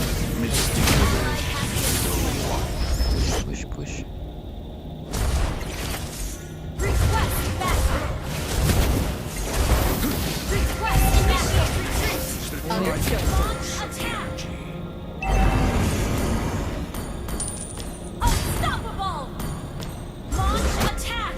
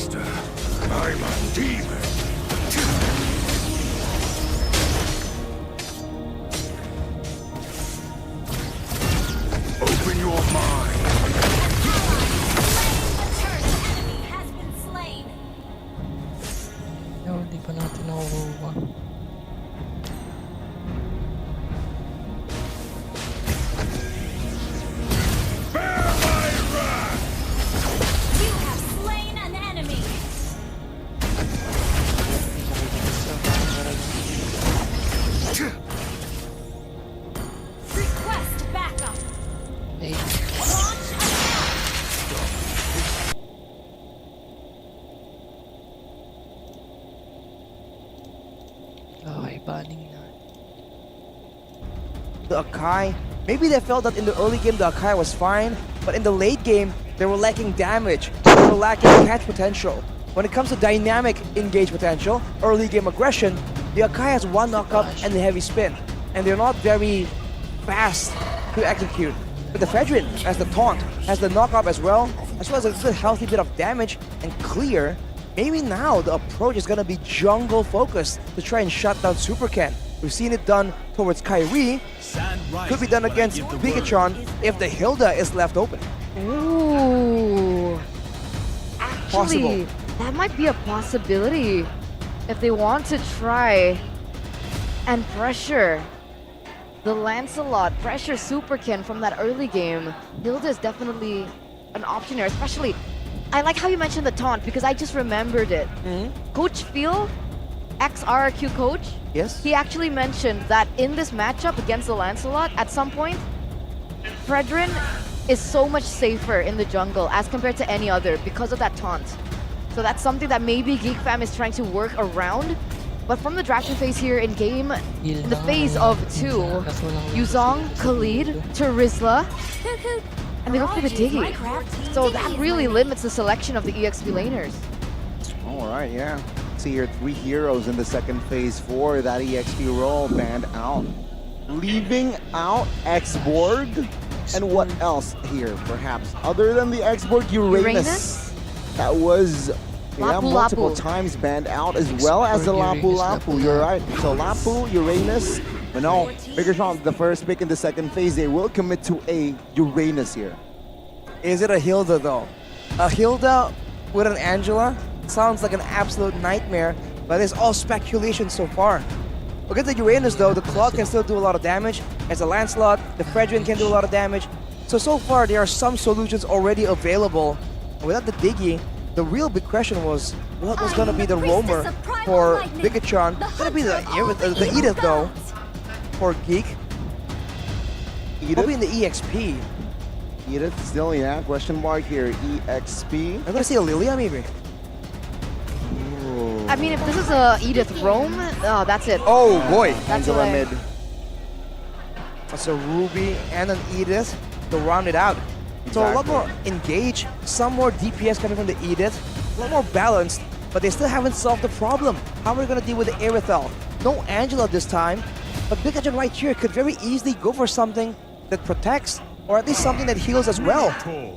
Minotaur. There you go, protects and heals, right on cue. Minotaur. Because with the Uranus pickup in the EXP lane, that means Cerezo is not going to be the playmaker. Nope. They need to secure some kind of lockdown, some kind of tool for them to utilize when all else fails. And they go for the Minotaur, like you mentioned. Good pick.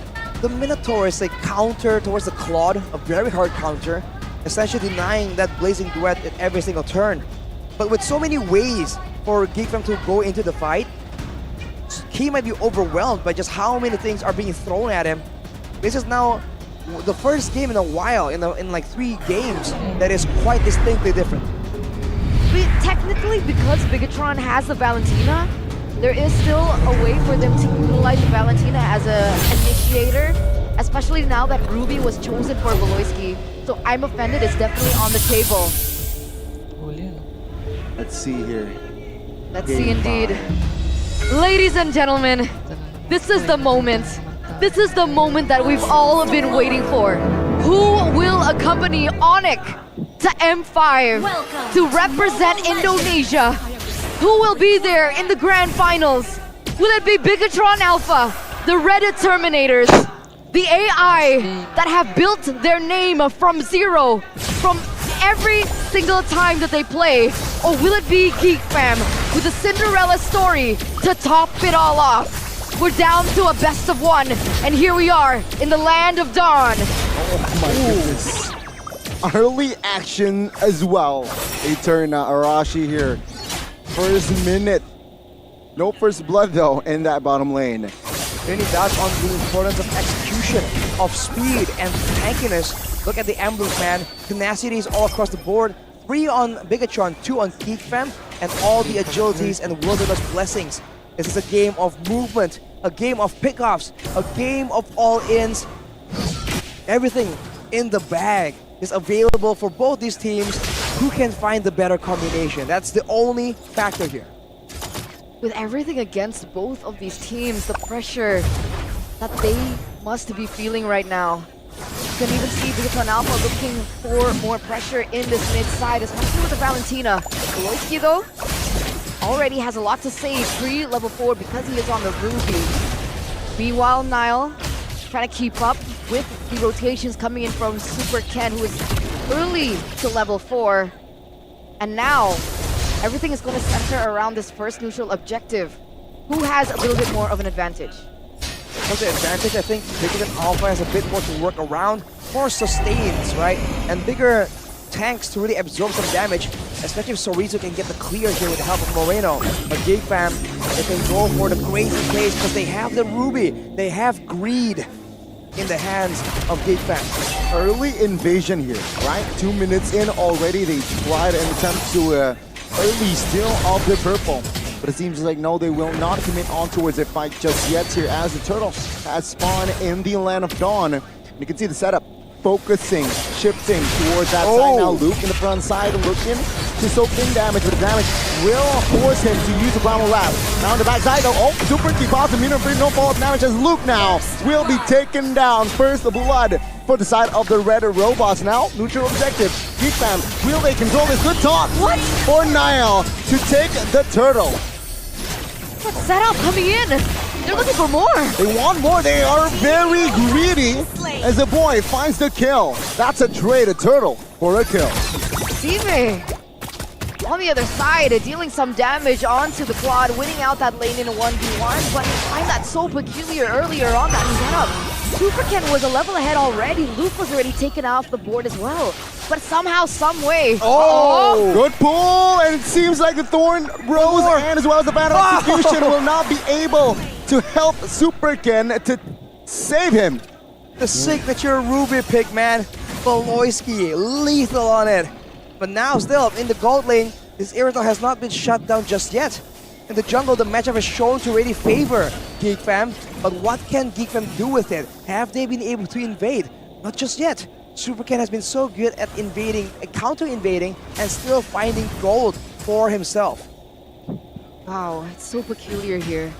Right now, Baloyskie still hasn't found an opening onto Super Key. They don't want to commit onto it just yet. But talking about this EXP lane, Edith against Uranus, who naturally wins? Edith against Uranus? I think in an all-in, the Edith will definitely win. But how is the Edith supposed to force a Uranus into an all-in?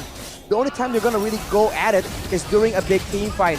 And the mid lane is where most of the things center right now. It's Baloyskie and a boy just going at it against Super Key and Super Moreno. It's a 5-man rotation. Moreno now in trouble, gets taken out. Luke with the kill in the mid lane. It's Super Key popping the minion free. Super Ken jumps in as well. The damage will not be enough to take any member of the Geekfam side to an elimination. They want more, it seems like. No, they just want the jungle. Baloyskie quite low. Bigetron Alpha. Let's see the setup now. Take a look at the backside now. Baloyskie quite low. Oh, the damage though will not jump through. A Super Ken caught in that midst. It will be the trade though. Baloyskie for Ken, but Sorizo now will be the next target as the damage will be more than enough to take him down. Oh, that comeback here, 2-for-1 trade. Initially, I thought it would have been really good for Bigetron Alpha, but because of those kills over, Geekfam have actually secured the first neutral objective of the game. Super Ken is just absolutely struggling right here with the abundance of short-term crowd control. Like we said, the Akai has great crowd control, but only the heavy spin, and even his knock-up is on a longer cooldown. Look at how often now has been able to stun, taunt, knock up Super Ken in the middle of these fights. It's absolutely difficult, and Baloyskie is playing into that as well as a 50-50 is from the audience. Oh, take a look at the damage here. It comes through. It's a 4-on-1. Sorizo cannot soak that damage, but in the bottom lane, it seems like Bigetron Alpha looking for a trade here. Luke now being the sole target, and Luke, oh my god, he's so tanky. Good knockup. The damage though will not be enough there as Super Moreno grabs the kill. 1-for-1 trade, an EXP laner for a gold laner. And in that sense, you would automatically assume that Geekfam had the better trade, especially with that turret in the top side taken out. Markyy securing a power. Yeah, the item power spike here at 9 minutes. Oh, at level 9 at 6 minutes. That's very, very early.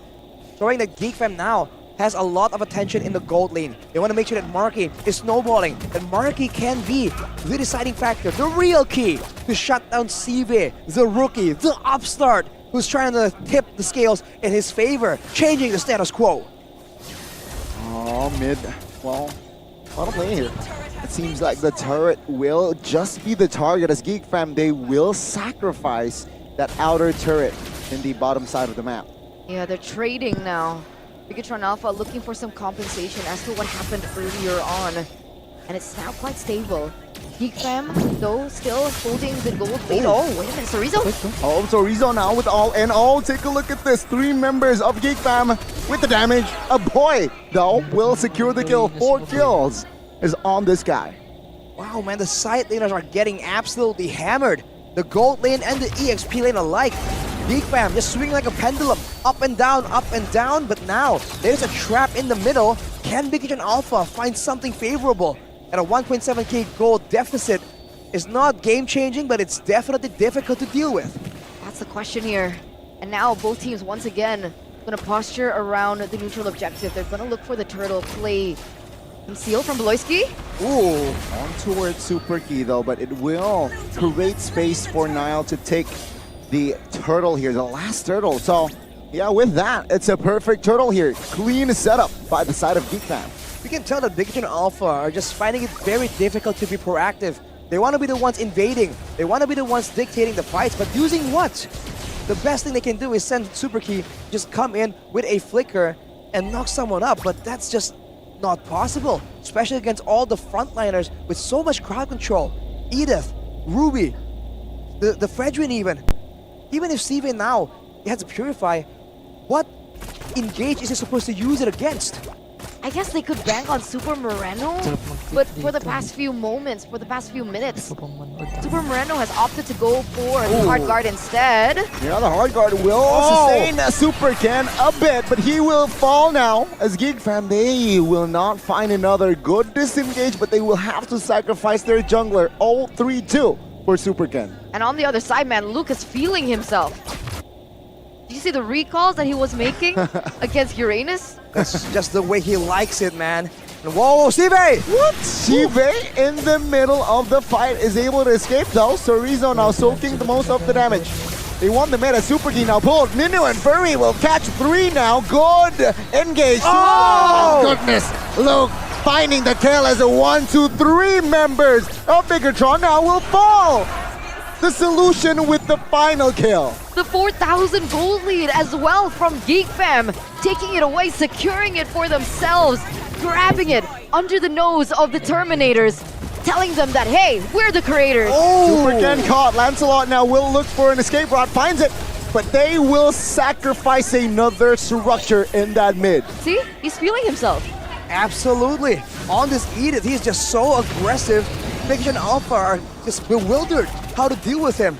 And on the other hand, Nile, what an appraiser's wrath to just swing the whole fight in their favor in one fell swoop. The chosen one.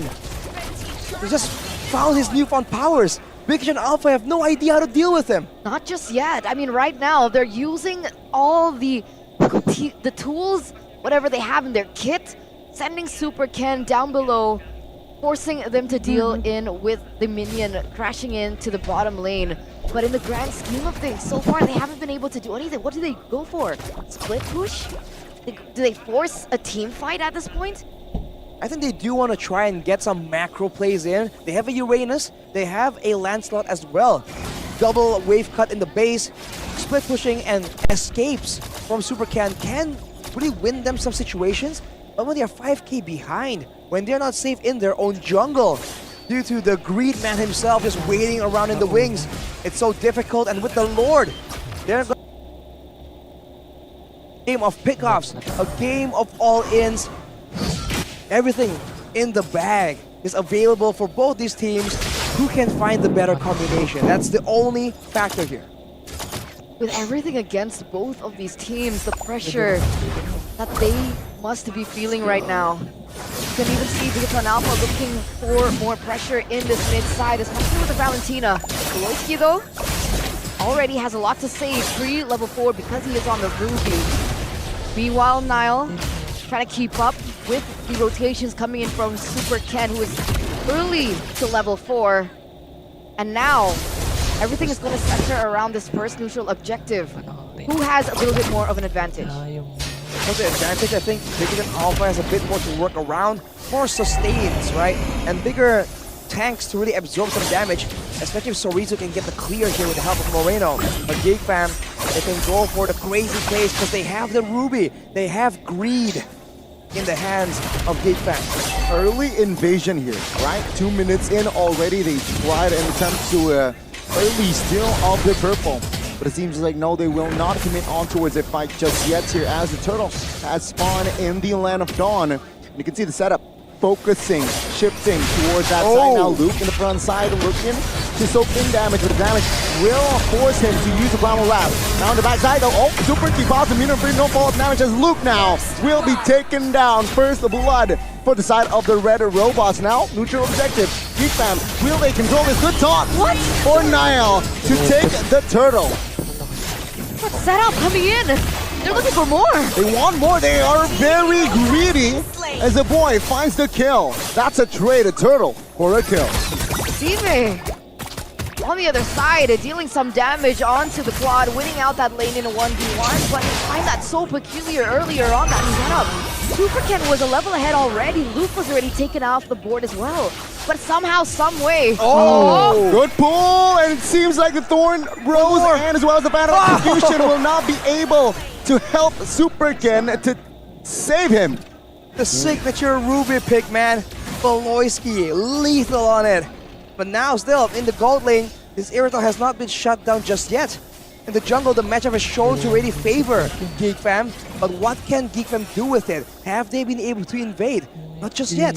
Super Ken has been so good at invading, counter-invading, and still finding gold for himself. Wow, it's so peculiar here.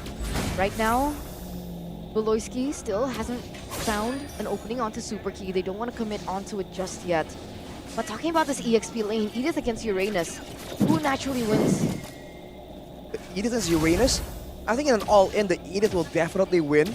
But how is the Edith supposed to force a Uranus into an all-in? The only time they're going to really go at it is during a big team fight. And the mid lane is where most of the things center right now. It's Baloyskie and a boy just going at it against Super Key and Super Moreno. It's a 5-man rotation. Moreno now in trouble, gets taken out. Luke with the kill in the mid lane. It's Super Key popping the minion free. Super Ken jumps in as well. The damage will not be enough to take any member of the Geekfam side to an elimination. They want more, it seems like. No, they just want the jungle. Baloyskie quite low. Bigetron Alpha. Let's see the setup now. Take a look at the backside now. Baloyskie quite low. Oh, the damage though will not jump through as Super Ken caught in that midst. It will be the trade though. Baloyskie for Ken, but Sorizo now will be the next target as the damage will be more than enough to take him down. Oh, that comeback here. 2-for-1 trade. Initially, I thought it would have been really good for Bigetron Alpha, but because of those kills over, Geekfam have actually secured the first neutral objective of the game.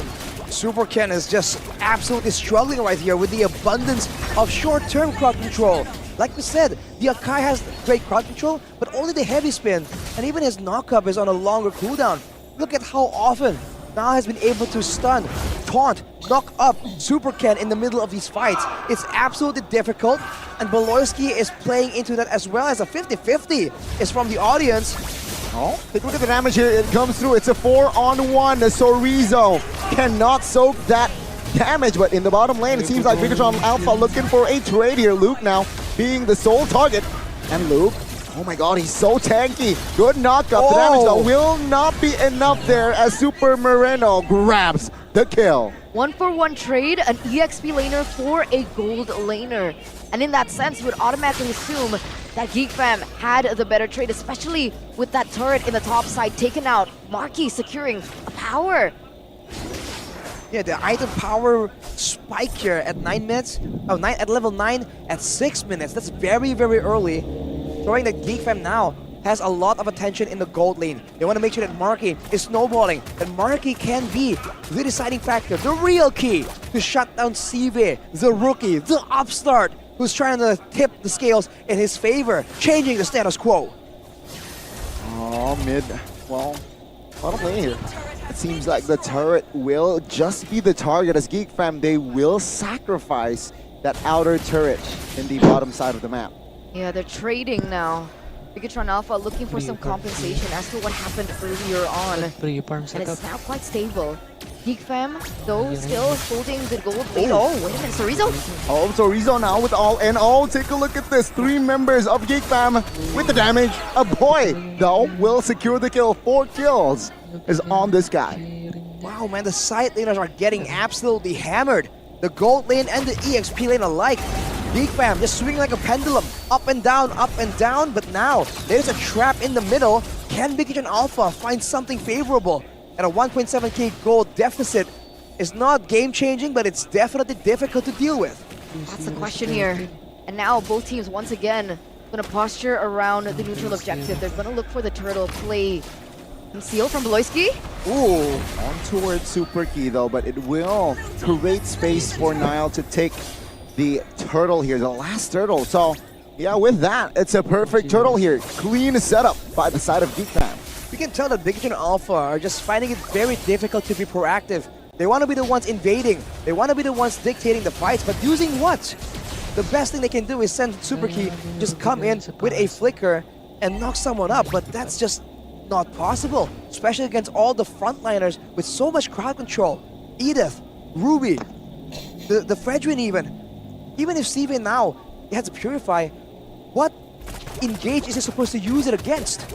I guess they could bang on Super Moreno, but for the past few moments, for the past few minutes, Super Moreno has opted to go for the hard guard instead. Yeah, the hard guard will sustain Super Ken a bit, but he will fall now. As Geekfam, they will not find another good disengage, but they will have to sacrifice their jungler. 0-3-2 for Super Ken. And on the other side, man, Luke is feeling himself. Did you see the recalls that he was making against Uranus? That's just the way he likes it, man. And whoa, Sive! What? Sive in the middle of the fight is able to escape though. Sorizo now soaking the most of the damage. They want the meta. Super Key now pulled. Minu and Furry will catch 3 now. Good engage. Oh, goodness. Luke finding the kill as a 1, 2, 3 members of Bigetron now will fall. The solution with the final kill. The 4,000 gold lead as well from Geekfam, taking it away, securing it for themselves, grabbing it under the nose of the Terminators, telling them that, hey, we're the creators. Oh, Super Ken caught. Lancelot now will look for an escape route, finds it, but they will sacrifice another structure in that mid. See, he's feeling himself. Absolutely. On this Edith, he's just so aggressive. Bigetron Alpha are just bewildered how to deal with him. And on the other hand, Nile, what an appraiser's wrath to just swing the whole fight in their favor in one fell swoop. The chosen one. He just found his newfound powers. Bigetron Alpha have no idea how to deal with him. Not just yet. I mean, right now, they're using all the tools, whatever they have in their kit, sending Super Ken down below, forcing them to deal in with the minion crashing into the bottom lane. But in the grand scheme of things, so far they haven't been able to do anything. What do they go for? Split push? Do they force a team fight at this point? I think they do want to try and get some macro plays in. They have a Uranus, they have a Lancelot as well. Double wave cut in the base, split pushing and escapes from Super Ken can really win them some situations. But when they are 5k behind, when they're not safe in their own jungle, due to the greed man himself just waiting around in the wings, it's so difficult. And with the Lord, they're going to be forced to contest this and probably give up some lives. Okay, now in the mid, it's Claude is moving on towards the Minotaur here, making him or backing him off. Super Ken and Sorizo though now might be caught. Oh, good puppet string, blazing the wet now, connecting all of the bullets on towards the jungler. Markyy finds the kill. No retry for BTR. No retry. It seems like Bigetron Alpha, that was not the call. That was not the emphasis of what they were going for. They understood that perhaps in a 5v5, Geekfam would have won that trade either or. So Bigetron Alpha finds some compensation by slowly taking out turrets in the top lane, which allowed CV to get a little bit more farm and gain a little bit more control over the map. But as you say that, Geekfam equalized on the turret department, just cleaning it out. With the Lord coming in, can they actually set up the waves properly? We've seen in the past few games that they come in individually. If they can push the waves, get it to a 3-wave push, it seems like they're going to be able to do it. Bigetron Alpha, they probably go for something before. Super can try to clear some waves here to eliminate the triple push potential. But Geekfam, they have a lot of tools to work with right here. Can they go for a decisive finish? Let's see, potentially the final push of the series here. Mid-base turret taken out now. The bottom, will they focus it down? Will they defend it? No. Bigetron will let it go as they were taking care of the Lord in the mid. Now another wave coming through in the mid. Let's see how Geekfam utilize this wave.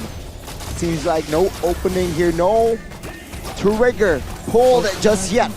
Bigetron Alpha, they survive another day. Wow, alright. So Bigetron Alpha had to lose 2 inhibitor turrets, but look at Superken. Oh, and the pull by Mr. Baloyskie. Now Superkey caught, flickers out of the way, but the damage will come through, he will fall. Base turret top lane now is going to be the main target, and it will fall 3 base turret in 13 minutes. Almost taken down there. It's basically a naked base. Bigetron now defends with board. Taunt comes through, Sorizo survives though. But take a look at Ken. He's caught and he's down. And Geekfam, they look for the end. 3-man defense. Can they pull it off? Super Sorizo taking out the DPS is just too huge. Bigetron, this is it. The base wide open. Let's see Bigetron. Can they defend this as it was going to be the robots bowing down to their master. Their algorithm hijacked and made bare for everyone to see. The Geeks move forward, secure the grand finals and M5 and make history. 12 minutes! 12 minutes was all it took for Geekfam to win that. Bigetron Alpha, they came back! They came back from a 2-0. But in the end, it's Geekfam coming back, resetting, taking their final ticket, qualifying to the grand finals, qualifying to the M5 World Championship for the first time in history. Ladies and gentlemen, we are witnessing history in the making. For the first time, qualifying for M5. Everyone, not a single person predicted that it was gonna be them. But that's just the way they like it. What a final game, man. Complete destruction from the Geeks that have completely decoded the AI. A Cinderella story. Our very own Indonesian Cinderella story. How many times have we seen Geekfam completely unable to make it to the playoffs? Absent for so many seasons. And for the 2 times that they did, they went home on the first day. Look at them now. Markyy coming in, the final solution. Baloyskie stepping in, Greed himself. The prodigal son coming through. The Wonder Kid, the chosen one. Nile, a rookie, being able to secure top 2 to represent Indonesia. Ladies and gentlemen, I don't know what you're feeling, but I'm feeling goosebumps all over. What a story. We could not have written a better story for Geekfam. The struggles they went through, the adversity that they have conquered, the hurdles they jumped over. Everything for this moment. And now it's official. Not a single person left to be regulars of M5, of the M series. Vin's gone. Vin is out. Bin is out. Truly history in the making. And this just really goes to show it's a new era. It is a new era. New players are coming up. No new royal teams besties. are coming up. It truly is a new era. We're gonna say goodbye to Bigetron Alpha. Let's hear what they have to say for the last and final time. We see tears, we see emotions. Bude KELRA Monster take the stage.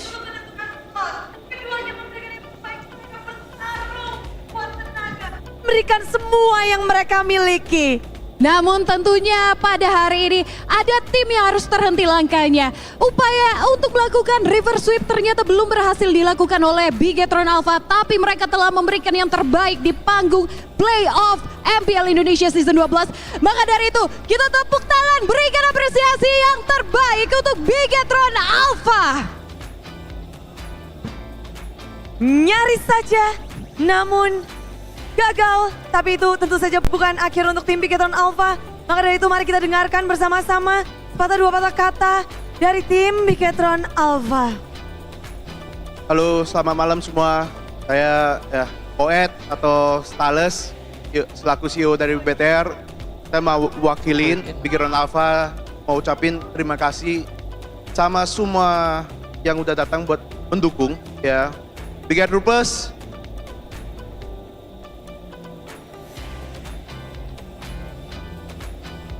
orang tua, pacar, teman-teman, sama juga ada teman-teman mantan kita yang tempat berjuang sama kita. Terima kasih udah datang buat mendukung kita. Dan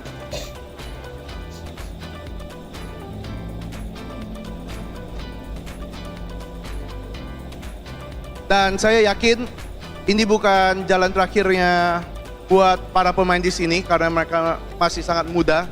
Jadi ini bakal jadi pengalaman yang bagus buat mereka ya. Cuma sayangnya bukan rezeki kita hari ini, rezekinya di Geekfam. Jadi congrats buat Geekfam udah bakal wakilin Indonesia di M5 nanti.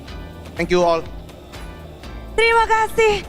Dan ML Indonesia begitu bangga dengan Bigetron Alpha sampai hari ini. Inilah dia momen terakhir kita menyaksikan mereka di pertarungan untuk series MPL Indonesia Season 12. Namun tentunya ini bukan akhir, kita akan melihat bagaimana nantinya dan kita berharap Bigetron Alpha akan comeback stronger di MPL Indonesia Season selanjutnya.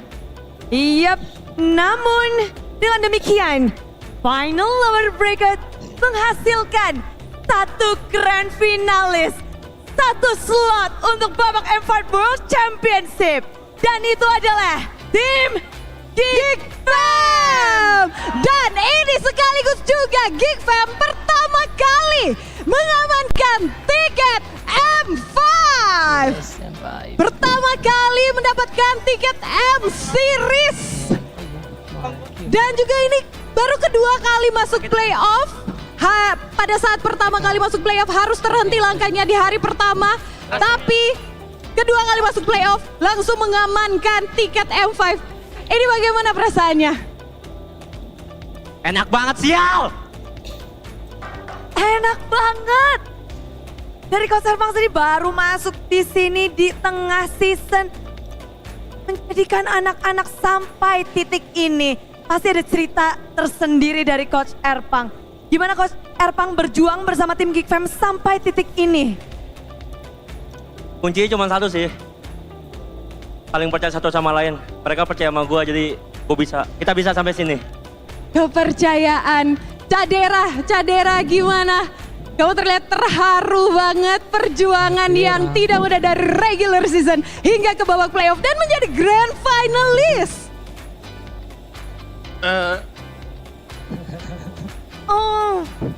Jujur dari season 10 gak ngerasain playoff. Kencana, it's okay. Memang begitu mengharukan perjalanan dari Cadera. Ini yang dinamakan kekeluargaan, tadi yang disebutkan oleh Coach Erpang juga saling mendukung satu sama lain. kan season 10 gak ngerasain playoff, season 11 dikasih kesempatan tapi pulang pertama, meskipun pulang pertama tetap bersyukur lah ngerasain playoff. Dan alhamdulillah season 12 dikasih kesempatan lagi dan ngerasain yang namanya turnamen internasional dan masuk grand final. Begitu bersyukur dan begitu terharu tentunya dari Kadera. Baloy, Kadera tuh terharu, kamu malah ketawa-ketawa. You laughing. Soalnya aku remember season 10 dia nangis gara-gara kita gak lolos playoffs. Yeah. Terus sekarang dia nangis gara-gara kita M5 guys! M5 Baloy. Tapi Baloy ini adalah tiket M Series kamu yang ketiga. Ada perbedaan gak sih? Are there any difference between you securing the M5 ticket when you're in the Philippines and right now with the Geekfam? Beda banget sih, soalnya when I go first in Indo, banyak yang language barrier gitu. I'm so happy that we make it to the M5 event like we Indonesia dan Filipina gitu. Dia sangat happy walaupun dia merasakan kalau di Indonesia itu ada kendala bahasa dan itu mungkin lebih challenging untuk Baloy, makanya sekarang juga lebih emosional dengan teman-teman barunya juga di Indonesia. Dia benar-benar sangat bahagia. Dan it's not only you but also Markyy. Markyy is come back to World Champion Series. Markyy, congratulations. You prove yourself in this final lower bracket and goes to grand final and also M5 World Championship. How about that, Markyy? Are you proving yourself now? Yeah, I just proving myself because so many say to me cannot play anymore. And then I just play and I give my best. And thank you for my boss and to all my teammates because he trust me. Wow, itu kepercayaan yang disebutkan Coach Erpang. Markyy mungkin mengatakan pada saat awal banyak yang bilang nggak bisa main dan dia membuktikan di stage playoff. Dan Bude, super fans, bukan hanya Geekfam yang hari ini pertama kali mendapatkan M Series, tapi juga ada Nile di sini yang pertama kali MPL, pertama kali playoff, sekaligus juga pertama kali mendapatkan M Series tiket. Nile, gimana perasaan kamu? Pasti senang banget, terus gue mau kasih kredit buat ke coach-coach gue. Mulai dari Robox, Lionheart, Erpang, Coach Aldo juga. Gue banyak belajar lah dari Coach Aldo. Wow. Senang banget gue. Apakah mereka membantumu sebagai, bisa dibilang kamu adalah rookie di season ini? Apa yang mereka mungkin kasih tahu ke kamu biar walaupun rookie tapi juga bisa bersinar? Mungkin mereka bilang percaya diri aja. Anggap sama kayak MDL. Percaya diri aja. Dan kamu benar-benar bisa percaya diri dan sampai titik ini. Nyangka gak sih? Kamu sebagai rookie bisa sampai hari ini bersama dengan teman-teman tim barumu juga? Gak nyangka sih, gak nyangka. Kaget-kaget. Terkaget-kaget dari Nile. Terkaget-kaget dari Nile, tapi ada Aboy juga nih dari tadi ngumpet di belakang. Biasanya ngelihat Aboy yang cool. Hari ini kayaknya ngumpet di belakang, terharu banget Aboy. Gimana rasanya mendapatkan tiket M5? Senang banget lah, kan dari awal kita udah niatan mau dapat M5, akhirnya terwujud juga sih.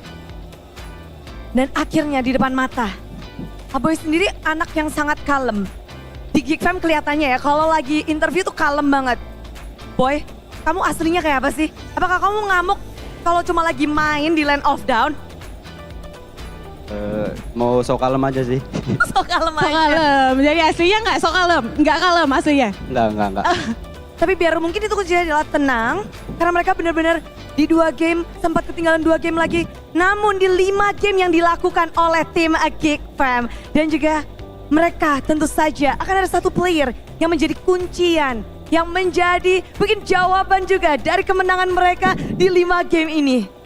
Geekfam Unity, siapakah player of the match dari final lower bracket?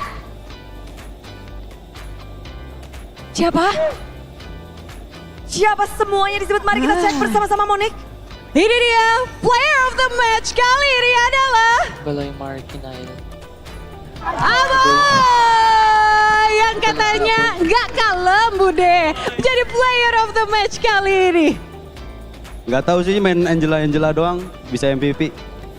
Angela doang bisa MVP. Hey!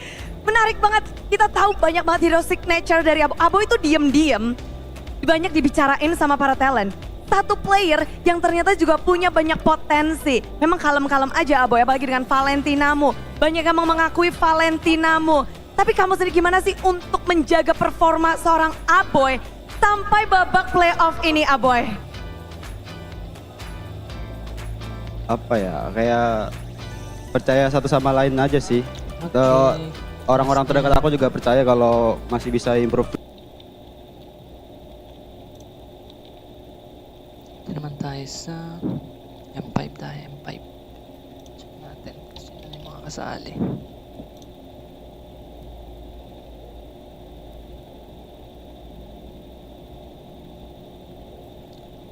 Yun, updated agad oh.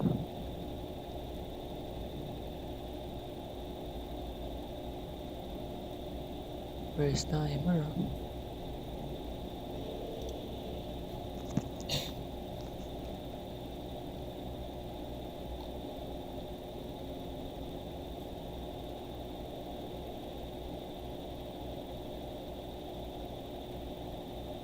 M1 TOB.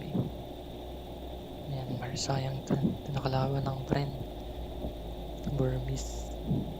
Tapos, Homeboys first time. First time din nata. Ito. Markyy Akira. Tapos, ito. Ayan pa to. M3. Daming kasali sa Liga Latam, oh. Taga-Brazil. Argentina. Doon sa pambato ako din. Lilian. China. Okay, that's it for our live.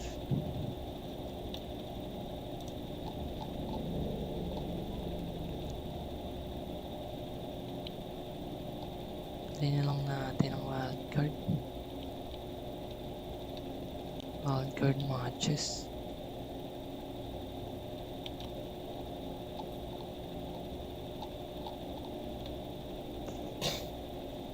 Wala pinapakita yung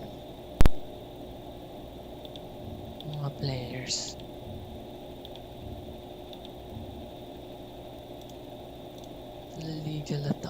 Liga Latam.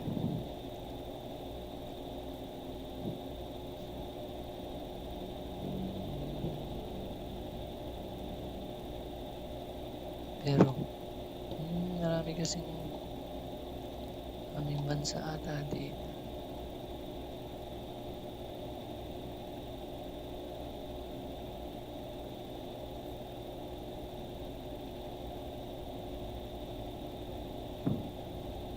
Brazil, Latin America.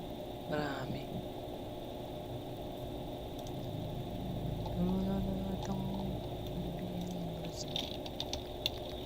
Tinanggal na.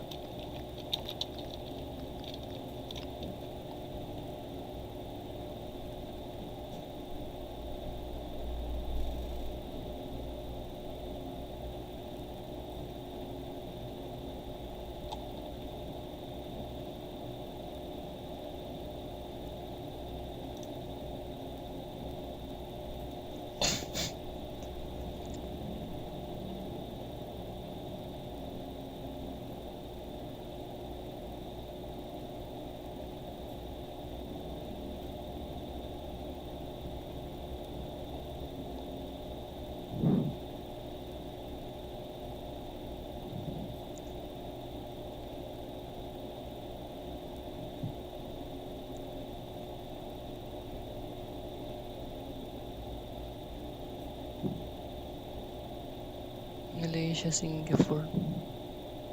Kasi nga may Malaysia.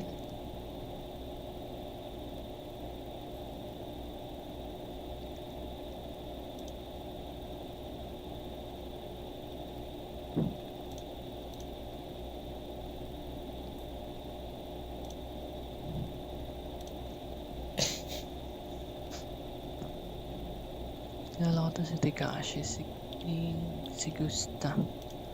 Hindi mga kilala ko.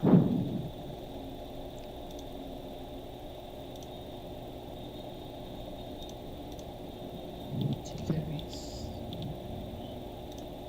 Si Clarice di malala. Malala. Tapos si Jen, naalala ko to. Bigetrons. Si Luna. Saka Ashi.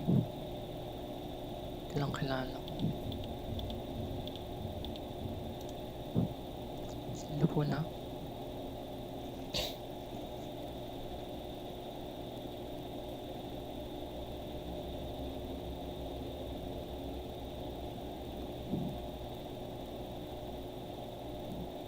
For zero. Markyy Akira talaga malakas ah. Saka Ashi.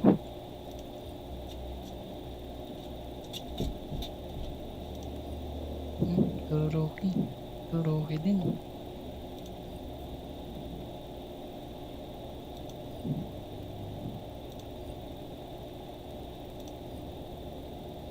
Body ah. Pina-MP. Tama ba? Kasi doon.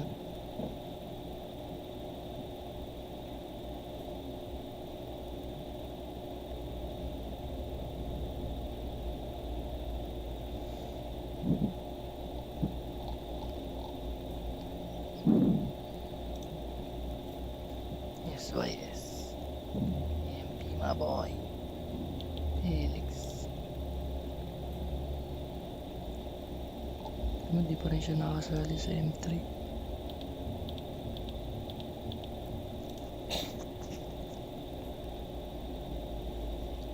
Si MP, galing AP. MDL.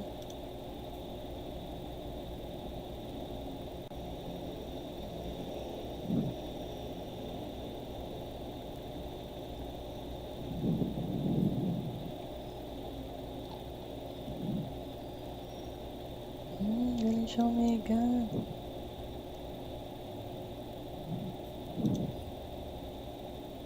This player has knowledge. Sira. Wala pa rin aim. Pero matagal din siya sa zone. Puro rookie din to. Si Kose. Galing RSG.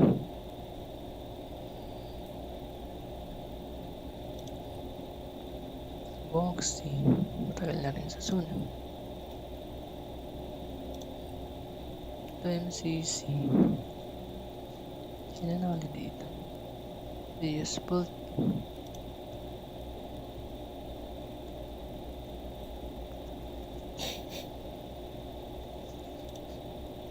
Russia.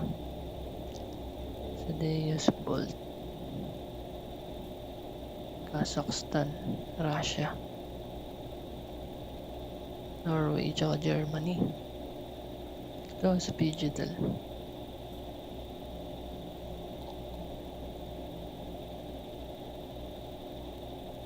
Yan masyado. Wala rin kilala dito. Yan mo na yan. Sa MPLMY. Homeboys. Sayang Team MSG. Homeboys. Ito marami. Si Zorn. Geek. Taga Geek.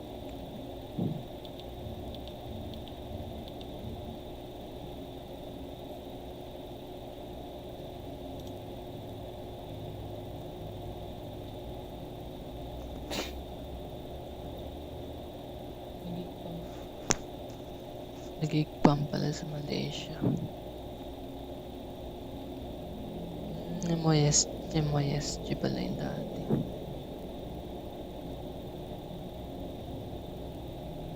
Geekfam Mystic.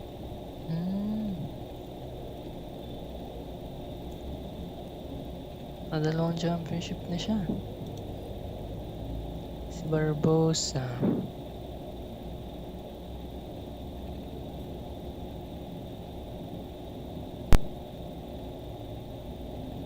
Taga Indonesia.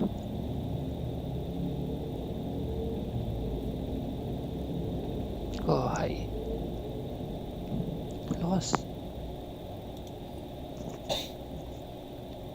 Si Rice, Indonesia din. Ito lone din. Indonesia.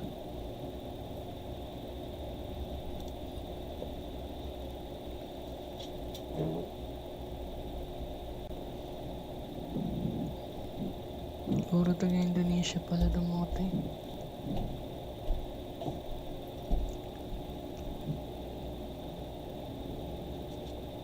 Orange Esports. Sepat. Tayo na nga. Check natin SMG. SMG. SMG. SMG. SMG si Sasha. Dalawa pala sila, Sasha and Sasa. Si Sasha ay galing sa galing siyang brand. Lipat sa TNC.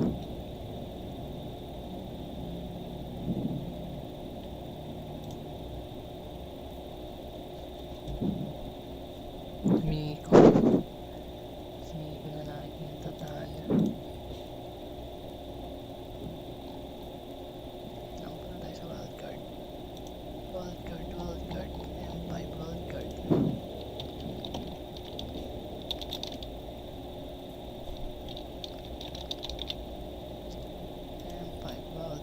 M5 wildcard.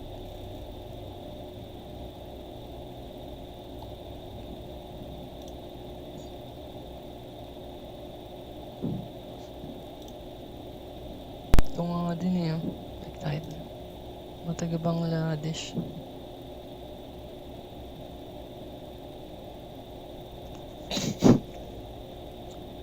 Lakas sa mga taga Nepal.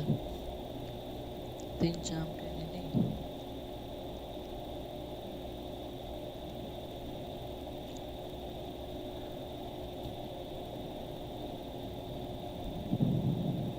Laglag din talong taga Bangladesh. Tapos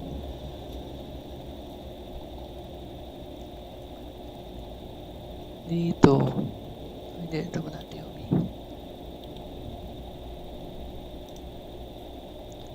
GOB kasali sa MPLI kapal ng mukha na itong matalit na GOB na ito si Milo.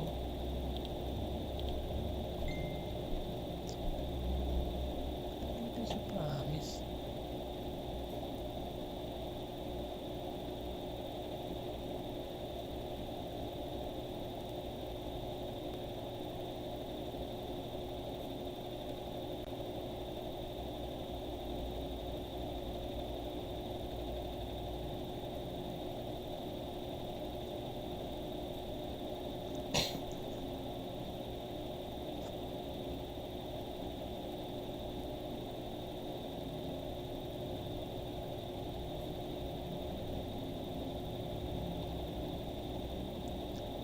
si Milo.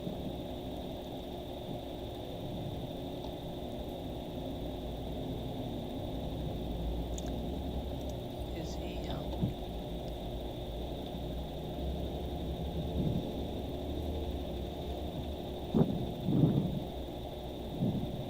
Third.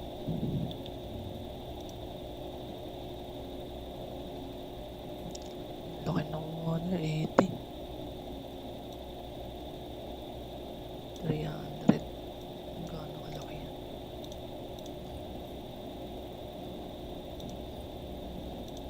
Malakas. Burmese.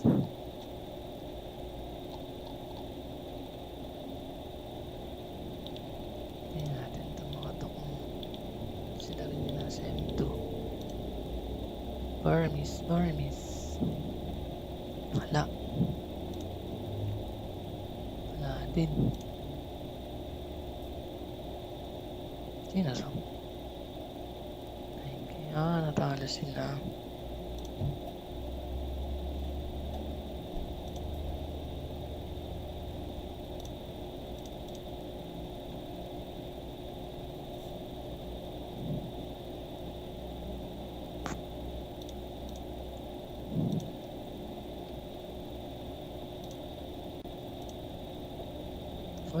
galing sa M2.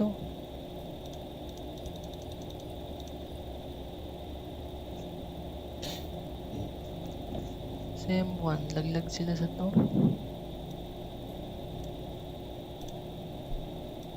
Bakas tong ano. Ako sila.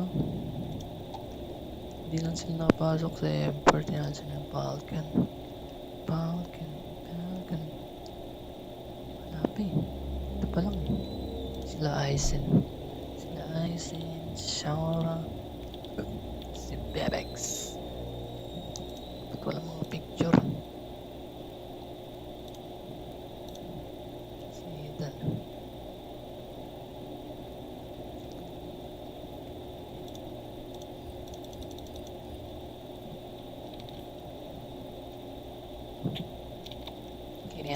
Okay na yan.